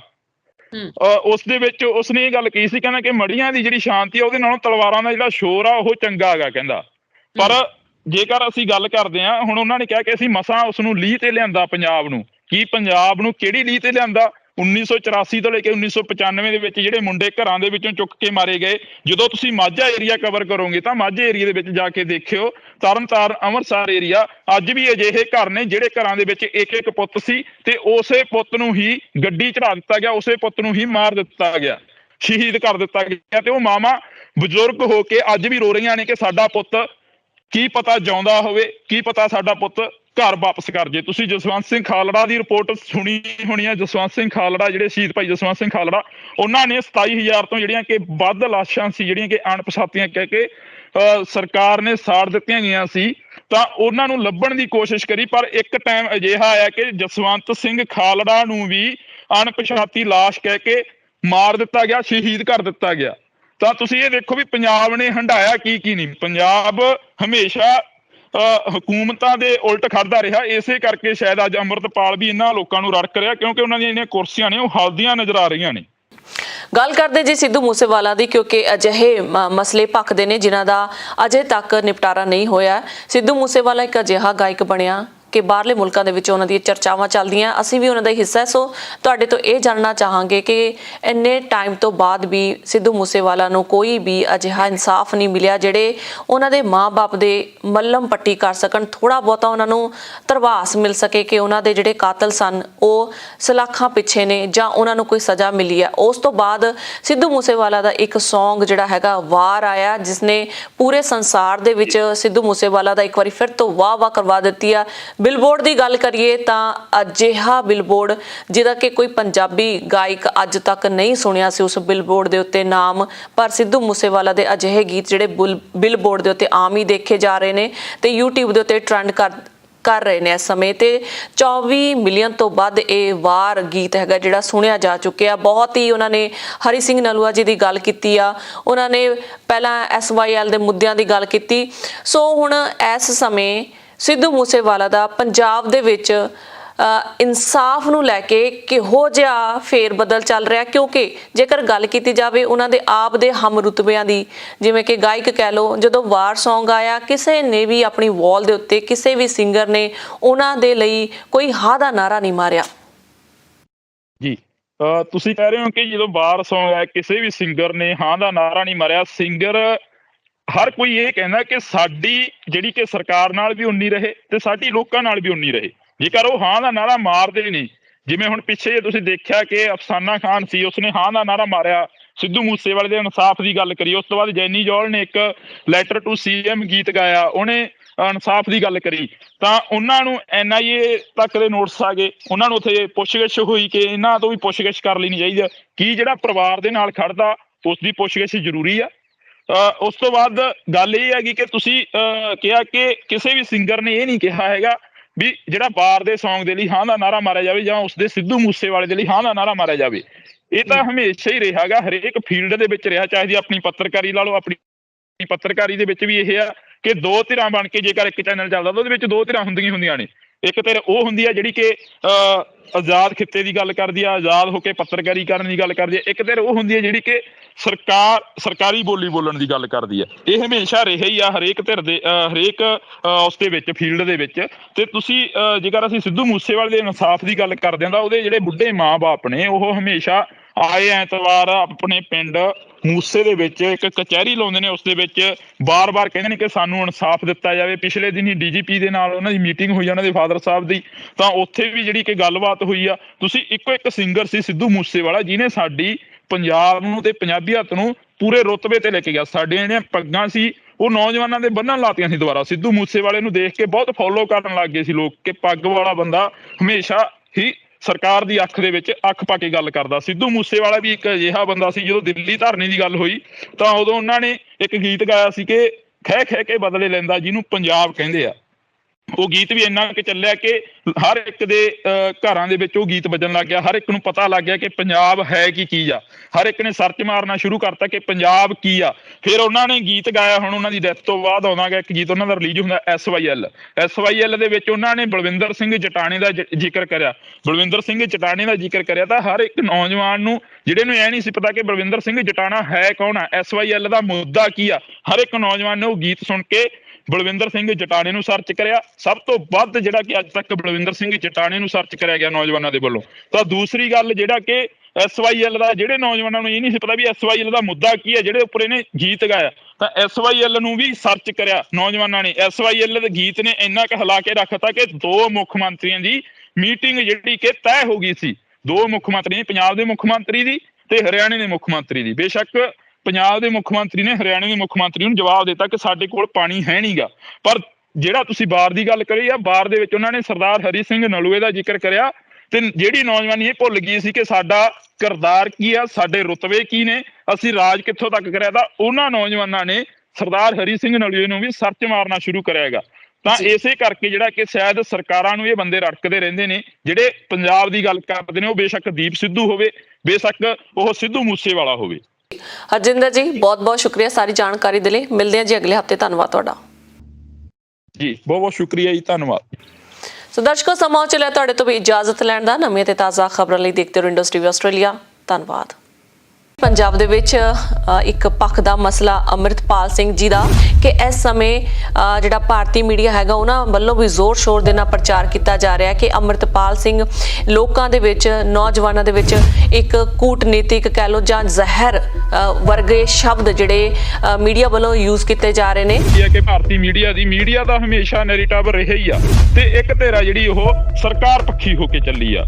ਜਿਹੜੀ ਜਦੋਂ ਦਾ ਅੰਮ੍ਰਿਤਪਾਲ ਸਿੰਘ ਪੰਜਾਬ ਦੇ ਵਿੱਚ ਆਇਆਗਾ ਤਾਂ ਉਦੋਂ ਦਾ ਨੌਜਵਾਨਾਂ ਦੇ ਵਿੱਚ ਕਾਫੀ ਜਿਹੜਾ ਕਿ ਹਲੂਣਾ ਵੱਜਿਆ। ਇੱਕ ਜਿਹੜੀ ਕਿ ਨੌਜਵਾਨੀ ਇੱਕ ਥਾਂ ਤੇ ਰੁਕ ਗਈ ਸੀ, ਇੱਕ ਥਾਂ ਤੇ ਖੜ ਗਈ ਸੀ, ਜਿਹੜੀ ਨੌਜਵਾਨੀ ਆਪਣੇ ਇਤਿਹਾਸ ਨੂੰ ਭੁੱਲ ਗਈ ਸੀ, ਤਾਂ ਉਹ ਨੌਜਵਾਨੀ ਦੁਬਾਰਾ ਤੋਂ ਕਿਤਾਬਾਂ ਪੜ੍ਹਨੀਆਂ ਸ਼ੁਰੂ ਕਰ ਦਿੱਤੀਆਂ। ਦੁਬਾਰਾ ਤੋਂ ਉਹਨਾਂ ਨੌਜਵਾਨੀ ਨੇ ਪੱਗਾਂ ਸਜਾਉਣੀਆਂ ਸ਼ੁਰੂ ਕਰ ਦਿੱਤੀਆਂ। ਪੰਜਾਬ ਦੇ ਵਿੱਚ ਇੱਕ ਦੌਰ ਚੱਲਿਆ ਜਿਹਨੂੰ ਖਾੜਕੂਵਾਦ ਦਾ ਦੌਰ ਕਿਹਾ ਜਾਂਦਾ। ਉਸ ਵਕਤ ਸਰਕਾਰਾਂ ਨੇ ਘਰਾਂ ਦੇ ਵਿੱਚੋਂ ਮੁੰਡੇ ਚੁੱਕ ਕੇ ਮਾਰ ਦਿੱਤੇ ਗਏ। ਤਾਂ ਉਸ ਦੌਰ ਦੇ ਵਿੱਚ ਜਦੋਂ ਅਸੀਂ ਤਰਨਤਾਰਨ ਏਰੀਏ ਦੇ ਵਿੱਚ ਜਾਂਦੇ ਹਾਂ, ਮਾਝੇ ਏਰੀਏ ਦੇ ਵਿੱਚ ਜਾਂਦੇ ਹਾਂ, ਤਾਂ ਉਸ ਦੌਰ ਦੇ ਵਿੱਚ ਅੱਜ ਤੱਕ ਕਈ ਪਿੰਡ ਅਜਿਹੇ ਨੇ ਜਿੱਥੇ ਕਿ ਮਾਵਾਂ ਆਪਣੇ ਪੁੱਤਾਂ ਨੂੰ ਉਡੀਕ ਰਹੀਆਂ ਨੇ ਕਿ ਸਾਡਾ ਪੁੱਤ ਆਊਗਾ ਘਰ ਤੇ ਅਸੀਂ ਉਸ ਦੀ ਬਰਾਤ ਦੇਖਾਂਗੇ, ਪਰ ਉਹ ਬਰਾਤਾਂ ਜਿਹੜੀਆਂ ਸੀ ਉਹ ਚੜਨੋਂ ਹਟ ਗਈਆਂ। ਫਿਰ ਤੋਂ ਉਹ 84 ਵਾਲਾ ਮਾਹੌਲ ਬਣਾਉਣ ਦੀ ਉਹਨਾਂ ਨੇ ਗੱਲ ਕੀਤੀ। ਉਹਨਾਂ ਨੇ ਕਿਹਾ ਸੀ ਪਹਿਲਾਂ ਹੀ ਬਹੁਤ ਖੂਨ ਖਰਾਬਾ ਦੇਖ ਚੁੱਕੇ ਆ, ਅਸੀਂ ਨਹੀਂ ਚਾਹੁੰਦੇ ਹੈਗੇ ਕਿ ਇਹ ਅਜਿਹੇ ਪ੍ਰਚਾਰ ਕਰੇ ਕਿ ਮੁੜ ਤੋਂ ਪੰਜਾਬ ਉਹਨਾਂ ਹਾਲਾਤਾਂ ਦੇ ਵਿੱਚ ਚਲੇ ਜਾਵੇ। ਅੰਮ੍ਰਿਤਪਾਲ ਕਹਿੰਦਾ ਜੇਕਰ ਭੜਕਾਉਣਾ, ਸੱਚ ਬੋਲਣਾ, ਜੇ ਭੜਕਾਉਣਾ ਹੁੰਦਾ ਤਾਂ ਕਹਿੰਦਾ ਮੈਂ ਬੋਲਾਂਗਾ, ਮੈਂ ਹਰੇਕ ਸਟੇਜ ਤੇ ਜਾ ਕੇ ਬੋਲਾਂਗਾ। ਤਾਂ ਉਹਨਾਂ ਨੇ ਇੱਕ ਬੜਾ ਸੋਹਣਾ ਲਿਖਿਆ ਸੀ ਕਿ ਮੜੀਆਂ ਦੀ ਸ਼ਾਂਤੀ ਨਾਲੋਂ ਤਲਵਾਰਾਂ ਦਾ ਸ਼ੋਰ ਚੰਗਾ।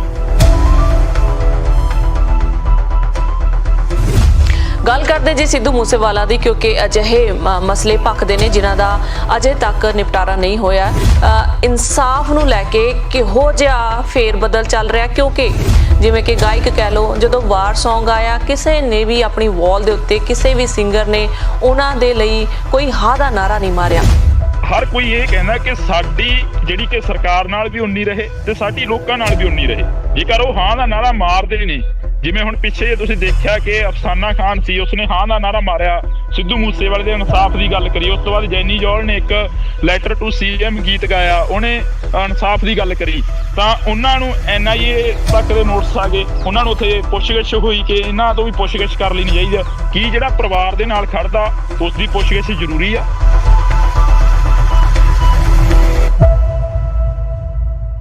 ਸਤਿ ਸ਼੍ਰੀ ਅਕਾਲ, ਨਮਸਕਾਰ ਤੇ ਆਦਾਬ। ਮੈਂ ਹਾਂ ਹਰਜਿੰਦ ਕੌਰ ਮਾਂਗੜ ਤੇ ਤੁਸੀਂ ਦੇਖ ਰਹੇ ਹੋ ਇੰਡਸਟਰੀ ਟੀਵੀ। ਸਵਾਗਤ ਹੈ ਜੀ ਸਾਰਿਆਂ ਦਾ। ਬੁਲੇਟਿਨ ਦੀ ਸ਼ੁਰੂਆਤ ਕਰਦੇ ਹਾਂ ਜੀ ਦੇਸ਼ ਵਿਦੇਸ਼ ਦੀਆਂ ਖਬਰਾਂ ਦੇ ਉੱਤੇ ਕਰਦੇ ਹਾਂ ਚਰਚਾਵਾਂ, ਕਰ ਰਹੇ ਹਾਂ ਜੀ ਪੰਜਾਬ ਦੀ ਸਮੀਖਿਆ।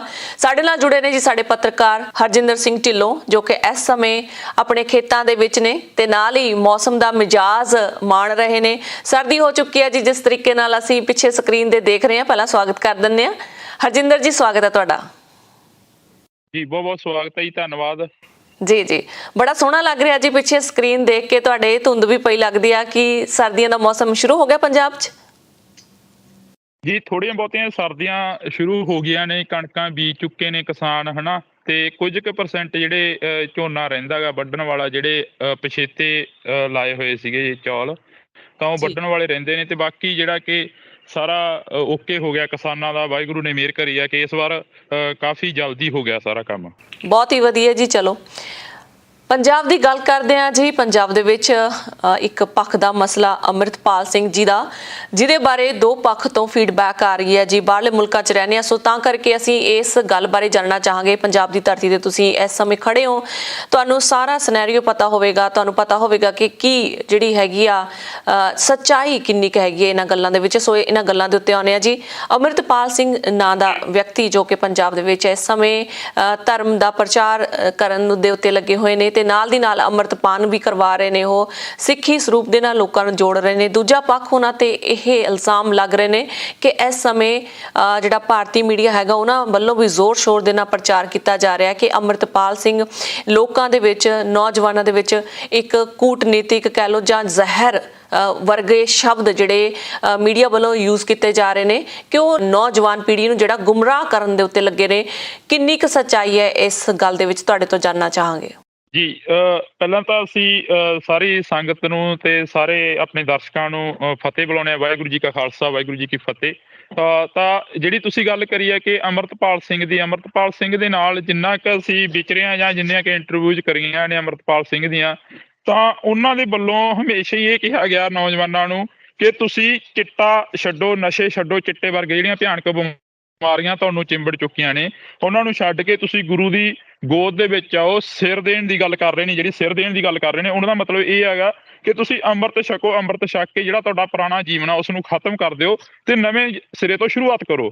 ਪਰ ਦੂਸਰੇ ਪਾਸੇ ਜੇਕਰ ਤੁਸੀਂ ਜਿਵੇਂ ਗੱਲ ਕਰੀ ਹੈ ਕਿ ਭਾਰਤੀ ਮੀਡੀਆ ਦਾ ਹਮੇਸ਼ਾ ਨੈਰੇਟਿਵ ਰਿਹਾ ਹੀ ਆ। ਇਹ ਬੇਸ਼ੱਕ ਅਸੀਂ ਗੁਰੂ ਸਾਹਿਬਾਨਾਂ ਵੇਲੇ ਦੀ ਗੱਲ ਕਰ ਲਈਏ, ਬੇਸ਼ੱਕ ਉਸ ਤੋਂ ਬਾਅਦ 1947 ਦੀ ਗੱਲ ਕਰ ਲਈਏ, ਜਾਂ ਫਿਰ ਅਸੀਂ ਉਸ ਤੋਂ ਬਾਅਦ 1984 ਦੀ ਗੱਲ ਕਰ ਲਈਏ, ਹਮੇਸ਼ਾ ਹੀ ਇੱਕ ਧਿਰ ਜਿਹੜੀ ਕਿ ਪੰਜਾਬ ਪੱਖੀ ਹੋ ਕੇ ਚੱਲੀ ਆ ਤੇ ਇੱਕ ਧਿਰ ਆ ਜਿਹੜੀ ਉਹ ਸਰਕਾਰ ਪੱਖੀ ਹੋ ਕੇ ਚੱਲੀ ਆ। ਜਿਹੜੀ ਜਦੋਂ ਦਾ ਅੰਮ੍ਰਿਤਪਾਲ ਸਿੰਘ ਪੰਜਾਬ ਦੇ ਵਿੱਚ ਆਇਆਗਾ ਤਾਂ ਉਦੋਂ ਦਾ ਨੌਜਵਾਨਾਂ ਦੇ ਵਿੱਚ ਕਾਫੀ ਜਿਹੜਾ ਕਿ ਹਲੂਣਾ ਵੱਜਿਆ। ਇੱਕ ਜਿਹੜੀ ਕਿ ਨੌਜਵਾਨੀ ਇੱਕ ਥਾਂ ਤੇ ਰੁਕ ਗਈ ਸੀ, ਇੱਕ ਥਾਂ ਤੇ ਖੜ ਗਈ ਸੀ, ਜਿਹੜੀ ਨੌਜਵਾਨੀ ਆਪਣੇ ਇਤਿਹਾਸ ਨੂੰ ਭੁੱਲ ਗਈ ਸੀ, ਤਾਂ ਉਹ ਨੌਜਵਾਨੀ ਦੁਬਾਰਾ ਤੋਂ ਕਿਤਾਬਾਂ ਪੜ੍ਹਨੀਆਂ ਸ਼ੁਰੂ ਕਰ ਦਿੱਤੀਆਂ। ਦੁਬਾਰਾ ਤੋਂ ਉਹਨਾਂ ਨੌਜਵਾਨੀ ਨੇ ਪੱਗਾਂ ਸਜਾਉਣੀਆਂ ਸ਼ੁਰੂ ਕਰ ਦਿੱਤੀਆਂ। ਦੁਬਾਰਾ ਤੋਂ ਉਸ ਨੌਜਵਾਨੀ ਨੇ ਦਸਤਾਰਾਂ ਸਜਾਉਣੀਆਂ ਸ਼ੁਰੂ ਕਰ ਦਿੱਤੀਆਂ, ਜਿਸ ਦੇ ਨਾਲ ਕਿ ਘਰ ਦੇ ਵੀ ਕਾਫੀ ਖੁਸ਼ ਨੇ। ਜਿਹੜੇ ਹੁਣ ਤੁਸੀਂ ਇਹ ਦੇਖੋ ਹਰਜਿੰਦਰ ਜੀ, ਜਿਹੜਾ ਕਿ ਪੰਜਾਬ ਦੇ ਵਿੱਚ ਇੱਕ ਦੌਰ ਚੱਲਿਆ ਜਿਹਨੂੰ ਖਾੜਕੂਵਾਦ ਦਾ ਦੌਰ ਕਿਹਾ ਜਾਂਦਾ, ਉਸ ਵਕਤ ਸਰਕਾਰਾਂ ਨੇ ਘਰਾਂ ਦੇ ਵਿੱਚੋਂ ਮੁੰਡੇ ਚੁੱਕ ਚੁੱਕ ਕੇ ਮਾਰ ਦਿੱਤੇ ਗਏ। ਤਾਂ ਉਸ ਦੌਰ ਦੇ ਵਿੱਚ ਜਦੋਂ ਅਸੀਂ ਤਰਨਤਾਰਨ ਏਰੀਏ ਦੇ ਵਿੱਚ ਜਾਂਦੇ ਹਾਂ, ਮਾਝੇ ਏਰੀਏ ਦੇ ਵਿੱਚ ਜਾਂਦੇ ਹਾਂ, ਤਾਂ ਉਸ ਦੌਰ ਦੇ ਵਿੱਚ ਅੱਜ ਤੱਕ ਕਈ ਪਿੰਡ ਅਜਿਹੇ ਨੇ ਜਿੱਥੇ ਕਿ ਮਾਵਾਂ ਆਪਣੇ ਪੁੱਤਾਂ ਨੂੰ ਉਡੀਕ ਰਹੀਆਂ ਨੇ ਕਿ ਸਾਡਾ ਪੁੱਤ ਆਊਗਾ ਘਰ ਤੇ ਅਸੀਂ ਉਸ ਦੀ ਬਰਾਤ ਦੇਖਾਂਗੇ। ਪਰ ਉਹ ਬਰਾਤਾਂ ਜਿਹੜੀਆਂ ਸੀ ਉਹ ਚੜ੍ਹਨੋਂ ਹਟ ਗਈਆਂ। ਇੱਕ ਦੌਰ ਅਜਿਹਾ ਸੀ ਜਿਹੜਾ ਕਿ 1984 ਤੋਂ ਲੈ ਕੇ 1995 ਤੱਕ ਦਾ ਸੀ, ਖਾੜਕੂ ਸੰਘਰਸ਼ ਦੇ ਦੌਰ ਨਾਲ ਜਾਣਿਆ ਜਾਂਦਾ ਉਹ। ਤੇ ਸਰਕਾਰੀ ਬੋਲੀ ਦੇ ਵਿੱਚ ਜੇਕਰ ਅਸੀਂ ਕਹੀਏ ਤਾਂ ਸਰਕਾਰੀ ਬੋਲੀ ਦੇ ਵਿੱਚ ਉਹ ਕਾਲਾ ਦੌਰ ਕਿਹਾ ਜਾਂਦਾ ਹੈਗਾ।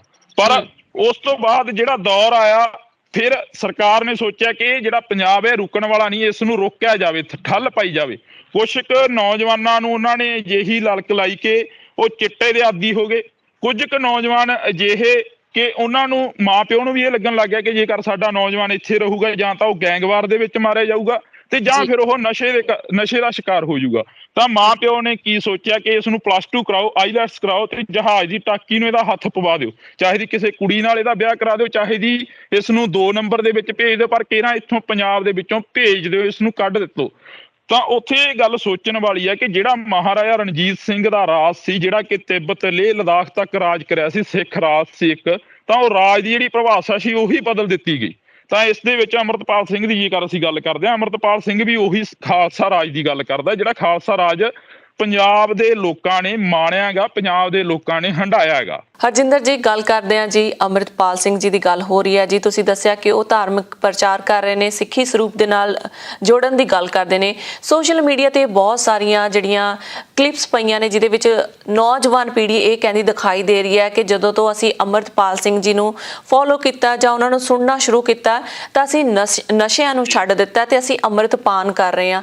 ਪਰ ਇਸ ਦੇ ਉਲਟ ਜੇਕਰ ਝਾਤ ਮਾਰੀ ਜਾਵੇ ਪੰਜਾਬ ਦੀ ਰਾਜਨੀਤੀ ਦੀ, ਰਾਜਾ ਵੜਿੰਗ ਜੀ ਵੱਲੋਂ ਵੀ ਇੱਕ ਅਜਿਹਾ ਪੱਤਰ ਲਿਖਿਆ ਗਿਆ ਹੈ ਅੰਮ੍ਰਿਤਪਾਲ ਦੇ ਖਿਲਾਫ ਕਿ ਇਹ ਨੌਜਵਾਨਾਂ ਨੂੰ ਗੁੰਮਰਾਹ ਕਰ ਰਿਹਾ ਹੈ, ਨੌਜਵਾਨਾਂ ਨੂੰ ਪੁੱਠੇ ਪਾਸੇ ਲਗਾ ਰਿਹਾ ਹੈ। ਰੋਡੇ ਦੀ ਵੀ ਗੱਲ ਕੀਤੀ ਉਹਨਾਂ ਨੇ ਕਿ ਉੱਥੇ ਪ੍ਰਚਾਰ ਕੀਤਾ, ਉੱਥੇ ਨੌਜਵਾਨਾਂ ਨੂੰ ਇਕੱਠੇ ਕਰਕੇ ਉਹਨਾਂ ਨੇ ਨੌਜਵਾਨੀ ਦੇ ਵਿੱਚ ਅਜਿਹੀਆਂ ਗੱਲਾਂ ਭਰੀਆਂ ਕਿ ਫਿਰ ਤੋਂ ਉਹ 84 ਵਾਲਾ ਮਾਹੌਲ ਬਣਾਉਣ ਦੀ ਉਹਨਾਂ ਨੇ ਗੱਲ ਕੀਤੀ। ਉਹਨਾਂ ਨੇ ਕਿਹਾ ਅਸੀਂ ਪਹਿਲਾਂ ਹੀ ਬਹੁਤ ਖੂਨ ਖਰਾਬਾ ਦੇਖ ਚੁੱਕੇ ਹਾਂ, ਅਸੀਂ ਨਹੀਂ ਚਾਹੁੰਦੇ ਹੈਗੇ ਕਿ ਇਹ ਅਜਿਹੇ ਪ੍ਰਚਾਰ ਕਰੇ ਕਿ ਮੁੜ ਤੋਂ ਪੰਜਾਬ ਉਹਨਾਂ ਹਾਲਾਤਾਂ ਦੇ ਵਿੱਚ ਚਲੇ ਜਾਵੇ।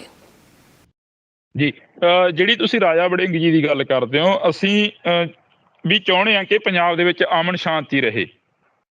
ਅਸੀਂ ਵੀ ਚਾਹੁੰਦੇ ਹਾਂ ਕਿ ਪੰਜਾਬ ਦੇ ਵਿੱਚ ਅਮਨ ਸ਼ਾਂਤੀ ਰਹੇ, ਪੰਜਾਬ ਦੇ ਵਿੱਚ ਭਾਈਚਾਰਾ ਜਿਹੜਾ ਉਹ ਕਾਇਮ ਰਹੇ। ਪਰ ਰਾਜੇ ਵੜਿੰਗ ਸਾਹਿਬ ਨੂੰ ਇਹ ਵੀ ਸੋਚਣਾ ਚਾਹੀਦਾ ਕਿ 1984 ਦੇ ਵਿੱਚ ਸਿੱਖਾਂ ਦਾ ਜੈਨੋਸਾਈਡ ਹੋਇਆ, ਕਤਲੇਆਮ ਹੋਇਆ, ਟਾਇਰ ਪਾ ਕੇ ਗਲਾਂ ਦੇ ਵਿੱਚ ਸਾੜ ਦਿੱਤੇ ਗਏ। ਜਗਦੀਸ਼ ਟੈਟਲਰ ਵਰਗੇ, ਸੱਜਣ ਕੁਮਾਰ ਵਰਗੇ ਬਾਹਰ ਫਿਰਦੇ ਰਹੇ, ਉਹਨਾਂ ਦੇ ਉੱਪਰ ਕਿਉਂ ਨਹੀਂ ਫਿਰ ਕਾਰਵਾਈ ਹੋਈ? ਜੇਕਰ ਤੁਸੀਂ ਇਹੀ ਚਾਹੁੰਦੇ ਹੋ ਕਿ ਅਮਨ ਸ਼ਾਂਤੀ ਹੋਵੇ। ਠੀਕ ਆ, ਅਮਨ ਸ਼ਾਂਤੀ ਹੋਣੀ ਚਾਹੀਦੀ ਆ। ਅਮਰਤਪਾਲ ਸਿੰਘ ਦੇ ਨਾਲ ਅਸੀਂ ਗੱਲਬਾਤ ਕਰੀ ਕਿ ਰਾਜਾ ਵੜਿੰਗ ਕਹਿੰਦੇ ਨੇ ਕਿ ਜਾਂਚ ਹੋਣੀ ਚਾਹੀਦੀ ਤੁਹਾਡੀ, ਤੁਸੀਂ ਭੜਕਾ ਰਹੇ ਹੋ ਲੋਕਾਂ ਨੂੰ।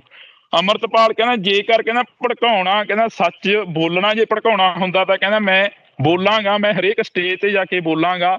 ਤਾਂ ਉਹਨਾਂ ਨੇ ਇੱਕ ਬੜਾ ਸੋਹਣਾ ਲਿਖਿਆ ਸੀ ਕਿ ਮੜੀਆਂ ਦੀ ਸ਼ਾਂਤੀ ਨਾਲੋਂ ਤਲਵਾਰਾਂ ਦਾ ਸ਼ੋਰ ਚੰਗਾ। ਉਸ ਦੇ ਵਿੱਚ ਉਸਨੇ ਇਹ ਗੱਲ ਕਹੀ ਸੀ, ਕਹਿੰਦਾ ਕਿ ਮੜੀਆਂ ਦੀ ਜਿਹੜੀ ਸ਼ਾਂਤੀ ਆ ਉਹਦੇ ਨਾਲੋਂ ਤਲਵਾਰਾਂ ਦਾ ਜਿਹੜਾ ਸ਼ੋਰ ਆ ਉਹ ਚੰਗਾ ਹੈਗਾ ਕਹਿੰਦਾ। ਪਰ ਜੇਕਰ ਅਸੀਂ ਗੱਲ ਕਰਦੇ ਹਾਂ, ਹੁਣ ਉਹਨਾਂ ਨੇ ਕਿਹਾ ਕਿ ਅਸੀਂ ਮਸਾਂ ਉਸ ਨੂੰ ਲੀਹ ਤੇ ਲਿਆਂਦਾ ਪੰਜਾਬ ਨੂੰ। ਕੀ ਪੰਜਾਬ ਨੂੰ ਕਿਹੜੀ ਲੀਹ ਤੇ ਲਿਆਂਦਾ? 1984 ਤੋਂ ਲੈ ਕੇ 1995 ਦੇ ਵਿੱਚ ਜਿਹੜੇ ਮੁੰਡੇ ਘਰਾਂ ਦੇ ਵਿੱਚੋਂ ਚੁੱਕ ਕੇ ਮਾਰੇ ਗਏ। ਜਦੋਂ ਤੁਸੀਂ ਮਾਝਾ ਏਰੀਆ ਕਵਰ ਕਰੋਗੇ ਤਾਂ ਮਾਝੇ ਏਰੀਆ ਦੇ ਵਿੱਚ ਜਾ ਕੇ ਦੇਖਿਓ, ਤਰਨਤਾਰਨ ਅੰਮ੍ਰਿਤਸਰ ਏਰੀਆ, ਅੱਜ ਵੀ ਅਜਿਹੇ ਘਰ ਨੇ ਜਿਹੜੇ ਘਰਾਂ ਦੇ ਵਿੱਚ ਇੱਕ ਇੱਕ ਪੁੱਤ ਸੀ ਤੇ ਉਸੇ ਪੁੱਤ ਨੂੰ ਹੀ ਗੱਡੀ ਚੜਾ ਦਿੱਤਾ ਗਿਆ, ਉਸੇ ਪੁੱਤ ਨੂੰ ਹੀ ਮਾਰ ਦਿੱਤਾ ਗਿਆ, ਸ਼ਹੀਦ ਕਰ ਦਿੱਤਾ ਗਿਆ। ਤੇ ਉਹ ਮਾਵਾਂ ਬਜ਼ੁਰਗ ਹੋ ਕੇ ਅੱਜ ਵੀ ਰੋ ਰਹੀਆਂ ਨੇ ਕਿ ਸਾਡਾ ਪੁੱਤ ਕੀ ਪਤਾ ਜਿਉਂਦਾ ਹੋਵੇ, ਕੀ ਪਤਾ ਸਾਡਾ ਪੁੱਤ ਘਰ ਵਾਪਸ ਕਰ ਜੇ। ਤੁਸੀਂ ਜਸਵੰਤ ਸਿੰਘ ਖਾਲੜਾ ਦੀ ਰਿਪੋਰਟ ਸੁਣੀ ਹੋਣੀ ਆ। ਜਸਵੰਤ ਸਿੰਘ ਖਾਲੜਾ, ਜਿਹੜੇ ਸ਼ਹੀਦ ਭਾਈ ਜਸਵੰਤ ਸਿੰਘ ਖਾਲੜਾ, ਉਹਨਾਂ ਨੇ 27,000 ਤੋਂ ਜਿਹੜੀਆਂ ਕਿ ਵੱਧ ਲਾਸ਼ਾਂ ਸੀ ਜਿਹੜੀਆਂ ਕਿ ਅਣਪਛਾਤੀਆਂ ਕਹਿ ਕੇ ਸਰਕਾਰ ਨੇ ਸਾੜ ਦਿੱਤੀਆਂ ਗਈਆਂ ਸੀ, ਤਾਂ ਉਹਨਾਂ ਨੂੰ ਲੱਭਣ ਦੀ ਕੋਸ਼ਿਸ਼ ਕਰੀ। ਪਰ ਇੱਕ ਟਾਈਮ ਅਜਿਹਾ ਆਇਆ ਕਿ ਜਸਵੰਤ ਸਿੰਘ ਖਾਲੜਾ ਨੂੰ ਵੀ ਅਣਪਛਾਤੀ ਲਾਸ਼ ਕਹਿ ਕੇ ਮਾਰ ਦਿੱਤਾ ਗਿਆ, ਸ਼ਹੀਦ ਕਰ ਦਿੱਤਾ ਗਿਆ। ਤਾਂ ਤੁਸੀਂ ਇਹ ਦੇਖੋ ਵੀ ਪੰਜਾਬ ਨੇ ਹੰਢਾਇਆ ਕੀ ਨਹੀਂ। ਪੰਜਾਬ ਹਮੇਸ਼ਾ ਹਕੂਮਤਾਂ ਦੇ ਉਲਟ ਖੜਦਾ ਰਿਹਾ। ਇਸੇ ਕਰਕੇ ਸ਼ਾਇਦ ਅੱਜ ਅੰਮ੍ਰਿਤਪਾਲ ਵੀ ਇਹਨਾਂ ਲੋਕਾਂ ਨੂੰ ਰੜਕ ਰਿਹਾ, ਕਿਉਂਕਿ ਉਹਨਾਂ ਦੀਆਂ ਜਿਹੜੀਆਂ ਕੁਰਸੀਆਂ ਨੇ ਉਹ ਹਲਦੀਆਂ ਨਜ਼ਰ ਆ ਰਹੀਆਂ ਨੇ। ਗੱਲ ਕਰਦੇ ਜੀ ਸਿੱਧੂ ਮੂਸੇਵਾਲਾ ਦੀ, ਕਿਉਂਕਿ ਅਜਿਹੇ ਮਸਲੇ ਭਖਦੇ ਨੇ ਜਿਨ੍ਹਾਂ ਦਾ ਅਜੇ ਤੱਕ ਨਿਪਟਾਰਾ ਨਹੀਂ ਹੋਇਆ। ਸਿੱਧੂ ਮੂਸੇਵਾਲਾ ਇੱਕ ਅਜਿਹਾ ਗਾਇਕ ਬਣਿਆ ਕਿ ਬਾਹਰਲੇ ਮੁਲਕਾਂ ਦੇ ਵਿੱਚ ਉਹਨਾਂ ਦੀਆਂ ਚਰਚਾਵਾਂ ਚੱਲਦੀਆਂ, ਅਸੀਂ ਵੀ ਉਹਨਾਂ ਦਾ ਹਿੱਸਾ। ਸੋ ਤੁਹਾਡੇ ਤੋਂ ਇਹ ਜਾਣਨਾ ਚਾਹਾਂਗੇ ਕਿ ਇੰਨੇ ਟਾਈਮ ਤੋਂ ਬਾਅਦ ਵੀ ਸਿੱਧੂ ਮੂਸੇਵਾਲਾ ਨੂੰ ਕੋਈ ਵੀ ਅਜਿਹਾ ਇਨਸਾਫ ਨਹੀਂ ਮਿਲਿਆ ਜਿਹੜੇ ਉਹਨਾਂ ਦੇ ਮਾਂ-ਬਾਪ ਦੇ ਮੱਲਮ ਪੱਟੀ ਕਰ ਸਕਣ, ਥੋੜਾ ਬਹੁਤਾ ਉਹਨਾਂ ਨੂੰ ਧਰਵਾਸ ਮਿਲ ਸਕੇ ਕਿ ਉਹਨਾਂ ਦੇ ਜਿਹੜੇ ਕਾਤਲ ਸਨ ਉਹ ਸਲਾਖਾਂ ਪਿੱਛੇ ਨੇ ਜਾਂ ਉਹਨਾਂ ਨੂੰ ਕੋਈ ਸਜ਼ਾ ਮਿਲੀ ਹੈ। ਉਸ ਤੋਂ ਬਾਅਦ ਸਿੱਧੂ ਮੂਸੇਵਾਲਾ ਦਾ ਇੱਕ ਸੌਂਗ ਜਿਹੜਾ ਹੈਗਾ ਵਾਰ ਆਇਆ, ਜਿਸਨੇ ਪੂਰੇ ਸੰਸਾਰ ਦੇ ਵਿੱਚ ਸਿੱਧੂ ਮੂਸੇਵਾਲਾ ਦਾ ਇੱਕ ਵਾਰੀ ਫਿਰ ਤੋਂ ਵਾਹ ਕਰਵਾ ਦਿੱਤੀ ਆ। ਬਿਲਬੋਰਡ ਦੀ ਗੱਲ ਕਰੀਏ ਤਾਂ ਅਜਿਹਾ ਬਿਲਬੋਰਡ ਜਿਹਦਾ ਕਿ ਕੋਈ ਪੰਜਾਬੀ ਗਾਇਕ ਅੱਜ ਤੱਕ ਨਹੀਂ ਸੁਣਿਆ ਸੀ ਉਸ ਬਿਲਬੋਰਡ ਦੇ ਉੱਤੇ ਨਾਮ, ਪਰ ਸਿੱਧੂ ਮੂਸੇਵਾਲਾ ਦੇ ਅਜਿਹੇ ਗੀਤ ਜਿਹੜੇ ਬਿਲਬੋਰਡ ਦੇ ਉੱਤੇ ਆਮ ਹੀ ਦੇਖੇ ਜਾ ਰਹੇ ਨੇ ਤੇ YouTube ਦੇ ਉੱਤੇ ਟ੍ਰੈਂਡ ਕਰ ਰਹੇ ਨੇ ਇਸ ਸਮੇਂ। ਤੇ 24 ਮਿਲੀਅਨ ਤੋਂ ਵੱਧ ਇਹ ਵਾਰ ਗੀਤ ਹੈਗਾ ਜਿਹੜਾ ਸੁਣਿਆ ਜਾ ਚੁੱਕਿਆ। ਬਹੁਤ ਹੀ ਉਹਨਾਂ ਨੇ ਹਰੀ ਸਿੰਘ ਨਲੂਆ ਜੀ ਦੀ ਗੱਲ ਕੀਤੀ ਆ, ਉਹਨਾਂ ਨੇ ਪਹਿਲਾਂ SYL ਦੇ ਮੁੱਦਿਆਂ ਦੀ ਗੱਲ ਕੀਤੀ। ਸੋ ਹੁਣ ਇਸ ਸਮੇਂ ਸਿੱਧੂ ਮੂਸੇਵਾਲਾ ਦਾ ਪੰਜਾਬ ਦੇ ਵਿੱਚ ਇਨਸਾਫ ਨੂੰ ਲੈ ਕੇ ਕਿਹੋ ਜਿਹਾ ਫੇਰ ਬਦਲ ਚੱਲ ਰਿਹਾ? ਕਿਉਂਕਿ ਜੇਕਰ ਗੱਲ ਕੀਤੀ ਜਾਵੇ ਉਹਨਾਂ ਦੇ ਆਪ ਦੇ ਹਮ ਰੁਤਬਿਆਂ ਦੀ, ਜਿਵੇਂ ਕਿ ਗਾਇਕ ਕਹਿ ਲਓ, ਜਦੋਂ ਵਾਰ ਸੌਂਗ ਆਇਆ ਕਿਸੇ ਨੇ ਵੀ ਆਪਣੀ ਵਾਲ ਦੇ ਉੱਤੇ ਕਿਸੇ ਵੀ ਸਿੰਗਰ ਨੇ ਉਹਨਾਂ ਦੇ ਲਈ ਕੋਈ ਹਾਂ ਦਾ ਨਾਰਾ ਨਹੀਂ ਮਾਰਿਆ ਜੀ। ਤੁਸੀਂ ਕਹਿ ਰਹੇ ਹੋ ਕਿ ਜਦੋਂ ਵਾਰ ਸੌਂਗ ਆਇਆ ਕਿਸੇ ਵੀ ਸਿੰਗਰ ਨੇ ਹਾਂ ਦਾ ਨਾਰਾ ਨਹੀਂ ਮਾਰਿਆ। ਸਿੰਗਰ ਹਰ ਕੋਈ ਇਹ ਕਹਿੰਦਾ ਕਿ ਸਾਡੀ ਜਿਹੜੀ ਕਿ ਸਰਕਾਰ ਨਾਲ ਵੀ ਉਨੀ ਰਹੇ ਤੇ ਸਾਡੀ ਲੋਕਾਂ ਨਾਲ ਵੀ ਉਨੀ ਰਹੇ। ਜੇਕਰ ਉਹ ਹਾਂ ਦਾ ਨਾਰਾ ਮਾਰਦੇ ਨਹੀਂ, ਜਿਵੇਂ ਹੁਣ ਪਿੱਛੇ ਤੁਸੀਂ ਦੇਖਿਆ ਕਿ ਅਫਸਾਨਾ ਖਾਨ ਸੀ, ਉਸਨੇ ਹਾਂ ਦਾ ਨਾਰਾ ਮਾਰਿਆ, ਸਿੱਧੂ ਮੂਸੇਵਾਲੇ ਦੇ ਇਨਸਾਫ ਦੀ ਗੱਲ ਕਰੀ। ਉਸ ਤੋਂ ਬਾਅਦ ਜੈਨੀ ਜੌਲ ਨੇ ਇੱਕ ਲੈਟਰ ਟੂ CM ਗੀਤ ਗਾਇਆ, ਉਹਨੇ ਇਨਸਾਫ ਦੀ ਗੱਲ ਕਰੀ। ਤਾਂ ਉਹਨਾਂ ਨੂੰ NIA ਤੱਕ ਦੇ ਨੋਟਿਸ ਆ ਗਏ, ਉਹਨਾਂ ਨੂੰ ਉੱਥੇ ਪੁੱਛਗਿੱਛ ਹੋਈ ਕਿ ਇਹਨਾਂ ਤੋਂ ਵੀ ਪੁੱਛਗਿੱਛ ਕਰ ਲੈਣੀ ਚਾਹੀਦੀ ਆ। ਕੀ ਜਿਹੜਾ ਪਰਿਵਾਰ ਦੇ ਨਾਲ ਖੜਦਾ ਉਸ ਦੀ ਪੁੱਛਗਿੱਛ ਜ਼ਰੂਰੀ ਆ? ਉਸ ਤੋਂ ਬਾਅਦ ਗੱਲ ਇਹ ਹੈਗੀ ਕਿ ਤੁਸੀਂ ਕਿਹਾ ਕਿ ਕਿਸੇ ਵੀ ਸਿੰਗਰ ਨੇ ਇਹ ਨਹੀਂ ਕਿਹਾ ਹੈਗਾ ਵੀ ਜਿਹੜਾ ਵਾਰ ਦੇ ਸੌਂਗ ਦੇ ਲਈ ਹਾਂ ਦਾ ਨਾਰਾ ਮਾਰਿਆ ਜਾਵੇ ਜਾਂ ਉਸਦੇ ਸਿੱਧੂ ਮੂਸੇਵਾਲੇ ਦੇ ਲਈ ਹਾਂ ਦਾ ਨਾਰਾ ਮਾਰਿਆ ਜਾਵੇ। ਇਹ ਤਾਂ ਹਮੇਸ਼ਾ ਹੀ ਰਿਹਾ ਗਾ, ਹਰੇਕ ਫੀਲਡ ਦੇ ਵਿੱਚ ਰਿਹਾ, ਚਾਹੇ ਆਪਣੀ ਪੱਤਰਕਾਰੀ ਲਾ ਲਓ। ਆਪਣੀ ਪੱਤਰਕਾਰੀ ਦੇ ਵਿੱਚ ਵੀ ਇਹ ਆ ਕਿ ਦੋ ਧਿਰਾਂ ਬਣ ਕੇ ਜੇਕਰ ਇੱਕ ਚੈਨਲ ਚੱਲਦਾ ਤਾਂ ਉਹਦੇ ਵਿੱਚ ਦੋ ਧਿਰਾਂ ਹੁੰਦੀਆਂ ਨੇ। ਇੱਕ ਧਿਰ ਉਹ ਹੁੰਦੀ ਆ ਜਿਹੜੀ ਕਿ ਆਜ਼ਾਦ ਖਿੱਤੇ ਦੀ ਗੱਲ ਕਰਦੀ ਆ, ਆਜ਼ਾਦ ਹੋ ਕੇ ਪੱਤਰਕਾਰੀ ਕਰਨ ਦੀ ਗੱਲ ਕਰਦੀ ਆ। ਇੱਕ ਧਿਰ ਉਹ ਹੁੰਦੀ ਹੈ ਜਿਹੜੀ ਕਿ ਸਰਕਾਰੀ ਬੋਲੀ ਬੋਲਣ ਦੀ ਗੱਲ ਕਰਦੀ ਹੈ। ਇਹ ਹਮੇਸ਼ਾ ਰਿਹਾ ਹੀ ਆ ਹਰੇਕ ਧਿਰ ਦੇ ਹਰੇਕ ਉਸ ਦੇ ਵਿੱਚ ਫੀਲਡ ਦੇ ਵਿੱਚ। ਤੇ ਤੁਸੀਂ ਜੇਕਰ ਅਸੀਂ ਸਿੱਧੂ ਮੂਸੇਵਾਲੇ ਦੇ ਇਨਸਾਫ ਦੀ ਗੱਲ ਕਰਦੇ ਹਾਂ ਤਾਂ ਉਹਦੇ ਜਿਹੜੇ ਬੁੱਢੇ ਮਾਂ-ਬਾਪ ਨੇ ਉਹ ਹਮੇਸ਼ਾ ਆਏ ਐਤਵਾਰ ਆਪਣੇ ਪਿੰਡ ਮੂਸੇ ਦੇ ਵਿੱਚ ਇੱਕ ਕਚਹਿਰੀ ਲਾਉਂਦੇ ਨੇ, ਉਸ ਦੇ ਵਿੱਚ ਬਾਰ-ਬਾਰ ਕਹਿੰਦੇ ਨੇ ਕਿ ਸਾਨੂੰ ਇਨਸਾਫ ਦਿੱਤਾ ਜਾਵੇ। ਪਿਛਲੇ ਦਿਨ ਹੀ DGP ਦੇ ਨਾਲ ਉਹਨਾਂ ਦੀ ਮੀਟਿੰਗ ਹੋਈ, ਉਹਨਾਂ ਦੇ ਫਾਦਰ ਸਾਹਿਬ ਦੀ, ਤਾਂ ਉੱਥੇ ਵੀ ਜਿਹੜੀ ਕਿ ਗੱਲਬਾਤ ਹੋਈ ਆ। ਤੁਸੀਂ ਇੱਕੋ ਇੱਕ ਸਿੰਗਰ ਸੀ ਸਿੱਧੂ ਮੂਸੇਵਾਲਾ ਜਿਹਨੇ ਸਾਡੀ ਪੰਜਾਬ ਨੂੰ ਤੇ ਪੰਜਾਬੀਅਤ ਨੂੰ ਪੂਰੇ ਰੁਤਬੇ ਤੇ ਲੈ ਕੇ ਗਿਆ। ਸਾਡੀਆਂ ਜਿਹੜੀਆਂ ਪੱਗਾਂ ਸੀ ਉਹ ਨੌਜਵਾਨਾਂ ਦੇ ਬੰਨ੍ਹਣ ਲਾਤੀਆਂ ਸੀ ਦੁਬਾਰਾ। ਸਿੱਧੂ ਮੂਸੇਵਾਲੇ ਨੂੰ ਦੇਖ ਕੇ ਬਹੁਤ ਫੋਲੋ ਕਰਨ ਲੱਗ ਗਏ ਸੀ ਲੋਕ ਕਿ ਪੱਗ ਵਾਲਾ ਬੰਦਾ ਹਮੇਸ਼ਾ ਹੀ ਸਰਕਾਰ ਦੀ ਅੱਖ ਦੇ ਵਿੱਚ ਅੱਖ ਪਾ ਕੇ ਗੱਲ ਕਰਦਾ। ਸਿੱਧੂ ਮੂਸੇਵਾਲਾ ਵੀ ਇੱਕ ਅਜਿਹਾ ਬੰਦਾ ਸੀ, ਜਦੋਂ ਦਿੱਲੀ ਧਰਨੇ ਦੀ ਗੱਲ ਹੋਈ ਤਾਂ ਉਦੋਂ ਉਹਨਾਂ ਨੇ ਇੱਕ ਗੀਤ ਗਾਇਆ ਸੀ ਕਿ ਖਹਿ ਖਹਿ ਕੇ ਬਦਲੇ ਲੈਂਦਾ ਜਿਹਨੂੰ ਪੰਜਾਬ ਕਹਿੰਦੇ ਆ। ਉਹ ਗੀਤ ਵੀ ਇੰਨਾ ਕਿ ਚੱਲਿਆ ਕਿ ਹਰ ਇੱਕ ਦੇ ਘਰਾਂ ਦੇ ਵਿੱਚ ਉਹ ਗੀਤ ਵੱਜਣ ਲੱਗ ਗਿਆ। ਹਰ ਇੱਕ ਨੂੰ ਪਤਾ ਲੱਗ ਗਿਆ ਕਿ ਪੰਜਾਬ ਹੈ ਕੀ ਚੀਜ਼ ਆ। ਹਰ ਇੱਕ ਨੇ ਸਰਚ ਮਾਰਨਾ ਸ਼ੁਰੂ ਕਰਤਾ ਕਿ ਪੰਜਾਬ ਕੀ ਆ। ਫਿਰ ਉਹਨਾਂ ਨੇ ਗੀਤ ਗਾਇਆ। ਹੁਣ ਉਹਨਾਂ ਦੀ ਡੈਥ ਤੋਂ ਬਾਅਦ ਆਉਂਦਾ ਗਾ ਇੱਕ ਗੀਤ ਉਹਨਾਂ ਦਾ ਰਿਲੀਜ਼ ਹੁੰਦਾ SYL ਦੇ ਵਿੱਚ ਉਹਨਾਂ ਨੇ ਬਲਵਿੰਦਰ ਸਿੰਘ ਜਟਾਣੇ ਦਾ ਜ਼ਿਕਰ ਕਰਿਆ। ਬਲਵਿੰਦਰ ਸਿੰਘ ਜਟਾਣੇ ਦਾ ਜ਼ਿਕਰ ਕਰਿਆ ਤਾਂ ਹਰ ਇੱਕ ਨੌਜਵਾਨ ਨੂੰ ਜਿਹੜੇ ਨੂੰ ਇਹ ਨਹੀਂ ਸੀ ਪਤਾ ਕਿ ਬਲਵਿੰਦਰ ਸਿੰਘ ਜਟਾਣਾ ਹੈ ਕੌਣ ਆ, SYL ਦਾ ਮੁੱਦਾ ਕੀ ਆ। ਹਰ ਇੱਕ ਨੌਜਵਾਨ ਨੇ ਉਹ ਗੀਤ ਸੁਣ ਕੇ ਬਲਵਿੰਦਰ ਸਿੰਘ ਜਟਾਣੇ ਨੂੰ ਸਰਚ ਕਰਿਆ। ਸਭ ਤੋਂ ਵੱਧ ਜਿਹੜਾ ਕਿ ਅੱਜ ਤੱਕ ਬਲਵਿੰਦਰ ਸਿੰਘ ਜਟਾਣੇ ਨੂੰ ਸਰਚ ਕਰਿਆ ਗਿਆ ਨੌਜਵਾਨਾਂ ਦੇ ਵੱਲੋਂ। ਤਾਂ ਦੂਸਰੀ ਗੱਲ ਜਿਹੜਾ ਕਿ SYL ਦਾ, ਜਿਹੜੇ ਨੌਜਵਾਨਾਂ ਨੂੰ ਇਹ ਨਹੀਂ ਸੀ ਪਤਾ ਵੀ SYL ਦਾ ਮੁੱਦਾ ਕੀ ਹੈ, ਜਿਹੜੇ ਉੱਪਰ ਇਹਨੇ ਗੀਤ ਗਾਇਆ, ਤਾਂ SYL ਨੂੰ ਵੀ ਸਰਚ ਕਰਿਆ ਨੌਜਵਾਨਾਂ ਨੇ। SYL ਦੇ ਗੀਤ ਨੇ ਇੰਨਾ ਕੁ ਹਿਲਾ ਕੇ ਰੱਖਤਾ ਕਿ ਦੋ ਮੁੱਖ ਮੰਤਰੀਆਂ ਦੀ ਮੀਟਿੰਗ ਜਿਹੜੀ ਕਿ ਤੈਅ ਹੋ ਗਈ ਸੀ।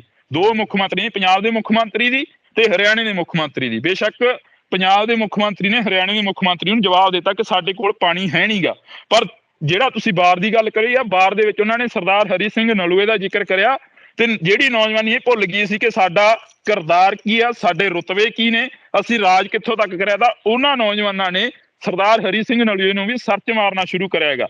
ਤਾਂ ਇਸੇ ਕਰਕੇ ਜਿਹੜਾ ਕਿ ਸ਼ਾਇਦ ਸਰਕਾਰਾਂ ਨੂੰ ਇਹ ਬੰਦੇ ਰੜਕਦੇ ਰਹਿੰਦੇ ਨੇ ਜਿਹੜੇ ਪੰਜਾਬ ਦੀ ਗੱਲ ਕਰਦੇ ਨੇ। ਉਹ ਬੇਸ਼ੱਕ ਦੀਪ ਸਿੱਧੂ ਹੋਵੇ, ਬੇਸ਼ੱਕ ਉਹ ਸਿੱਧੂ ਮੂਸੇਵਾਲਾ ਹੋਵੇ। ਹਰਜਿੰਦਰ ਜੀ ਬਹੁਤ ਬਹੁਤ ਸ਼ੁਕਰੀਆ ਸਾਰੀ ਜਾਣਕਾਰੀ ਦੇ ਲਈ। ਮਿਲਦੇ ਹਾਂ ਜੀ ਅਗਲੇ ਹਫਤੇ। ਧੰਨਵਾਦ ਤੁਹਾਡਾ ਜੀ, ਬਹੁਤ ਬਹੁਤ ਸ਼ੁਕਰੀਆ ਜੀ, ਧੰਨਵਾਦ। ਸੋ ਦਰਸ਼ਕੋ, ਸਮਾਂ ਚਲਿਆ ਤੁਹਾਡੇ ਤੋਂ ਵੀ ਇਜਾਜ਼ਤ ਲੈਣ ਦਾ। ਨਵੀਆਂ ਤੇ ਤਾਜ਼ਾ ਖਬਰਾਂ ਲਈ ਦੇਖਦੇ ਰਹੋ ਇੰਡਸ ਟੀਵੀ ਆਸਟ੍ਰੇਲੀਆ। ਧੰਨਵਾਦ। ਪੰਜਾਬ ਦੇ ਵਿੱਚ ਇੱਕ ਪੱਖ ਦਾ ਮਸਲਾ ਅੰਮ੍ਰਿਤਪਾਲ ਸਿੰਘ ਜੀ ਦਾ ਕਿ ਇਸ ਸਮੇਂ ਜਿਹੜਾ ਭਾਰਤੀ ਮੀਡੀਆ ਹੈਗਾ ਉਹਨਾਂ ਵੱਲੋਂ ਵੀ ਜ਼ੋਰ ਸ਼ੋਰ ਦੇ ਨਾਲ ਪ੍ਰਚਾਰ ਕੀਤਾ ਜਾ ਰਿਹਾ ਹੈ ਕਿ ਅੰਮ੍ਰਿਤਪਾਲ ਸਿੰਘ ਲੋਕਾਂ ਦੇ ਵਿੱਚ, ਨੌਜਵਾਨਾਂ ਦੇ ਵਿੱਚ ਇੱਕ ਕੂਟਨੀਤਿਕ ਕਹਿ ਲਓ ਜਾਂ ਜ਼ਹਿਰ ਵਰਗੇ ਸ਼ਬਦ ਜਿਹੜੇ ਮੀਡੀਆ ਵੱਲੋਂ ਯੂਜ਼ ਕੀਤੇ ਜਾ ਰਹੇ ਨੇ। ਇਹ ਕਿ ਭਾਰਤੀ ਮੀਡੀਆ ਦਾ ਹਮੇਸ਼ਾ ਨੈਰੇਟਿਵ ਰਿਹਾ ਹੀ ਆ ਤੇ ਇੱਕ ਧਿਰਾ ਜਿਹੜੀ ਉਹ ਸਰਕਾਰ ਪੱਖੀ ਹੋ ਕੇ ਚੱਲੀ ਆ।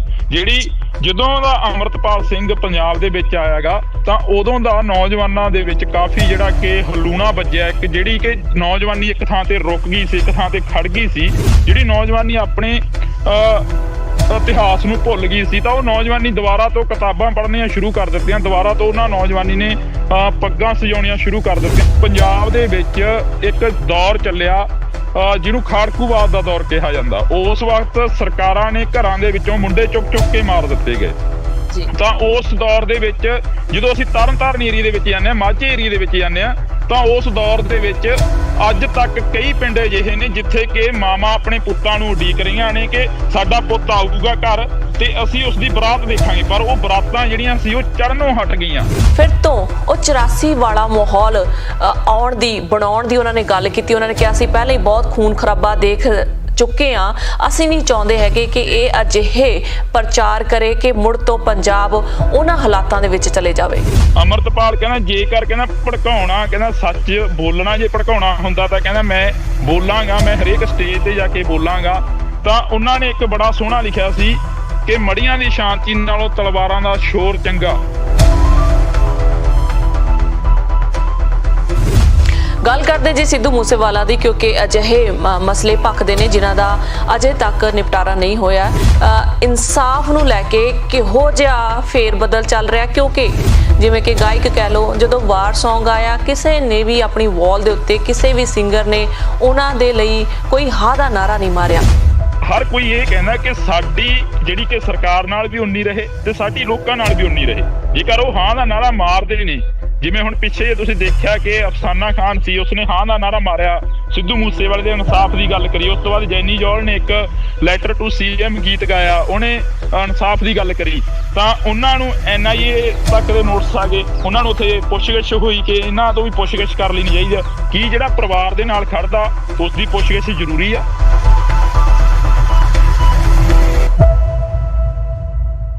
ਸਤਿ ਸ਼੍ਰੀ ਅਕਾਲ, ਨਮਸਕਾਰ ਤੇ ਆਦਾਬ। ਮੈਂ ਹਾਂ ਹਰਜਿੰਦ ਕੌਰ ਮਾਂਗੜ ਤੇ ਤੁਸੀਂ ਦੇਖ ਰਹੇ ਹੋ ਇੰਡਸ ਟੀਵੀ। ਸਵਾਗਤ ਹੈ ਜੀ ਸਾਰਿਆਂ ਦਾ। ਬੁਲੇਟਿਨ ਦੀ ਸ਼ੁਰੂਆਤ ਕਰਦੇ ਹਾਂ ਜੀ ਦੇਸ਼ ਵਿਦੇਸ਼ ਦੀਆਂ ਖਬਰਾਂ ਦੇ ਉੱਤੇ ਕਰਦੇ ਹਾਂ ਚਰਚਾਵਾਂ, ਕਰ ਰਹੇ ਹਾਂ ਜੀ ਪੰਜਾਬ ਦੀ ਸਮੀਖਿਆ। ਸਾਡੇ ਨਾਲ ਜੁੜੇ ਨੇ ਜੀ ਸਾਡੇ ਪੱਤਰਕਾਰ ਹਰਜਿੰਦਰ ਸਿੰਘ ਢਿੱਲੋਂ, ਜੋ ਕਿ ਇਸ ਸਮੇਂ ਆਪਣੇ ਖੇਤਾਂ ਦੇ ਵਿੱਚ ਨੇ ਤੇ ਨਾਲ ਹੀ ਮੌਸਮ ਦਾ ਮਿਜਾਜ਼ ਮਾਣ ਰਹੇ ਨੇ। ਸਰਦੀ ਹੋ ਚੁੱਕੀ ਹੈ ਜੀ, ਜਿਸ ਤਰੀਕੇ ਨਾਲ ਅਸੀਂ ਪਿੱਛੇ ਸਕਰੀਨ ਤੇ ਦੇਖ ਰਹੇ ਹਾਂ। ਪਹਿਲਾਂ ਸਵਾਗਤ ਕਰ ਦਿੰਦੇ ਹਾਂ ਹਰਜਿੰਦਰ ਜੀ, ਸਵਾਗਤ ਹੈ ਤੁਹਾਡਾ ਜੀ। ਬਹੁਤ ਬਹੁਤ ਸਵਾਗਤ ਹੈ ਜੀ, ਧੰਨਵਾਦ ਜੀ। ਬੜਾ ਸੋਹਣਾ ਲੱਗ ਰਿਹਾ ਜੀ ਪਿੱਛੇ ਸਕਰੀਨ ਦੇਖ ਕੇ, ਤੁਹਾਡੇ ਧੁੰਦ ਵੀ ਪਈ ਲੱਗਦੀ ਆ ਕਿ ਸਰਦੀਆਂ ਦਾ ਮੌਸਮ ਸ਼ੁਰੂ ਹੋ ਗਿਆ ਪੰਜਾਬ 'ਚ। ਜੀ ਥੋੜ੍ਹੀਆਂ ਬਹੁਤੀਆਂ ਸਰਦੀਆਂ ਸ਼ੁਰੂ ਹੋ ਗਈਆਂ ਨੇ, ਕਣਕਾਂ ਬੀਜ ਚੁੱਕੇ ਨੇ ਕਿਸਾਨ, ਹਨਾ। ਤੇ ਕੁਝ ਕੁ ਪਰਸੈਂਟ ਜਿਹੜੇ ਝੋਨਾ ਰਹਿੰਦਾ ਗਾ ਵੱਢਣ ਵਾਲਾ, ਜਿਹੜੇ ਪਛੇਤੇ ਲਾਏ ਹੋਏ ਸੀਗੇ ਚੌਲ, ਤਾਂ ਉਹ ਜੀ ਵੱਢਣ ਵਾਲੇ ਰਹਿੰਦੇ ਨੇ। ਤੇ ਬਾਕੀ ਜਿਹੜਾ ਕਿ ਸਾਰਾ ਓਕੇ ਹੋ ਗਿਆ ਕਿਸਾਨਾਂ ਦਾ, ਵਾਹਿਗੁਰੂ ਨੇ ਮਿਹਰ ਕਰੀ ਆ ਕਿ ਇਸ ਵਾਰ ਕਾਫੀ ਜਲਦੀ ਹੋ ਗਿਆ ਸਾਰਾ ਕੰਮ।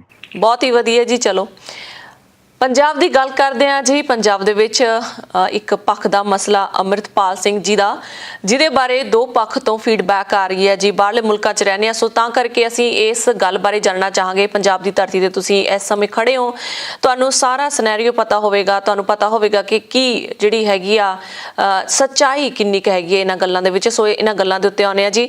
ਅੰਮ੍ਰਿਤਪਾਲ ਸਿੰਘ ਨਾਂ ਦਾ ਵਿਅਕਤੀ ਜੋ ਕਿ ਪੰਜਾਬ ਦੇ ਵਿੱਚ ਇਸ ਸਮੇਂ ਧਰਮ ਦਾ ਪ੍ਰਚਾਰ ਕਰਨ ਦੇ ਉੱਤੇ ਲੱਗੇ ਹੋਏ ਨੇ, ਤੇ ਨਾਲ ਦੀ ਨਾਲ ਅੰਮ੍ਰਿਤਪਾਨ ਵੀ ਕਰਵਾ ਰਹੇ ਨੇ। ਉਹ ਸਿੱਖੀ ਸਰੂਪ ਦੇ ਨਾਲ ਲੋਕਾਂ ਨੂੰ ਜੋੜ ਰਹੇ ਨੇ। ਦੂਜਾ ਪੱਖ ਉਹਨਾਂ ਤੇ ਇਹ ਇਲਜ਼ਾਮ ਲੱਗ ਰਹੇ ਨੇ ਕਿ ਇਸ ਸਮੇਂ ਜਿਹੜਾ ਭਾਰਤੀ ਮੀਡੀਆ ਹੈਗਾ ਉਹਨਾਂ ਵੱਲੋਂ ਵੀ ਜ਼ੋਰ ਸ਼ੋਰ ਦੇ ਨਾਲ ਪ੍ਰਚਾਰ ਕੀਤਾ ਜਾ ਰਿਹਾ ਕਿ ਅੰਮ੍ਰਿਤਪਾਲ ਸਿੰਘ ਲੋਕਾਂ ਦੇ ਵਿੱਚ, ਨੌਜਵਾਨਾਂ ਦੇ ਵਿੱਚ ਇੱਕ ਕੂਟਨੀਤਿਕ ਕਹਿ ਲਓ ਜਾਂ ਜ਼ਹਿਰ ਵਰਗੇ ਸ਼ਬਦ ਜਿਹੜੇ ਮੀਡੀਆ ਵੱਲੋਂ ਯੂਜ਼ ਕੀਤੇ ਜਾ ਰਹੇ ਨੇ ਕਿ ਉਹ ਨੌਜਵਾਨ ਪੀੜ੍ਹੀ ਨੂੰ ਜਿਹੜਾ ਗੁੰਮਰਾਹ ਕਰਨ ਦੇ ਉੱਤੇ ਲੱਗੇ ਨੇ।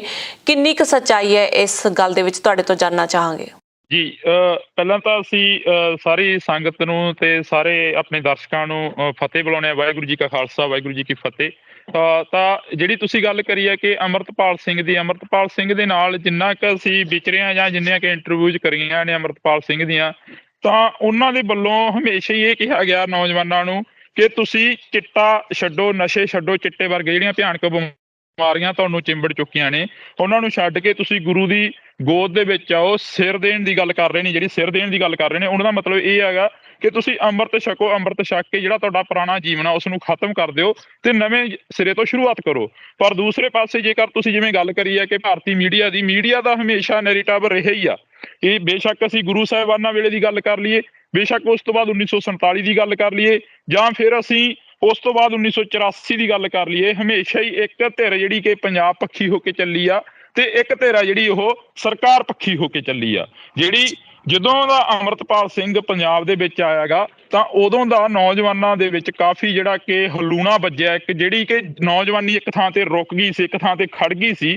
ਜਿਹੜੀ ਨੌਜਵਾਨੀ ਆਪਣੇ ਇਤਿਹਾਸ ਨੂੰ ਭੁੱਲ ਗਈ ਸੀ, ਤਾਂ ਉਹ ਨੌਜਵਾਨੀ ਦੁਬਾਰਾ ਤੋਂ ਕਿਤਾਬਾਂ ਪੜ੍ਹਨੀਆਂ ਸ਼ੁਰੂ ਕਰ ਦਿੱਤੀਆਂ। ਦੁਬਾਰਾ ਤੋਂ ਉਹਨਾਂ ਨੌਜਵਾਨੀ ਨੇ ਪੱਗਾਂ ਸਜਾਉਣੀਆਂ ਸ਼ੁਰੂ ਕਰ ਦਿੱਤੀਆਂ। ਦੁਬਾਰਾ ਤੋਂ ਉਸ ਨੌਜਵਾਨੀ ਨੇ ਦਸਤਾਰਾਂ ਸਜਾਉਣੀਆਂ ਸ਼ੁਰੂ ਕਰ ਦਿੱਤੀਆਂ, ਜਿਸ ਦੇ ਨਾਲ ਕਿ ਘਰ ਦੇ ਵੀ ਕਾਫੀ ਖੁਸ਼ ਨੇ। ਜਿਹੜੇ ਹੁਣ ਤੁਸੀਂ ਇਹ ਦੇਖੋ ਹਰਜਿੰਦਰ ਜੀ, ਜਿਹੜਾ ਕਿ ਪੰਜਾਬ ਦੇ ਵਿੱਚ ਇੱਕ ਦੌਰ ਚੱਲਿਆ ਜਿਹਨੂੰ ਖਾੜਕੂਵਾਦ ਦਾ ਦੌਰ ਕਿਹਾ ਜਾਂਦਾ, ਉਸ ਵਕਤ ਸਰਕਾਰਾਂ ਨੇ ਘਰਾਂ ਦੇ ਵਿੱਚੋਂ ਮੁੰਡੇ ਚੁੱਕ ਕੇ ਮਾਰ ਦਿੱਤੇ ਗਏ। ਤਾਂ ਉਸ ਦੌਰ ਦੇ ਵਿੱਚ ਜਦੋਂ ਅਸੀਂ ਤਰਨਤਾਰਨ ਏਰੀਏ ਦੇ ਵਿੱਚ ਜਾਂਦੇ ਹਾਂ, ਮਾਝੇ ਏਰੀਏ ਦੇ ਵਿੱਚ ਜਾਂਦੇ ਹਾਂ, ਤਾਂ ਉਸ ਦੌਰ ਦੇ ਵਿੱਚ ਅੱਜ ਤੱਕ ਕਈ ਪਿੰਡ ਅਜਿਹੇ ਨੇ ਜਿੱਥੇ ਕਿ ਮਾਵਾਂ ਆਪਣੇ ਪੁੱਤਾਂ ਨੂੰ ਉਡੀਕ ਰਹੀਆਂ ਨੇ ਕਿ ਸਾਡਾ ਪੁੱਤ ਆਊਗਾ ਘਰ ਤੇ ਅਸੀਂ ਉਸ ਦੀ ਬਰਾਤ ਦੇਖਾਂਗੇ। ਪਰ ਉਹ ਬਰਾਤਾਂ ਜਿਹੜੀਆਂ ਸੀ ਉਹ ਚੜ੍ਹਨੋਂ ਹਟ ਗਈਆਂ। ਇੱਕ ਦੌਰ ਅਜਿਹਾ ਸੀ ਜਿਹੜਾ ਕਿ 1984 ਤੋਂ ਲੈ ਕੇ 1995 ਤੱਕ ਦਾ ਸੀ, ਖਾੜਕੂ ਸੰਘਰਸ਼ ਦੇ ਦੌਰ ਨਾਲ ਜਾਣਿਆ ਜਾਂਦਾ ਉਹ। ਤੇ ਸਰਕਾਰੀ ਬੋਲੀ ਦੇ ਵਿੱਚ ਜੇਕਰ ਅਸੀਂ ਕਹੀਏ ਤਾਂ ਸਰਕਾਰੀ ਬੋਲੀ ਦੇ ਵਿੱਚ ਉਹ ਕਾਲਾ ਦੌਰ ਕਿਹਾ ਜਾਂਦਾ ਹੈਗਾ। ਪਰ ਉਸ ਤੋਂ ਬਾਅਦ ਜਿਹੜਾ ਦੌਰ ਆਇਆ, ਫਿਰ ਸਰਕਾਰ ਨੇ ਸੋਚਿਆ ਕਿ ਇਹ ਜਿਹੜਾ ਪੰਜਾਬ ਹੈ ਰੁਕਣ ਵਾਲਾ ਨਹੀਂ, ਇਸ ਨੂੰ ਰੋਕਿਆ ਜਾਵੇ, ਠੱਲ ਪਾਈ ਜਾਵੇ। ਕੁਛ ਕੁ ਨੌਜਵਾਨਾਂ ਨੂੰ ਉਹਨਾਂ ਨੇ ਅਜਿਹੀ ਲਲਕ ਲਾਈ ਕਿ ਉਹ ਚਿੱਟੇ ਦੇ ਆਦੀ ਹੋ ਗਏ। ਕੁਝ ਕੁ ਨੌਜਵਾਨ ਅਜਿਹੇ ਕਿ ਉਹਨਾਂ ਨੂੰ ਮਾਂ ਪਿਓ ਨੂੰ ਵੀ ਇਹ ਲੱਗਣ ਲੱਗ ਗਿਆ ਕਿ ਜੇਕਰ ਸਾਡਾ ਨੌਜਵਾਨ ਇੱਥੇ ਰਹੂਗਾ ਜਾਂ ਤਾਂ ਉਹ ਗੈਂਗਵਾਰ ਦੇ ਵਿੱਚ ਮਾਰਿਆ ਜਾਊਗਾ ਤੇ ਜਾਂ ਫਿਰ ਉਹ ਨਸ਼ੇ ਦਾ ਸ਼ਿਕਾਰ ਹੋ ਜਾਊਗਾ। ਤਾਂ ਮਾਂ ਪਿਓ ਨੇ ਕੀ ਸੋਚਿਆ ਕਿ ਇਸ ਨੂੰ +2 ਕਰਾਓ, ਆਈਲੈਟਸ ਕਰਾਓ ਤੇ ਜਹਾਜ਼ ਦੀ ਟਾਕੀ ਨੂੰ ਇਹਦਾ ਹੱਥ ਪਵਾ ਦਿਓ। ਚਾਹੇ ਦੀ ਕਿਸੇ ਕੁੜੀ ਨਾਲ ਇਹਦਾ ਵਿਆਹ ਕਰਾ ਦਿਓ, ਚਾਹੇ ਦੀ ਇਸ ਨੂੰ 2 ਨੰਬਰ ਦੇ ਵਿੱਚ ਭੇਜ ਦਿਓ, ਪਰ ਕਿਹੜਾ ਇੱਥੋਂ ਪੰਜਾਬ ਦੇ ਵਿੱਚੋਂ ਭੇਜ ਦਿਓ, ਇਸ ਨੂੰ ਕੱਢ ਦਿੱਤੋ। ਤਾਂ ਉੱਥੇ ਇਹ ਗੱਲ ਸੋਚਣ ਵਾਲੀ ਹੈ ਕਿ ਜਿਹੜਾ ਮਹਾਰਾਜਾ ਰਣਜੀਤ ਸਿੰਘ ਦਾ ਰਾਜ ਸੀ, ਜਿਹੜਾ ਕਿ ਤਿੱਬਤ, ਲੇਹ, ਲਦਾਖ ਤੱਕ ਰਾਜ ਕਰਿਆ ਸੀ, ਸਿੱਖ ਰਾਜ ਸੀ ਇੱਕ, ਤਾਂ ਉਹ ਰਾਜ ਦੀ ਜਿਹੜੀ ਪਰਿਭਾਸ਼ਾ ਸੀ ਉਹੀ ਬਦਲ ਦਿੱਤੀ ਗਈ। ਤਾਂ ਇਸ ਦੇ ਵਿੱਚ ਅੰਮ੍ਰਿਤਪਾਲ ਸਿੰਘ ਦੀ ਜੇਕਰ ਅਸੀਂ ਗੱਲ ਕਰਦੇ ਹਾਂ, ਅੰਮ੍ਰਿਤਪਾਲ ਸਿੰਘ ਵੀ ਉਹੀ ਖਾਲਸਾ ਰਾਜ ਦੀ ਗੱਲ ਕਰਦਾ, ਜਿਹੜਾ ਖਾਲਸਾ ਰਾਜ ਪੰਜਾਬ ਦੇ ਲੋਕਾਂ ਨੇ ਮਾਣਿਆ ਗਾ, ਪੰਜਾਬ ਦੇ ਲੋਕਾਂ ਨੇ ਹੰਢਾਇਆ ਹੈਗਾ। ਹਰਜਿੰਦਰ ਜੀ, ਗੱਲ ਕਰਦੇ ਹਾਂ ਜੀ, ਅੰਮ੍ਰਿਤਪਾਲ ਸਿੰਘ ਜੀ ਦੀ ਗੱਲ ਹੋ ਰਹੀ ਹੈ ਜੀ। ਤੁਸੀਂ ਦੱਸਿਆ ਕਿ ਉਹ ਧਾਰਮਿਕ ਪ੍ਰਚਾਰ ਕਰ ਰਹੇ ਨੇ, ਸਿੱਖੀ ਸਰੂਪ ਦੇ ਨਾਲ ਜੋੜਨ ਦੀ ਗੱਲ ਕਰਦੇ ਨੇ। ਸੋਸ਼ਲ ਮੀਡੀਆ ਤੇ ਬਹੁਤ ਸਾਰੀਆਂ ਜਿਹੜੀਆਂ ਕਲਿੱਪਸ ਪਈਆਂ ਨੇ ਜਿਹਦੇ ਵਿੱਚ ਨੌਜਵਾਨ ਪੀੜ੍ਹੀ ਇਹ ਕਹਿੰਦੀ ਦਿਖਾਈ ਦੇ ਰਹੀ ਹੈ ਕਿ ਜਦੋਂ ਤੋਂ ਅਸੀਂ ਅੰਮ੍ਰਿਤਪਾਲ ਸਿੰਘ ਜੀ ਨੂੰ ਫੋਲੋ ਕੀਤਾ ਜਾਂ ਉਹਨਾਂ ਨੂੰ ਸੁਣਨਾ ਸ਼ੁਰੂ ਕੀਤਾ ਤਾਂ ਅਸੀਂ ਨਸ਼ਿਆਂ ਨੂੰ ਛੱਡ ਦਿੱਤਾ ਤੇ ਅਸੀਂ ਅੰਮ੍ਰਿਤਪਾਨ ਕਰ ਰਹੇ ਹਾਂ। ਪਰ ਇਸ ਦੇ ਉਲਟ ਜੇਕਰ ਝਾਤ ਮਾਰੀ ਜਾਵੇ ਪੰਜਾਬ ਦੀ ਰਾਜਨੀਤੀ ਦੀ, ਰਾਜਾ ਵੜਿੰਗ ਜੀ ਵੱਲੋਂ ਵੀ ਇੱਕ ਅਜਿਹਾ ਅਜਿਹਾ ਪੱਤਰ ਲਿਖਿਆ ਗਿਆ ਹੈ ਅੰਮ੍ਰਿਤਪਾਲ ਦੇ ਖਿਲਾਫ ਕਿ ਇਹ ਨੌਜਵਾਨਾਂ ਨੂੰ ਗੁੰਮਰਾਹ ਕਰ ਰਿਹਾ ਹੈ, ਨੌਜਵਾਨਾਂ ਨੂੰ ਪੁੱਠੇ ਪਾਸੇ ਲਗਾ ਰਿਹਾ ਹੈ। ਰੋਡੇ ਦੀ ਵੀ ਗੱਲ ਕੀਤੀ ਉਹਨਾਂ ਨੇ ਕਿ ਉੱਥੇ ਪ੍ਰਚਾਰ ਕੀਤਾ, ਉੱਥੇ ਨੌਜਵਾਨਾਂ ਨੂੰ ਇਕੱਠੇ ਕਰਕੇ ਉਹਨਾਂ ਨੇ ਨੌਜਵਾਨੀ ਦੇ ਵਿੱਚ ਅਜਿਹੀਆਂ ਗੱਲਾਂ ਭਰੀਆਂ ਕਿ ਫਿਰ ਤੋਂ ਉਹ 84 ਵਾਲਾ ਮਾਹੌਲ ਬਣਾਉਣ ਦੀ ਉਹਨਾਂ ਨੇ ਗੱਲ ਕੀਤੀ। ਉਹਨਾਂ ਨੇ ਕਿਹਾ ਸੀ ਪਹਿਲਾਂ ਹੀ ਬਹੁਤ ਖੂਨ ਖਰਾਬਾ ਦੇਖ ਚੁੱਕੇ ਹਾਂ, ਅਸੀਂ ਨਹੀਂ ਚਾਹੁੰਦੇ ਹੈਗੇ ਕਿ ਇਹ ਅਜਿਹੇ ਪ੍ਰਚਾਰ ਕਰੇ ਕਿ ਮੁੜ ਤੋਂ ਪੰਜਾਬ ਉਹਨਾਂ ਹਾਲਾਤਾਂ ਦੇ ਵਿੱਚ ਚਲੇ ਜਾਵੇ। ਜੀ ਜਿਹੜੀ ਤੁਸੀਂ ਰਾਜਾ ਵੜਿੰਗ ਜੀ ਦੀ ਗੱਲ ਕਰਦੇ ਹੋ, ਅਸੀਂ ਵੀ ਚਾਹੁੰਦੇ ਹਾਂ ਕਿ ਪੰਜਾਬ ਦੇ ਵਿੱਚ ਅਮਨ ਸ਼ਾਂਤੀ ਰਹੇ। ਅਸੀਂ ਵੀ ਚਾਹੁੰਦੇ ਹਾਂ ਕਿ ਪੰਜਾਬ ਦੇ ਵਿੱਚ ਅਮਨ ਸ਼ਾਂਤੀ ਰਹੇ, ਪੰਜਾਬ ਦੇ ਵਿੱਚ ਭਾਈਚਾਰਾ ਜਿਹੜਾ ਉਹ ਕਾਇਮ ਰਹੇ। ਪਰ ਰਾਜੇ ਵੜਿੰਗ ਸਾਹਿਬ ਨੂੰ ਇਹ ਵੀ ਸੋਚਣਾ ਚਾਹੀਦਾ ਕਿ 1984 ਦੇ ਵਿੱਚ ਸਿੱਖਾਂ ਦਾ ਜੈਨੋਸਾਈਡ ਹੋਇਆ, ਕਤਲੇਆਮ ਹੋਇਆ, ਟਾਇਰ ਪਾ ਕੇ ਗਲਾਂ ਦੇ ਵਿੱਚ ਸਾੜ ਦਿੱਤੇ ਗਏ ਜਗਦੀਸ਼ ਟੈਟਲਰ ਵਰਗੇ, ਸੱਜਣ ਕੁਮਾਰ ਵਰਗੇ ਬਾਹਰ ਫਿਰਦੇ ਰਹੇ, ਉਹਨਾਂ ਦੇ ਉੱਪਰ ਕਿਉਂ ਨਹੀਂ ਫਿਰ ਕਾਰਵਾਈ ਹੋਈ? ਜੇਕਰ ਤੁਸੀਂ ਇਹੀ ਚਾਹੁੰਦੇ ਹੋ ਕਿ ਅਮਨ ਸ਼ਾਂਤੀ ਹੋਵੇ, ਠੀਕ ਆ, ਅਮਨ ਸ਼ਾਂਤੀ ਹੋਣੀ ਚਾਹੀਦੀ ਆ। ਅੰਮ੍ਰਿਤਪਾਲ ਸਿੰਘ ਦੇ ਨਾਲ ਅਸੀਂ ਗੱਲਬਾਤ ਕਰੀ ਕਿ ਰਾਜਾ ਵੜਿੰਗ ਕਹਿੰਦੇ ਨੇ ਕਿ ਜਾਂਚ ਹੋਣੀ ਚਾਹੀਦੀ ਆ ਤੁਹਾਡੀ, ਤੁਸੀਂ ਭੜਕਾ ਰਹੇ ਹੋ ਲੋਕਾਂ ਨੂੰ। ਅੰਮ੍ਰਿਤਪਾਲ ਕਹਿੰਦਾ ਜੇਕਰ ਕਹਿੰਦਾ ਭੜਕਾਉਣਾ, ਕਹਿੰਦਾ ਸੱਚ ਬੋਲਣਾ, ਜੇ ਭੜਕਾਉਣਾ ਹੁੰਦਾ ਤਾਂ ਕਹਿੰਦਾ ਮੈਂ ਬੋਲਾਂਗਾ, ਮੈਂ ਹਰੇਕ ਸਟੇਜ ਤੇ ਜਾ ਕੇ ਬੋਲਾਂਗਾ। ਤਾਂ ਉਹਨਾਂ ਨੇ ਇੱਕ ਬੜਾ ਸੋਹਣਾ ਲਿਖਿਆ ਸੀ ਕਿ ਮੜੀਆਂ ਦੀ ਸ਼ਾਂਤੀ ਨਾਲੋਂ ਤਲਵਾਰਾਂ ਦਾ ਸ਼ੋਰ ਚੰਗਾ। ਉਸ ਦੇ ਵਿੱਚ ਉਸਨੇ ਇਹ ਗੱਲ ਕਹੀ ਸੀ, ਕਹਿੰਦਾ ਕਿ ਮੜੀਆਂ ਦੀ ਜਿਹੜੀ ਸ਼ਾਂਤੀ ਆ ਉਹਦੇ ਨਾਲੋਂ ਤਲਵਾਰਾਂ ਦਾ ਜਿਹੜਾ ਸ਼ੋਰ ਆ ਉਹ ਚੰਗਾ ਹੈਗਾ ਕਹਿੰਦਾ। ਪਰ ਜੇਕਰ ਅਸੀਂ ਗੱਲ ਕਰਦੇ ਹਾਂ, ਹੁਣ ਉਹਨਾਂ ਨੇ ਕਿਹਾ ਕਿ ਅਸੀਂ ਮਸਾਂ ਉਸ ਨੂੰ ਲੀਹ ਤੇ ਲਿਆਂਦਾ ਪੰਜਾਬ ਨੂੰ। ਕੀ ਪੰਜਾਬ ਨੂੰ ਕਿਹੜੀ ਲੀਹ ਤੇ ਲਿਆਂਦਾ? 1984 ਤੋਂ ਲੈ ਕੇ 1995 ਦੇ ਵਿੱਚ ਜਿਹੜੇ ਮੁੰਡੇ ਘਰਾਂ ਦੇ ਵਿੱਚੋਂ ਚੁੱਕ ਕੇ ਮਾਰੇ ਗਏ। ਜਦੋਂ ਤੁਸੀਂ ਮਾਝਾ ਏਰੀਆ ਕਵਰ ਕਰੋਗੇ ਤਾਂ ਮਾਝੇ ਏਰੀਆ ਦੇ ਵਿੱਚ ਜਾ ਕੇ ਦੇਖਿਓ, ਤਰਨਤਾਰਨ, ਅੰਮ੍ਰਿਤਸਰ ਏਰੀਆ, ਅੱਜ ਵੀ ਅਜਿਹੇ ਘਰ ਨੇ ਜਿਹੜੇ ਘਰਾਂ ਦੇ ਵਿੱਚ ਇੱਕ ਇੱਕ ਪੁੱਤ ਸੀ ਤੇ ਉਸੇ ਪੁੱਤ ਨੂੰ ਹੀ ਗੱਡੀ ਚੜਾ ਦਿੱਤਾ ਗਿਆ, ਉਸੇ ਪੁੱਤ ਨੂੰ ਹੀ ਮਾਰ ਦਿੱਤਾ ਗਿਆ, ਸ਼ਹੀਦ ਕਰ ਦਿੱਤਾ ਗਿਆ। ਤੇ ਉਹ ਮਾਵਾਂ ਬਜ਼ੁਰਗ ਹੋ ਕੇ ਅੱਜ ਵੀ ਰੋ ਰਹੀਆਂ ਨੇ ਕਿ ਸਾਡਾ ਪੁੱਤ ਕੀ ਪਤਾ ਜਿਉਂਦਾ ਹੋਵੇ, ਕੀ ਪਤਾ ਸਾਡਾ ਪੁੱਤ ਘਰ ਵਾਪਸ ਕਰ ਜੇ। ਤੁਸੀਂ ਜਸਵੰਤ ਸਿੰਘ ਖਾਲੜਾ ਦੀ ਰਿਪੋਰਟ ਸੁਣੀ ਹੋਣੀ ਹੈ। ਜਸਵੰਤ ਸਿੰਘ ਖਾਲੜਾ, ਜਿਹੜੇ ਸ਼ਹੀਦ ਭਾਈ ਜਸਵੰਤ ਸਿੰਘ ਖਾਲੜਾ, ਉਹਨਾਂ ਨੇ 27,000 ਤੋਂ ਜਿਹੜੀਆਂ ਕਿ ਵੱਧ ਲਾਸ਼ਾਂ ਸੀ ਜਿਹੜੀਆਂ ਕਿ ਅਣਪਛਾਤੀਆਂ ਕਹਿ ਕੇ ਸਰਕਾਰ ਨੇ ਸਾੜ ਦਿੱਤੀਆਂ ਗਈਆਂ ਸੀ, ਤਾਂ ਉਹਨਾਂ ਨੂੰ ਲੱਭਣ ਦੀ ਕੋਸ਼ਿਸ਼ ਕਰੀ। ਪਰ ਇੱਕ ਟਾਈਮ ਅਜਿਹਾ ਆਇਆ ਕਿ ਜਸਵੰਤ ਸਿੰਘ ਖਾਲੜਾ ਨੂੰ ਵੀ ਅਣਪਛਾਤੀ ਲਾਸ਼ ਕਹਿ ਕੇ ਮਾਰ ਦਿੱਤਾ ਗਿਆ, ਸ਼ਹੀਦ ਕਰ ਦਿੱਤਾ ਗਿਆ। ਤਾਂ ਤੁਸੀਂ ਇਹ ਦੇਖੋ ਵੀ ਪੰਜਾਬ ਨੇ ਹੰਢਾਇਆ ਕੀ ਨਹੀਂ। ਪੰਜਾਬ ਹਮੇਸ਼ਾ ਹਕੂਮਤਾਂ ਦੇ ਉਲਟ ਖੜਦਾ ਰਿਹਾ। ਇਸੇ ਕਰਕੇ ਸ਼ਾਇਦ ਅੱਜ ਅੰਮ੍ਰਿਤਪਾਲ ਵੀ ਇਹਨਾਂ ਲੋਕਾਂ ਨੂੰ ਰੜਕ ਰਿਹਾ, ਕਿਉਂਕਿ ਉਹਨਾਂ ਦੀਆਂ ਜਿਹੜੀਆਂ ਕੁਰਸੀਆਂ ਨੇ ਉਹ ਹਲਦੀਆਂ ਨਜ਼ਰ ਆ ਰਹੀਆਂ ਨੇ। ਗੱਲ ਕਰਦੇ ਜੀ ਸਿੱਧੂ ਮੂਸੇਵਾਲਾ ਦੀ, ਕਿਉਂਕਿ ਅਜਿਹੇ ਮਸਲੇ ਭਖਦੇ ਨੇ ਜਿਨ੍ਹਾਂ ਦਾ ਅਜੇ ਤੱਕ ਨਿਪਟਾਰਾ ਨਹੀਂ ਹੋਇਆ। ਸਿੱਧੂ ਮੂਸੇਵਾਲਾ ਇੱਕ ਅਜਿਹਾ ਗਾਇਕ ਬਣਿਆ ਕਿ ਬਾਹਰਲੇ ਮੁਲਕਾਂ ਦੇ ਵਿੱਚ ਉਹਨਾਂ ਦੀਆਂ ਚਰਚਾਵਾਂ ਚੱਲਦੀਆਂ, ਅਸੀਂ ਵੀ ਉਹਨਾਂ ਦਾ ਹਿੱਸਾ। ਸੋ ਤੁਹਾਡੇ ਤੋਂ ਇਹ ਜਾਣਨਾ ਚਾਹਾਂਗੇ ਕਿ ਇੰਨੇ ਟਾਈਮ ਤੋਂ ਬਾਅਦ ਵੀ ਸਿੱਧੂ ਮੂਸੇਵਾਲਾ ਨੂੰ ਕੋਈ ਵੀ ਅਜਿਹਾ ਇਨਸਾਫ ਨਹੀਂ ਮਿਲਿਆ ਜਿਹੜੇ ਉਹਨਾਂ ਦੇ ਮਾਂ-ਬਾਪ ਦੇ ਮੱਲਮ ਪੱਟੀ ਕਰ ਸਕਣ, ਥੋੜਾ ਬਹੁਤਾ ਉਹਨਾਂ ਨੂੰ ਧਰਵਾਸ ਮਿਲ ਸਕੇ ਕਿ ਉਹਨਾਂ ਦੇ ਜਿਹੜੇ ਕਾਤਲ ਸਨ ਉਹ ਸਲਾਖਾਂ ਪਿੱਛੇ ਨੇ ਜਾਂ ਉਹਨਾਂ ਨੂੰ ਕੋਈ ਸਜ਼ਾ ਮਿਲੀ ਹੈ। ਉਸ ਤੋਂ ਬਾਅਦ ਸਿੱਧੂ ਮੂਸੇਵਾਲਾ ਦਾ ਇੱਕ ਸੌਂਗ ਜਿਹੜਾ ਹੈਗਾ ਵਾਰ ਆਇਆ, ਜਿਸਨੇ ਪੂਰੇ ਸੰਸਾਰ ਦੇ ਵਿੱਚ ਸਿੱਧੂ ਮੂਸੇਵਾਲਾ ਦਾ ਇੱਕ ਵਾਰੀ ਫਿਰ ਤੋਂ ਵਾਹ ਕਰਵਾ ਦਿੱਤੀ ਆ। ਬਿਲਬੋਰਡ ਦੀ ਗੱਲ ਕਰੀਏ ਤਾਂ ਅਜਿਹਾ ਬਿਲਬੋਰਡ ਜਿਹਦਾ ਕਿ ਕੋਈ ਪੰਜਾਬੀ ਗਾਇਕ ਅੱਜ ਤੱਕ ਨਹੀਂ ਸੁਣਿਆ ਸੀ ਉਸ ਬਿਲਬੋਰਡ ਦੇ ਉੱਤੇ ਨਾਮ, ਪਰ ਸਿੱਧੂ ਮੂਸੇਵਾਲਾ ਦੇ ਅਜਿਹੇ ਗੀਤ ਜਿਹੜੇ ਬਿਲਬੋਰਡ ਦੇ ਉੱਤੇ ਆਮ ਹੀ ਦੇਖੇ ਜਾ ਰਹੇ ਨੇ ਤੇ YouTube ਦੇ ਉੱਤੇ ਟ੍ਰੈਂਡ ਕਰ ਰਹੇ ਨੇ ਇਸ ਸਮੇਂ। ਤੇ 24 ਮਿਲੀਅਨ ਤੋਂ ਵੱਧ ਇਹ ਵਾਰ ਗੀਤ ਹੈਗਾ ਜਿਹੜਾ ਸੁਣਿਆ ਜਾ ਚੁੱਕਿਆ। ਬਹੁਤ ਹੀ ਉਹਨਾਂ ਨੇ ਹਰੀ ਸਿੰਘ ਨਲੂਆ ਜੀ ਦੀ ਗੱਲ ਕੀਤੀ ਆ, ਉਹਨਾਂ ਨੇ ਪਹਿਲਾਂ SYL ਦੇ ਮੁੱਦਿਆਂ ਦੀ ਗੱਲ ਕੀਤੀ। ਸੋ ਹੁਣ ਇਸ ਸਮੇਂ ਸਿੱਧੂ ਮੂਸੇਵਾਲਾ ਦਾ ਪੰਜਾਬ ਦੇ ਵਿੱਚ ਇਨਸਾਫ ਨੂੰ ਲੈ ਕੇ ਕਿਹੋ ਜਿਹਾ ਫੇਰ ਬਦਲ ਚੱਲ ਰਿਹਾ? ਕਿਉਂਕਿ ਜੇਕਰ ਗੱਲ ਕੀਤੀ ਜਾਵੇ ਉਹਨਾਂ ਦੇ ਆਪ ਦੇ ਹਮ ਰੁਤਬਿਆਂ ਦੀ, ਜਿਵੇਂ ਕਿ ਗਾਇਕ ਕਹਿ ਲਓ, ਜਦੋਂ ਵਾਰ ਸੌਂਗ ਆਇਆ ਕਿਸੇ ਨੇ ਵੀ ਆਪਣੀ ਵਾਲ ਦੇ ਉੱਤੇ ਕਿਸੇ ਵੀ ਸਿੰਗਰ ਨੇ ਉਹਨਾਂ ਦੇ ਲਈ ਕੋਈ ਹਾਂ ਦਾ ਨਾਰਾ ਨਹੀਂ ਮਾਰਿਆ। ਜੀ ਤੁਸੀਂ ਕਹਿ ਰਹੇ ਹੋ ਕਿ ਜਦੋਂ ਵਾਰ ਸੌਂਗ ਆਇਆ ਕਿਸੇ ਵੀ ਸਿੰਗਰ ਨੇ ਹਾਂ ਦਾ ਨਾਰਾ ਨਹੀਂ ਮਾਰਿਆ। ਸਿੰਗਰ ਹਰ ਕੋਈ ਇਹ ਕਹਿੰਦਾ ਕਿ ਸਾਡੀ ਜਿਹੜੀ ਕਿ ਸਰਕਾਰ ਨਾਲ ਵੀ ਉਨੀ ਰਹੇ ਤੇ ਸਾਡੀ ਲੋਕਾਂ ਨਾਲ ਵੀ ਉਨੀ ਰਹੇ। ਜੇਕਰ ਉਹ ਹਾਂ ਦਾ ਨਾਰਾ ਮਾਰਦੇ ਨੇ, ਜਿਵੇਂ ਹੁਣ ਪਿੱਛੇ ਜੇ ਤੁਸੀਂ ਦੇਖਿਆ ਕਿ ਅਫਸਾਨਾ ਖਾਨ ਸੀ, ਉਸਨੇ ਹਾਂ ਦਾ ਨਾਰਾ ਮਾਰਿਆ, ਸਿੱਧੂ ਮੂਸੇਵਾਲੇ ਦੇ ਇਨਸਾਫ ਦੀ ਗੱਲ ਕਰੀ। ਉਸ ਤੋਂ ਬਾਅਦ ਜੈਨੀ ਜੌਲ ਨੇ ਇੱਕ ਲੈਟਰ ਟੂ CM ਗੀਤ ਗਾਇਆ, ਉਹਨੇ ਇਨਸਾਫ ਦੀ ਗੱਲ ਕਰੀ। ਤਾਂ ਉਹਨਾਂ ਨੂੰ NIA ਤੱਕ ਦੇ ਨੋਟਿਸ ਆ ਗਏ, ਉਹਨਾਂ ਨੂੰ ਉੱਥੇ ਪੁੱਛਗਿੱਛ ਹੋਈ ਕਿ ਇਹਨਾਂ ਤੋਂ ਵੀ ਪੁੱਛਗਿੱਛ ਕਰ ਲੈਣੀ ਚਾਹੀਦੀ ਆ। ਕੀ ਜਿਹੜਾ ਪਰਿਵਾਰ ਦੇ ਨਾਲ ਖੜਦਾ ਉਸ ਦੀ ਪੁੱਛਗਿੱਛ ਜ਼ਰੂਰੀ ਆ? ਉਸ ਤੋਂ ਬਾਅਦ ਗੱਲ ਇਹ ਹੈਗੀ ਕਿ ਤੁਸੀਂ ਕਿਹਾ ਕਿ ਕਿਸੇ ਵੀ ਸਿੰਗਰ ਨੇ ਇਹ ਨਹੀਂ ਕਿਹਾ ਹੈਗਾ ਵੀ ਜਿਹੜਾ ਬਾਰ ਦੇ ਸੌਂਗ ਦੇ ਲਈ ਹਾਂ ਦਾ ਨਾਰਾ ਮਾਰਿਆ ਜਾਵੇ ਜਾਂ ਉਸਦੇ ਸਿੱਧੂ ਮੂਸੇਵਾਲੇ ਦੇ ਲਈ ਹਾਂ ਦਾ ਨਾਰਾ ਮਾਰਿਆ ਜਾਵੇ। ਇਹ ਤਾਂ ਹਮੇਸ਼ਾ ਹੀ ਰਿਹਾ ਗਾ, ਹਰੇਕ ਫੀਲਡ ਦੇ ਵਿੱਚ ਰਿਹਾ, ਚਾਹੇ ਜੀ ਆਪਣੀ ਪੱਤਰਕਾਰੀ ਲਾ ਲਓ। ਆਪਣੀ ਪੱਤਰਕਾਰੀ ਦੇ ਵਿੱਚ ਵੀ ਇਹ ਆ ਕਿ ਦੋ ਧਿਰਾਂ ਬਣ ਕੇ ਜੇਕਰ ਇੱਕ ਚੈਨਲ ਚੱਲਦਾ ਤਾਂ ਉਹਦੇ ਵਿੱਚ ਦੋ ਧਿਰਾਂ ਹੁੰਦੀਆਂ ਨੇ। ਇੱਕ ਧਿਰ ਉਹ ਹੁੰਦੀ ਆ ਜਿਹੜੀ ਕਿ ਆਜ਼ਾਦ ਖਿੱਤੇ ਦੀ ਗੱਲ ਕਰਦੀ ਆ, ਆਜ਼ਾਦ ਹੋ ਕੇ ਪੱਤਰਕਾਰੀ ਕਰਨ ਦੀ ਗੱਲ ਕਰਦੀ ਆ। ਇੱਕ ਧਿਰ ਉਹ ਹੁੰਦੀ ਹੈ ਜਿਹੜੀ ਕਿ ਸਰਕਾਰੀ ਬੋਲੀ ਬੋਲਣ ਦੀ ਗੱਲ ਕਰਦੀ ਹੈ। ਇਹ ਹਮੇਸ਼ਾ ਰਿਹਾ ਹੀ ਆ ਹਰੇਕ ਧਿਰ ਦੇ ਹਰੇਕ ਉਸ ਦੇ ਵਿੱਚ ਫੀਲਡ ਦੇ ਵਿੱਚ। ਤੇ ਤੁਸੀਂ ਜੇਕਰ ਅਸੀਂ ਸਿੱਧੂ ਮੂਸੇਵਾਲੇ ਦੇ ਇਨਸਾਫ ਦੀ ਗੱਲ ਕਰਦੇ ਹਾਂ ਤਾਂ ਉਹਦੇ ਜਿਹੜੇ ਬੁੱਢੇ ਮਾਂ-ਬਾਪ ਨੇ ਉਹ ਹਮੇਸ਼ਾ ਆਏ ਐਤਵਾਰ ਆਪਣੇ ਪਿੰਡ ਮੂਸੇ ਦੇ ਵਿੱਚ ਇੱਕ ਕਚਹਿਰੀ ਲਾਉਂਦੇ ਨੇ। ਉਸ ਦੇ ਵਿੱਚ ਬਾਰ-ਬਾਰ ਕਹਿੰਦੇ ਨੇ ਕਿ ਸਾਨੂੰ ਇਨਸਾਫ ਦਿੱਤਾ ਜਾਵੇ। ਪਿਛਲੇ ਦਿਨ ਹੀ DGP ਦੇ ਨਾਲ ਉਹਨਾਂ ਦੀ ਮੀਟਿੰਗ ਹੋਈ, ਉਹਨਾਂ ਦੇ ਫਾਦਰ ਸਾਹਿਬ ਦੀ, ਤਾਂ ਉੱਥੇ ਵੀ ਜਿਹੜੀ ਕਿ ਗੱਲਬਾਤ ਹੋਈ ਆ। ਤੁਸੀਂ ਇੱਕੋ ਇੱਕ ਸਿੰਗਰ ਸੀ ਸਿੱਧੂ ਮੂਸੇਵਾਲਾ ਜਿਹਨੇ ਸਾਡੀ ਪੰਜਾਬ ਨੂੰ ਤੇ ਪੰਜਾਬੀਅਤ ਨੂੰ ਪੂਰੇ ਰੁਤਬੇ ਤੇ ਲੈ ਕੇ ਗਿਆ। ਸਾਡੇ ਜਿਹੜੀਆਂ ਪੱਗਾਂ ਸੀ ਉਹ ਨੌਜਵਾਨਾਂ ਦੇ ਬੰਨ੍ਹਣ ਲਾਤੀਆਂ ਸੀ ਦੁਬਾਰਾ। ਸਿੱਧੂ ਮੂਸੇਵਾਲੇ ਨੂੰ ਦੇਖ ਕੇ ਬਹੁਤ ਫੋਲੋ ਕਰਨ ਲੱਗ ਗਏ ਸੀ ਲੋਕ ਕਿ ਪੱਗ ਵਾਲਾ ਬੰਦਾ ਹਮੇਸ਼ਾ ਹੀ ਸਰਕਾਰ ਦੀ ਅੱਖ ਦੇ ਵਿੱਚ ਅੱਖ ਪਾ ਕੇ ਗੱਲ ਕਰਦਾ। ਸਿੱਧੂ ਮੂਸੇਵਾਲਾ ਵੀ ਇੱਕ ਅਜਿਹਾ ਬੰਦਾ ਸੀ, ਜਦੋਂ ਦਿੱਲੀ ਧਰਨੇ ਦੀ ਗੱਲ ਹੋਈ ਤਾਂ ਉਦੋਂ ਉਹਨਾਂ ਨੇ ਇੱਕ ਗੀਤ ਗਾਇਆ ਸੀ ਕਿ ਖਹਿ ਖਹਿ ਕੇ ਬਦਲੇ ਲੈਂਦਾ ਜਿਹਨੂੰ ਪੰਜਾਬ ਕਹਿੰਦੇ ਆ। ਉਹ ਗੀਤ ਵੀ ਇੰਨਾ ਕਿ ਚੱਲਿਆ ਕਿ ਹਰ ਇੱਕ ਦੇ ਘਰਾਂ ਦੇ ਵਿੱਚ ਉਹ ਗੀਤ ਵੱਜਣ ਲੱਗ ਗਿਆ। ਹਰ ਇੱਕ ਨੂੰ ਪਤਾ ਲੱਗ ਗਿਆ ਕਿ ਪੰਜਾਬ ਹੈ ਕੀ ਚੀਜ਼ ਆ। ਹਰ ਇੱਕ ਨੇ ਸਰਚ ਮਾਰਨਾ ਸ਼ੁਰੂ ਕਰਤਾ ਕਿ ਪੰਜਾਬ ਕੀ ਆ। ਫਿਰ ਉਹਨਾਂ ਨੇ ਗੀਤ ਗਾਇਆ, ਹੁਣ ਉਹਨਾਂ ਦੀ ਡੈਥ ਤੋਂ ਬਾਅਦ ਆਉਂਦਾ ਗਾ ਇੱਕ ਗੀਤ ਉਹਨਾਂ ਦਾ ਰਿਲੀਜ਼ ਹੁੰਦਾ SYL ਦੇ ਵਿੱਚ ਉਹਨਾਂ ਨੇ ਬਲਵਿੰਦਰ ਸਿੰਘ ਜਟਾਣੇ ਦਾ ਜ਼ਿਕਰ ਕਰਿਆ। ਬਲਵਿੰਦਰ ਸਿੰਘ ਜਟਾਣੇ ਦਾ ਜ਼ਿਕਰ ਕਰਿਆ ਤਾਂ ਹਰ ਇੱਕ ਨੌਜਵਾਨ ਨੂੰ ਜਿਹੜੇ ਨੂੰ ਇਹ ਨਹੀਂ ਸੀ ਪਤਾ ਕਿ ਬਲਵਿੰਦਰ ਸਿੰਘ ਜਟਾਣਾ ਹੈ ਕੌਣ ਆ। SYL